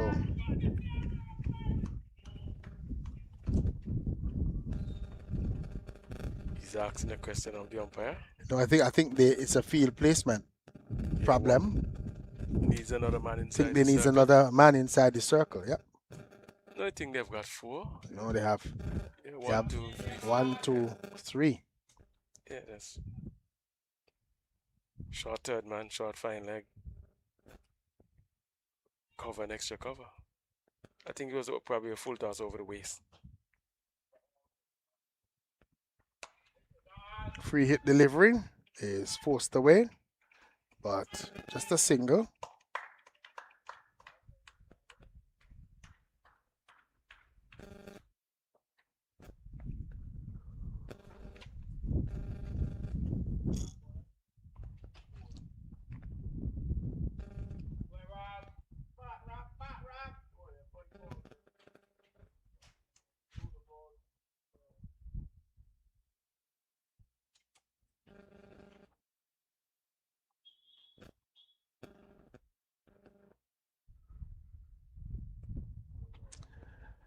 Wide.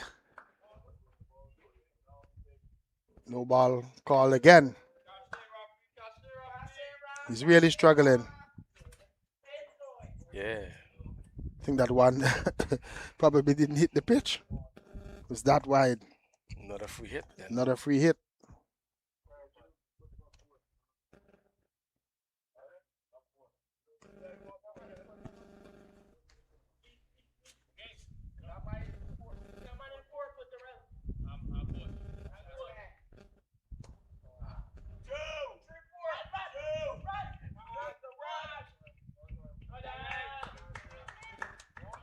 Asha Branford rushing back there for 2.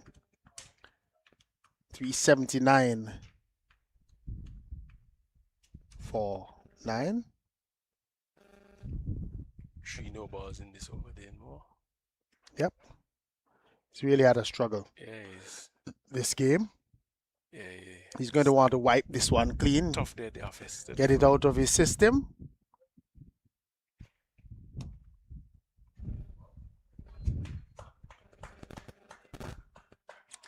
Lover plays sort of with that horizontal bat a lot, doesn't Yeah, play tries to, straight, go almost cross tries to bat it a lot. tug everything towards the leg side. He will develop and learn as he go along. Try to go with a straight bat.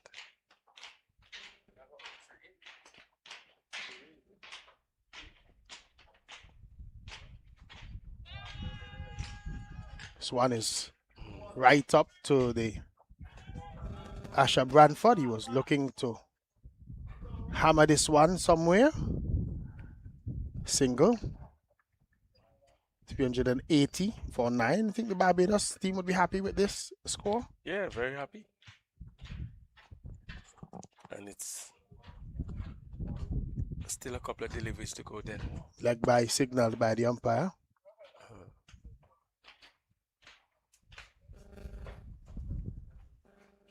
Well,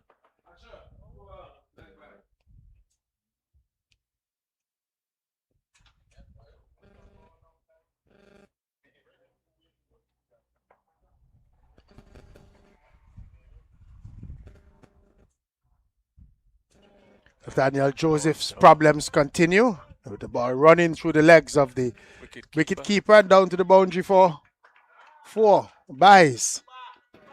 So it's been that type of day for the Windward Islands.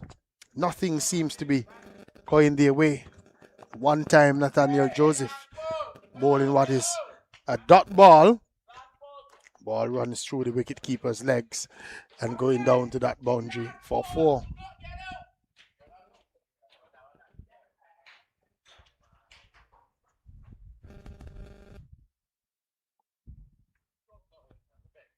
Ooh.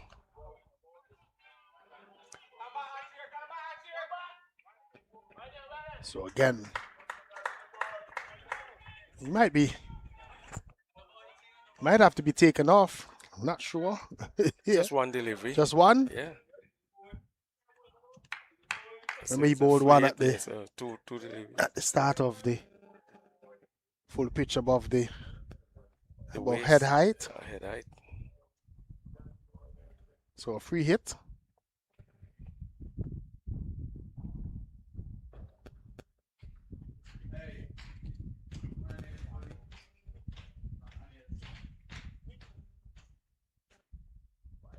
Oh Lord. Yeah, so still a free hit delivery. It's really been a rough day for Nathaniel Joseph.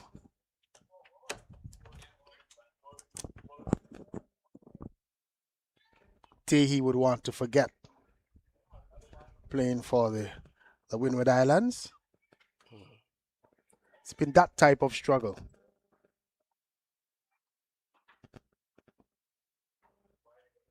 Lord of mercy. Yeah, he needs to go around the wicket then more. Try to get it as straight as possible. Probably needs to just shorten his run as well. Yeah, just try to get it. Just try to get it in. I think time like this, his captain should at least, even if it's pretense, be speaking to him, be in a position where he can look to just have a word for him.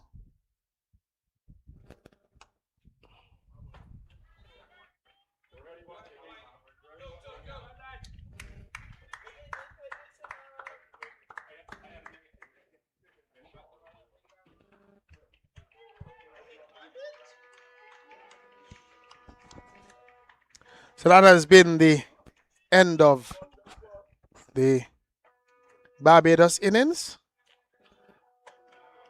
We're just waiting for the final score. I think they're going to end on 382 for 9.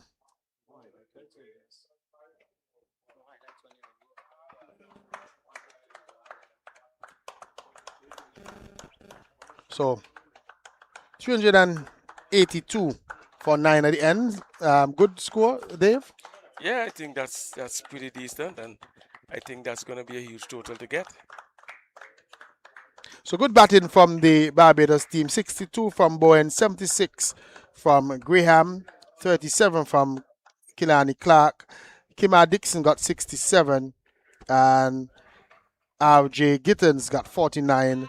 Lovell remains not out on 27, and at the end of it, 382 for 9, which means that Windward Islands will need 383 for victory after 50 overs. We're going to take a short break, and then when we come back, we will have the Windward Islands reply.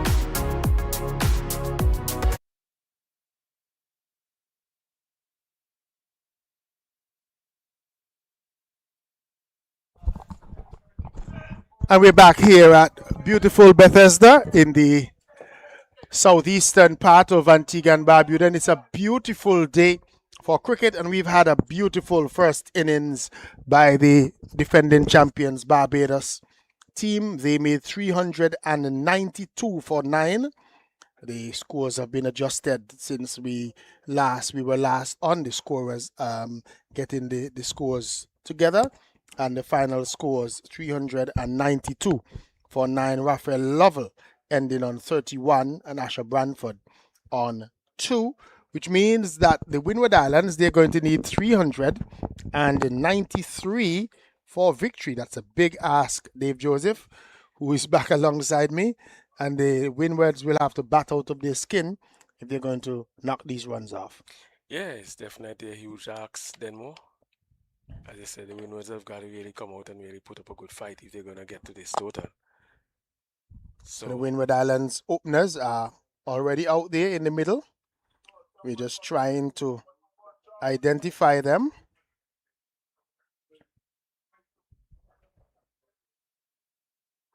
Looks as if the captain, Edward, is one of them. And I believe the other one looks like Lewis, who we saw at the under 15 level. And he really batted well at that level in that under 15 tournament.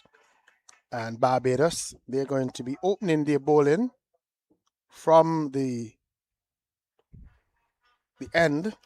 And it's that guy who really had enterprise at the end of the innings, Gittins, is going to be opening the bowling for the Barbados team.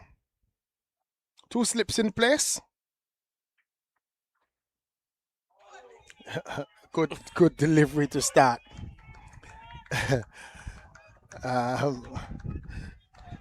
DeMarco Wiggins getting really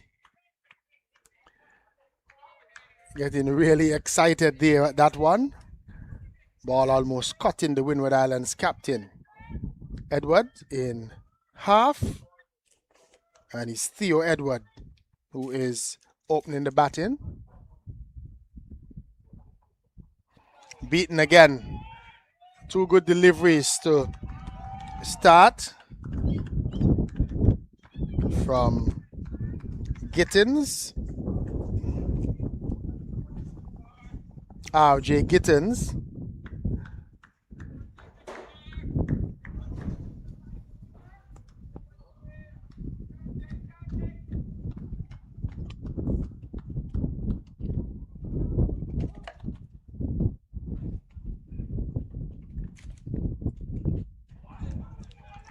Too good so far for Edward. So it's Theo Edward and Derwin Lewis. Derwin Lewis, I remember, he's a left-handed batter for the Windward Islands.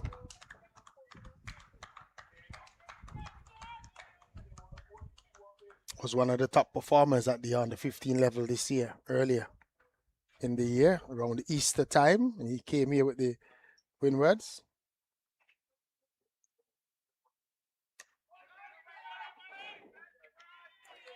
This time he can get back to ball, Theo Edwards, and he would feel good about himself, feeling something on his bat. Is that always important, Dave, when a batter feels a delivery on their bat? Sort of give you a feeling of how the day is going to go? Yeah, it's important that you start to get a feel of it then more. But some batters would rather prefer it early and some later. Some would prefer to leave alone very early. Edging, and it's gone where third slip would have been for 4. Down to third man. So fortuitous boundary for Edward. He'll take that. And Windward Islands get their innings up and running. 4 without loss. Yeah, that's a good delivery then more, but in the limited overs version you don't have 3 sips, so as I said, Edwards will take that, get in the boundary. Now they're actually adding another man to the cordon. Yeah, they're definitely looking. I think they feel we have runs, and so they're trying to attack as much as possible.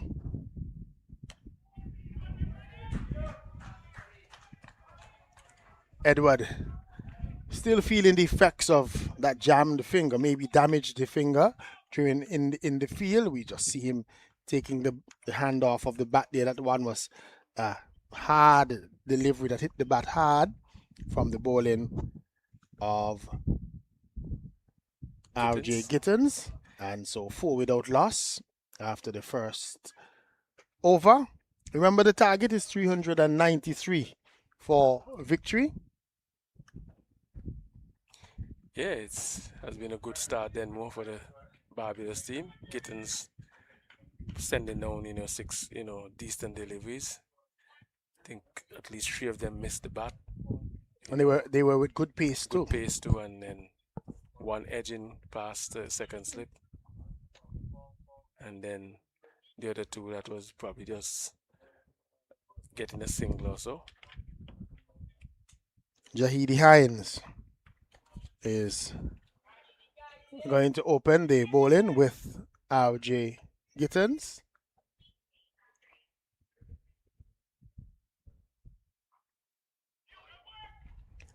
Poor delivery down the leg side, runs away down to the fine leg boundary for 4 byes.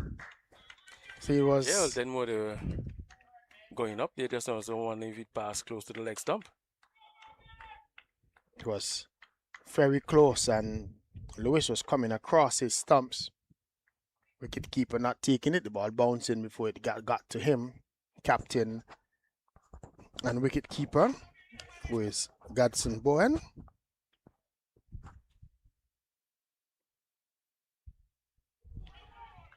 Better delivery, beating the bat of Lewis.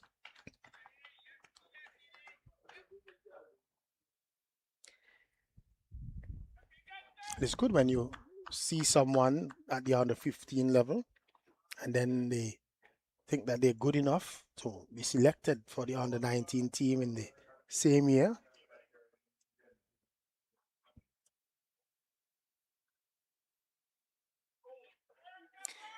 Yeah, that's good. Good to see Denmore at least,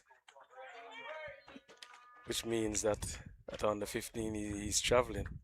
Yep.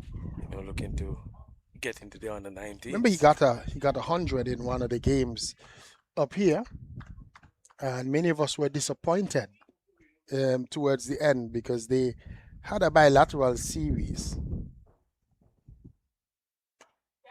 Yeah, that's a big shot. Hitting over the top into the boundary for 4 in front of us here at the long off region.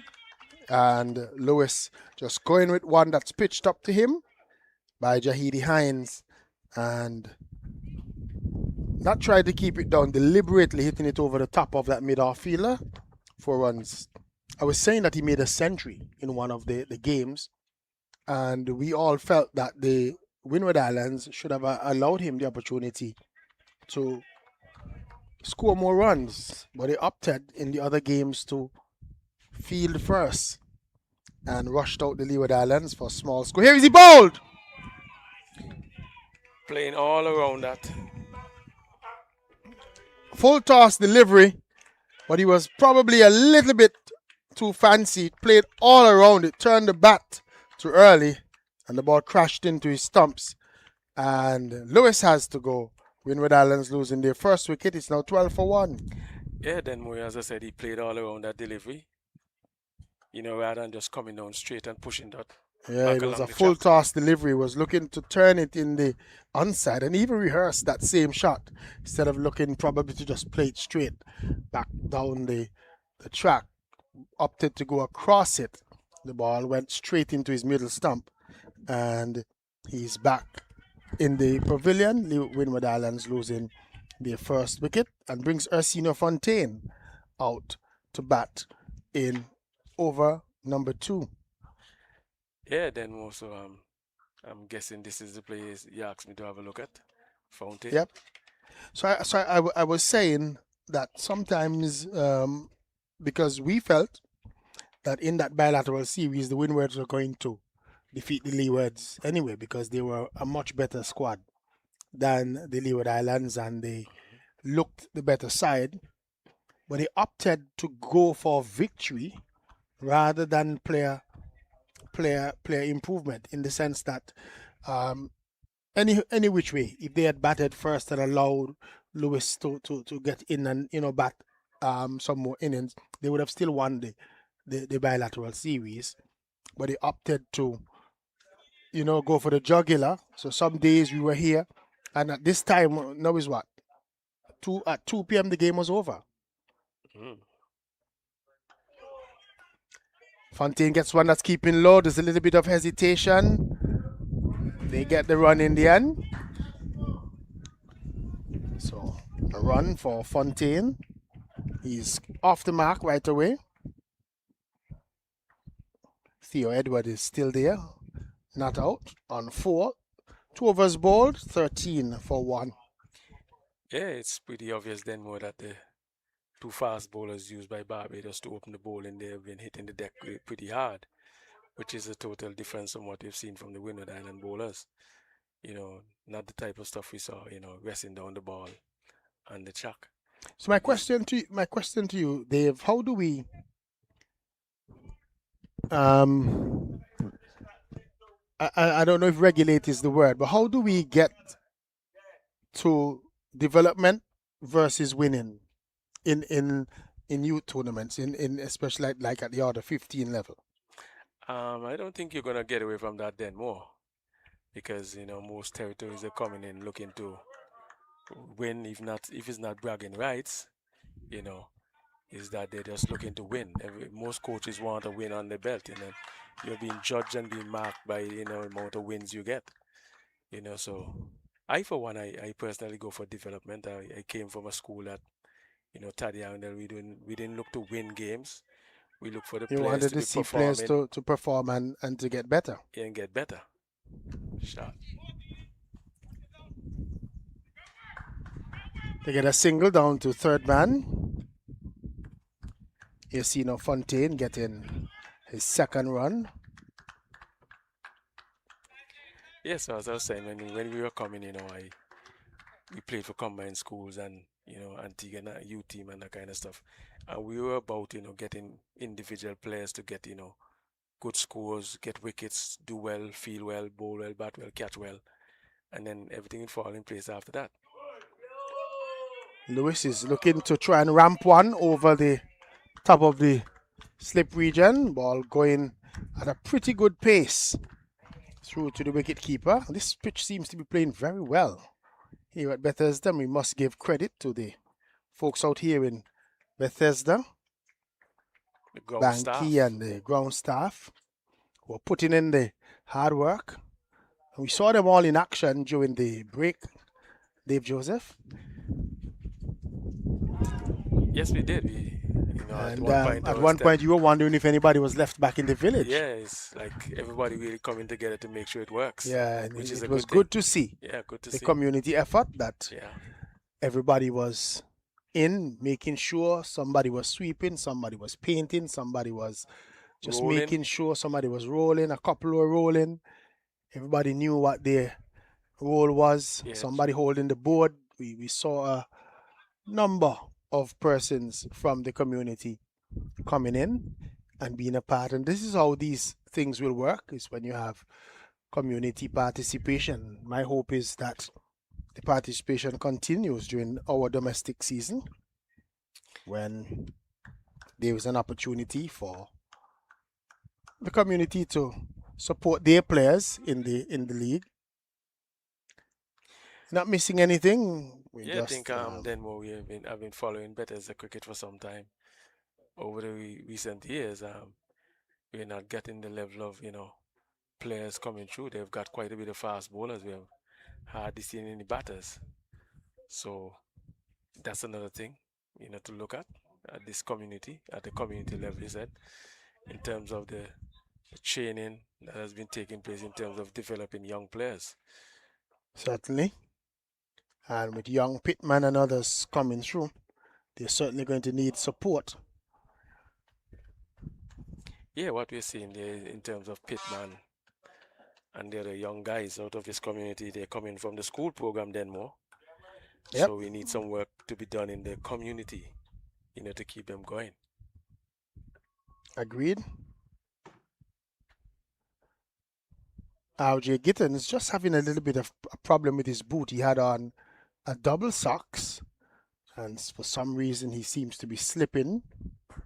Maybe so he's sent for a different pair of boots, and he's taken off one of the two pairs of socks. We saw that he had a white pair and a black pair on, and he's just making sure now that he's comfortable.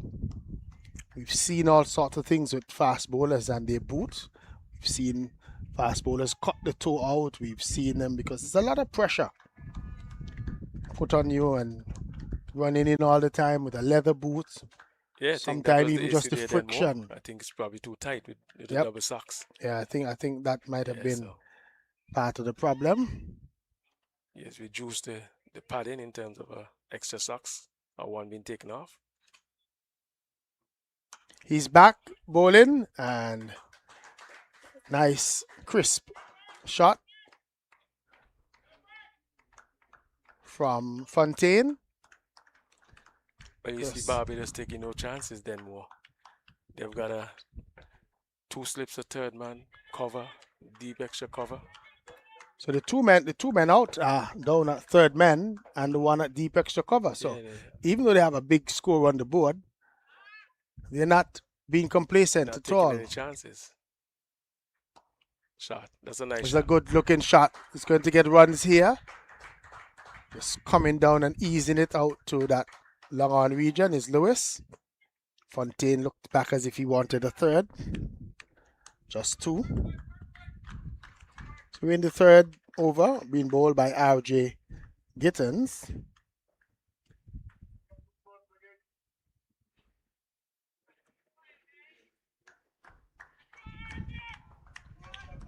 One wicket we've had so far. We see that of Lewis. Shot. It's a good shot. Cracked away for four off the back foot. Yeah, that's a shot of class then more by Edwards. Yeah, it was beautiful. Yeah, he got up onto his toes and Really punched it through four. that cover region, and it raced into that boundary for four. Still like he's in a bit of bother with his finger though, the jam finger. Yeah, he's In other matches today, asking for some assistance. yep, he's going to feel the effects that seem to have gotten a nasty hit on that finger. We've seen them applying tape more than once, as the umpires are just allowing him to get the treatment because there was just a little bit of a problem the end of the over. Umpires just checking their counters, realizing that the over's ended, and 23 for 1 after 3 overs. Yeah, then I'm pretty pleased with the bowling attack for Barbados so far. In terms of the deliveries, bowling really hitting the deck. You know, you were asking for the Windward Islands fast bowlers to be hitting the deck some more, but these guys are spot on target. So in the other matches that have been played today at CCG, Leeward Islands, 275 for 7. Jamaica on the 19s, they're 26 for 1 when last we heard.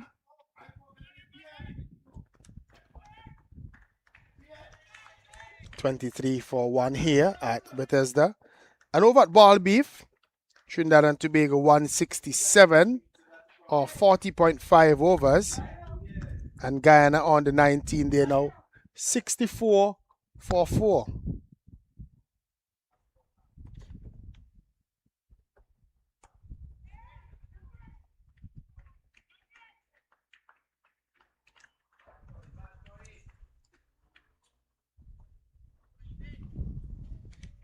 So Fontaine and Lewis. Fontaine looks pretty easy at the crease.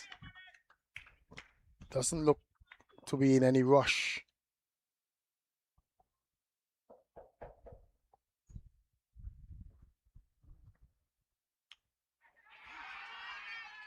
Here's a loud appeal. Not out. I think that one he's given him. But I think that one looked to have Clip the probably pad. clipped the pad. But Fontaine is eventually sent. I thought that the Barbados players literally bullied the umpire into that one. Fontaine looks very disappointed. He played a flick shot. There was a sound, but it sounded like pad from our vantage point. Let's have a look again.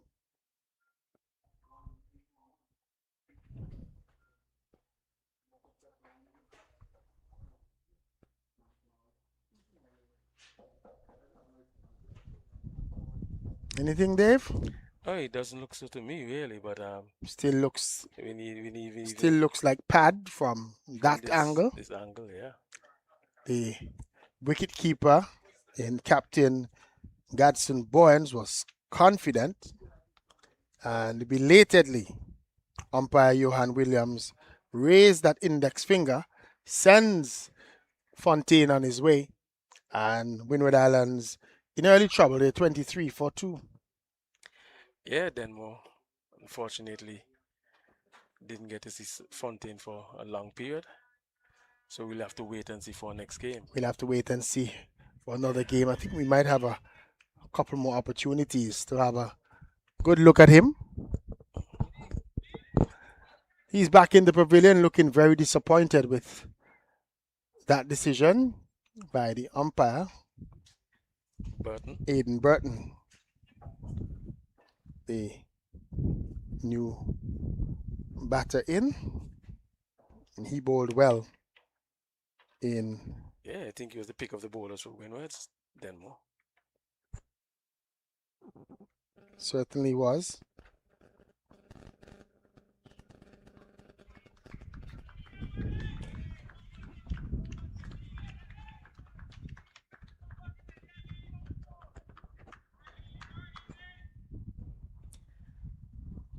Denmo, I think at this level, we should be getting the reviews in.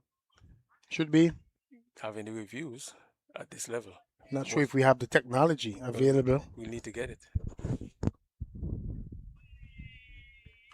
CWI would tell you, Dave, if you want to sponsor it, it's quite an expensive thing. But I would agree with you, because decisions like that one, maybe a couple we saw in the first innings, could have been reviewed.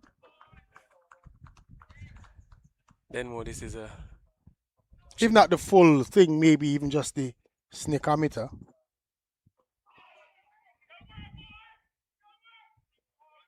Yeah, this is a period then when you, as a young man in your life, when one decision could throw you off. One decision could throw you off, could make the difference between you getting in or being left out of a squad.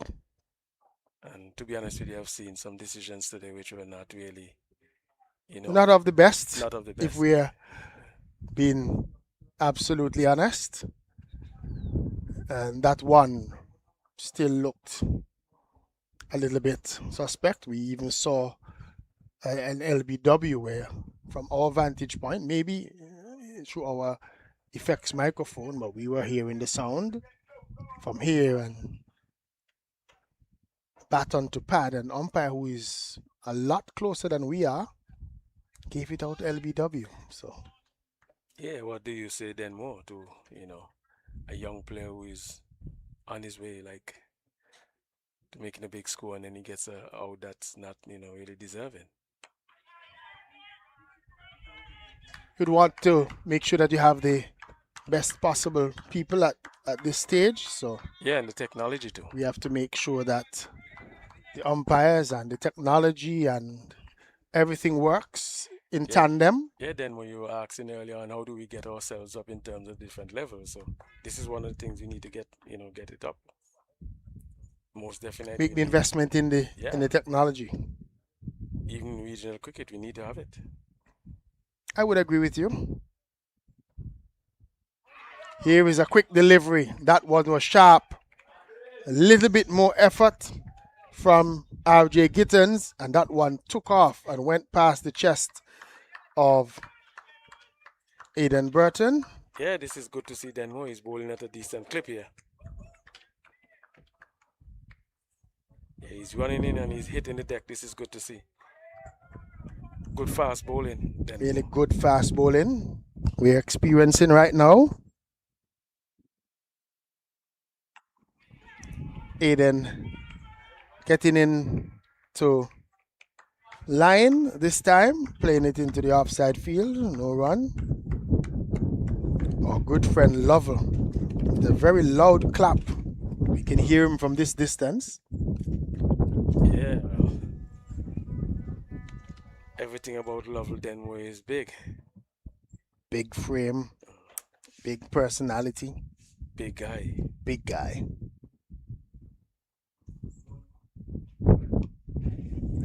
Looking to play on the onside.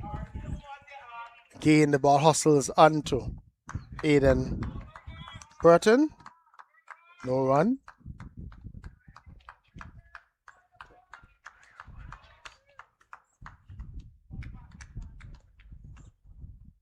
Yeah, Denver is quite noticeable. The chirping in the field. The Barbadians, they're in good spirit. They have a good score on the board and they've gotten 2 early wickets. So they would think that they have the Windward Islands cornered.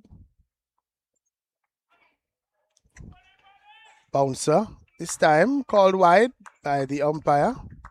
So we'll have to bowl that one again.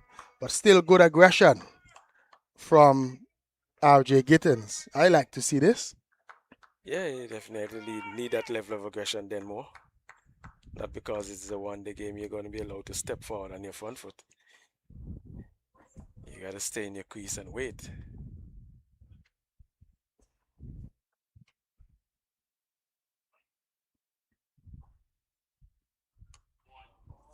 He strayed a little, and this one is well played for 4. So just strain RJ Gittins as he sort of lost his balance as well. We're not on that follow through. And well clipped away by Aiden Burton for 4. Yeah, I think he was trying to get down into the crease there then more in terms of a Yorker length delivery. But just, got it a little bit too full. Batman clipped the way through the onside for 4. With presence of mind to watch that one all the way onto the bat, Aiden Burton. And he clipped it nicely. It really sped over the outfield for 4. Yeah, well, he'll have to keep his eyes on it.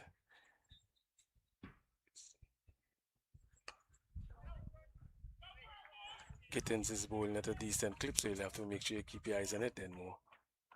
End of another over from Gittins.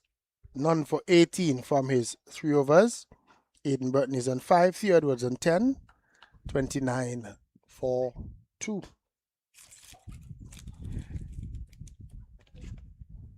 Yeah, then more, as I said, Bajans has made a great start, to the bowling in the field here today. And I think the Windwards, they're hanging around then more, and they're bobbing and weaving for most part of it. Gittins, as I said, bowling at a decent clip. But it's nice to see the young batter there. Burton in this early. I never thought I'd see him coming in this early set. Then more, but he's in. So I'm having an eye out for him. He bowled pretty decent. Bowled decently. I think he Yeah. made a difference between a larger score, Barbados scoring 392. Yeah. But it could have been worse had he not come in and done a good job with his 10 over spells and getting 3 wickets in that time. Sort of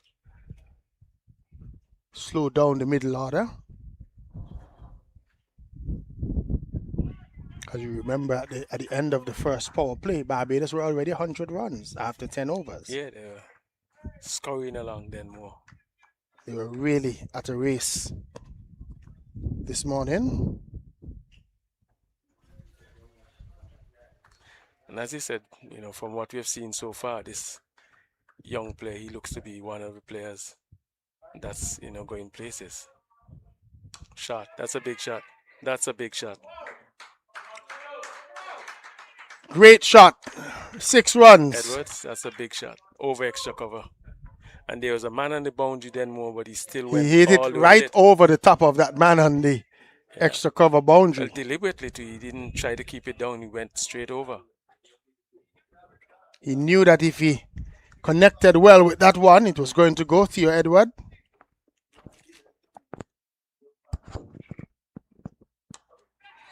This one is driven over the top of mid-off. 4 more runs.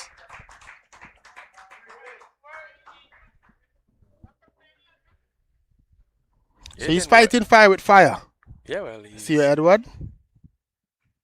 I can tell you, then more, he looks pretty good.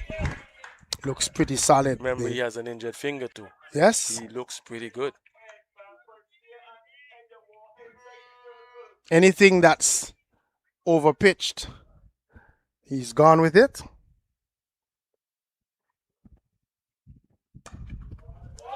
And he's gone again. Then more, I'm telling you, this young guy looks pretty serious. As I said, another 6 has an for injured finger. Theo Edward. Didn't even bother to move once he hit this one. Carried long and landed in front of us here for another maximum.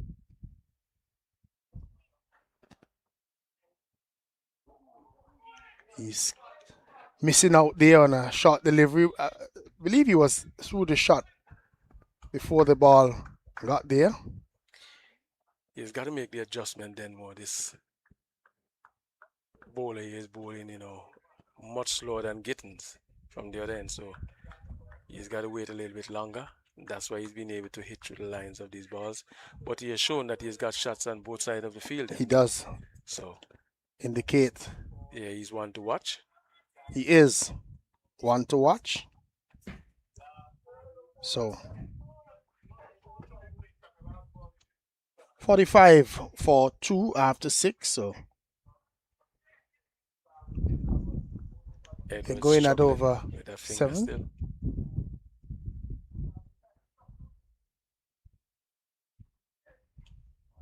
Full toss, no ball called by the umpire, so it's going to be a free hit.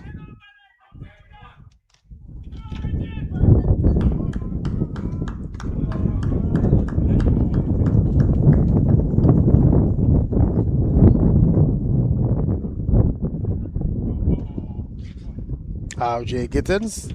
Now the free hit signal comes from umpire Melissa Laurie.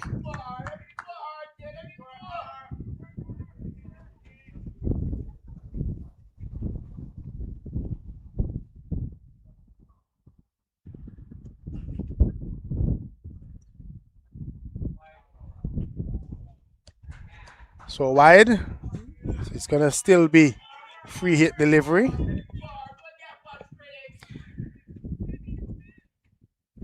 Yeah, Gittins will need to keep his cool then more. Can't be frustrated. Getting a little bit frustrated, yeah, getting a little bit carried away. Probably just striving for a wicket, just not being patient enough.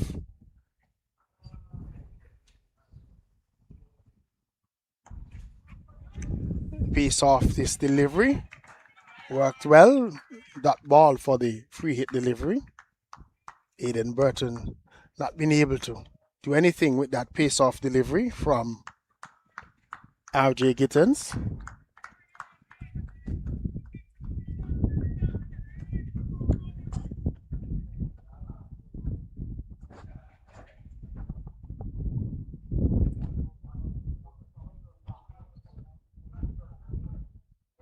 Quick delivery from RJ Gittins. Continues to extract good bounce.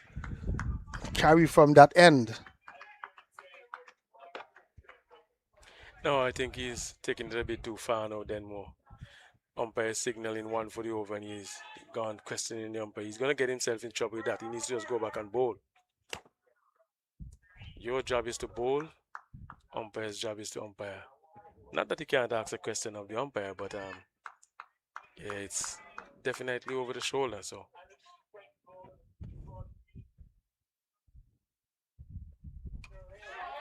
Swan is clipped away in the air. straight mid wicket. Nobody posted there, so they're able to rush back for 2.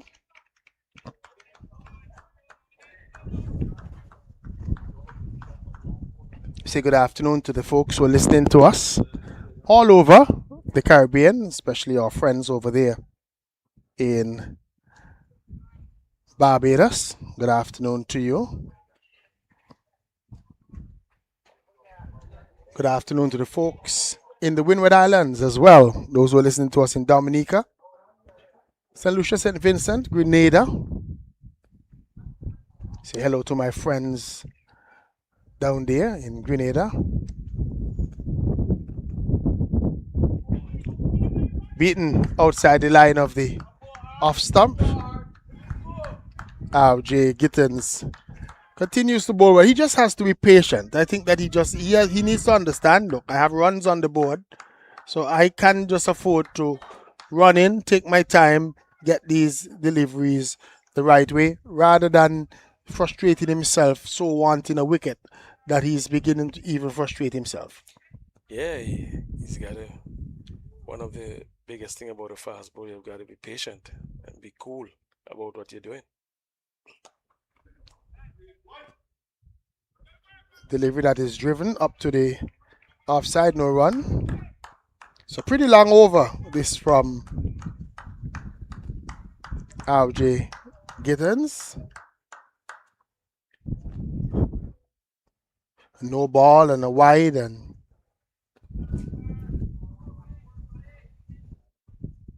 two runs from the bat.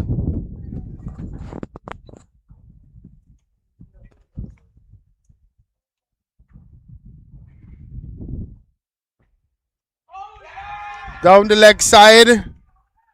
Swan again just tickling the pad, I thought, of the Windward Islands player there in Aidan Burton.